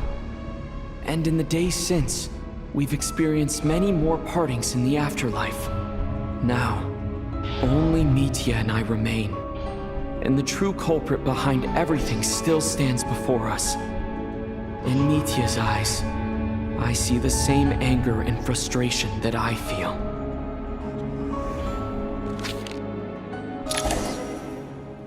That covers everything. It's all clear now. Your work isn't finished here yet, is it? The Traveler and I are still standing here, safe and sound. The Water Imp's song threw things off a little, but it is of no consequence. The ley lines have already anchored your soul, and the first ray of light tomorrow morning will take you back. I, meanwhile, need to review my attitude towards the Water Imp race. So the reunion in the night that Vodyanitsa mentioned, I suppose that was never meant to be a permanent reunion. That just leaves you, Traveler. My power only allows me to temporarily separate your soul from your body. The ley lines of Tevat would not accept you, and your soul is firmly anchored to your body by your will. For a descender like you, who is not bound by Tevat's rules, your death can only be brought through the most violent of means, such as directly destroying either your body or soul.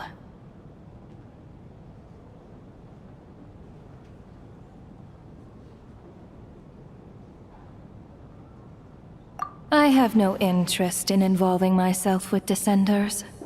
For now. Although, this may change if Asmodee remains missing, or you insist on interfering with our affairs. One last question then.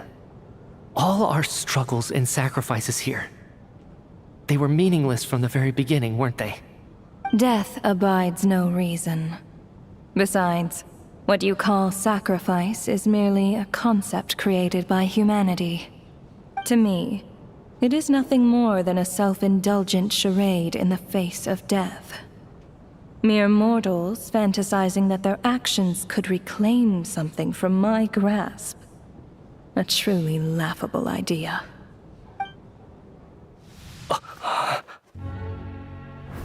Grim Reaper, you really know how to get on my nerves. I'm not here to ingratiate myself with you. I kill merely because your deaths are necessary. Oh, you've made that quite clear. But humans don't take well to being scorned.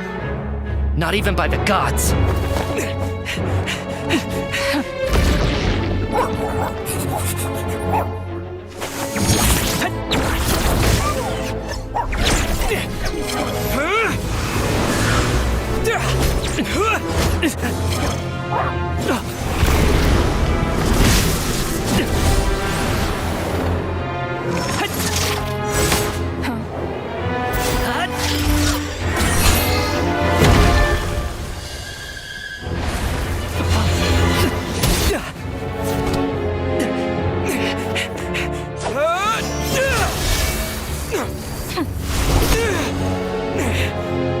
This is futile.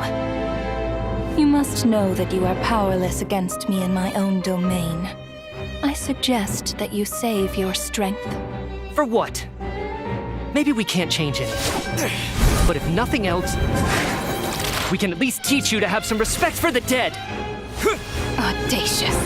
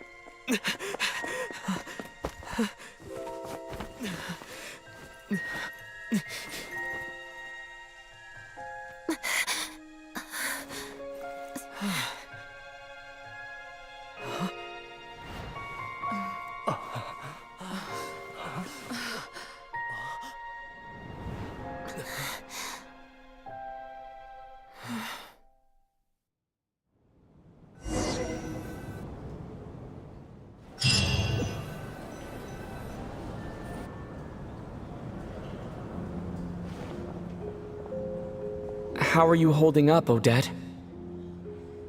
What happened to me? How much do you remember? What do you mean? Is the performance over? I can't seem to recall what happened. Has Odette already forgotten?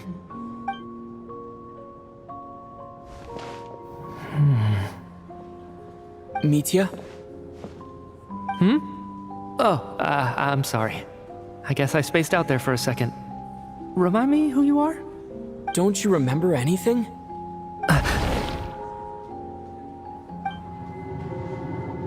Yeah, I remember now, comrade. Looks like we guessed right. Just like me when Odette found me at the Armory Palace, for some reason, everyone killed by the ruler of death eventually came back to life. Just with one catch. They forgot what happened while they were dead. Odette and the others have already forgotten everything. Why were you able to remember this time? Could this be the reason? You said this is the ruler of death's symbol, right? I don't see anything there.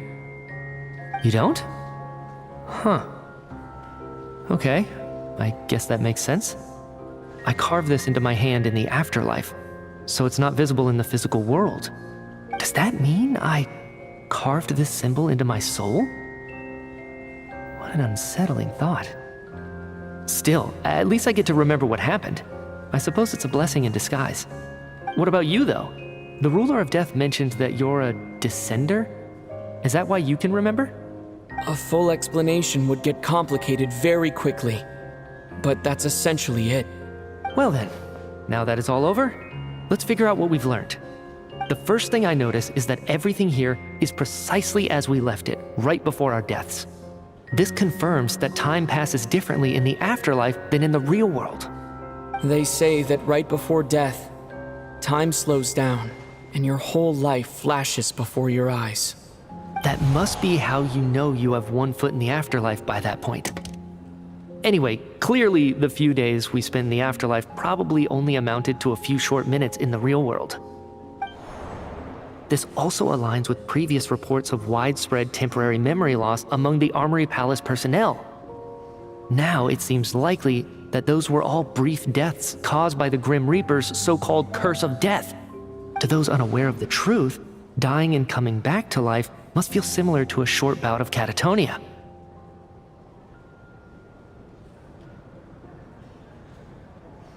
This leaves me with a couple big questions. What are the conditions that trigger this so-called curse of death? And why are we resurrected after we die? If nothing else, I think it shows that killing us wasn't her ultimate goal. We still don't know her true reasons for subjecting us to death. Right. This time only got complicated because of the situation with the theater's ley lines. That's why she had to approach it differently. If the previous incidents of amnesia among the researchers are anything to go by, killing us is usually a pretty routine matter.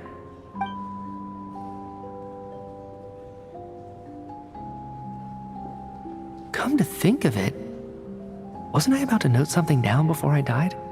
I can't remember what it was, but I think it was something related to my research project. Sorry, Traveler. I'll catch up with you again later. Right now, I have to make a trip back to the Armory Palace. Sir, if I may, no one of your description has ever shown up in my investigations into Mr. Mitya's friends. Yet, you two seem very familiar with each other. Could you perhaps tell me where he was in such a rush to get to? And, by the way, have we ever crossed paths? Forgive the presumptuousness, but I feel a vague and indescribable sense of familiarity about you. I can explain everything. Could you help me gather everyone in the theater in one place?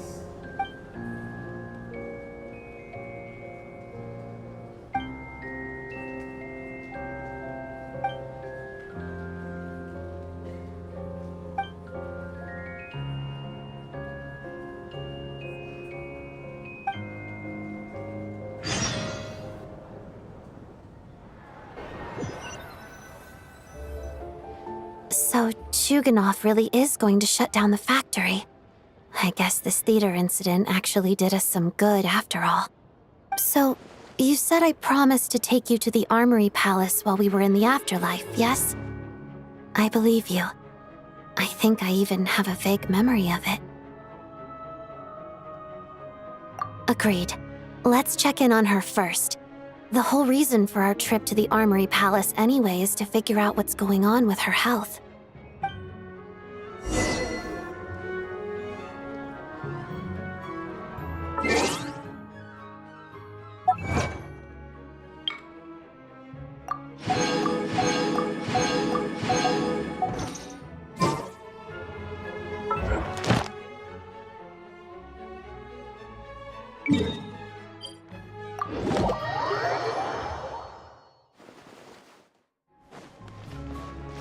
Welcome to the Adventurers Guild, my lady. Is there something I can help you with? Thank you for complete. Welcome to the Adventurers Guild, my...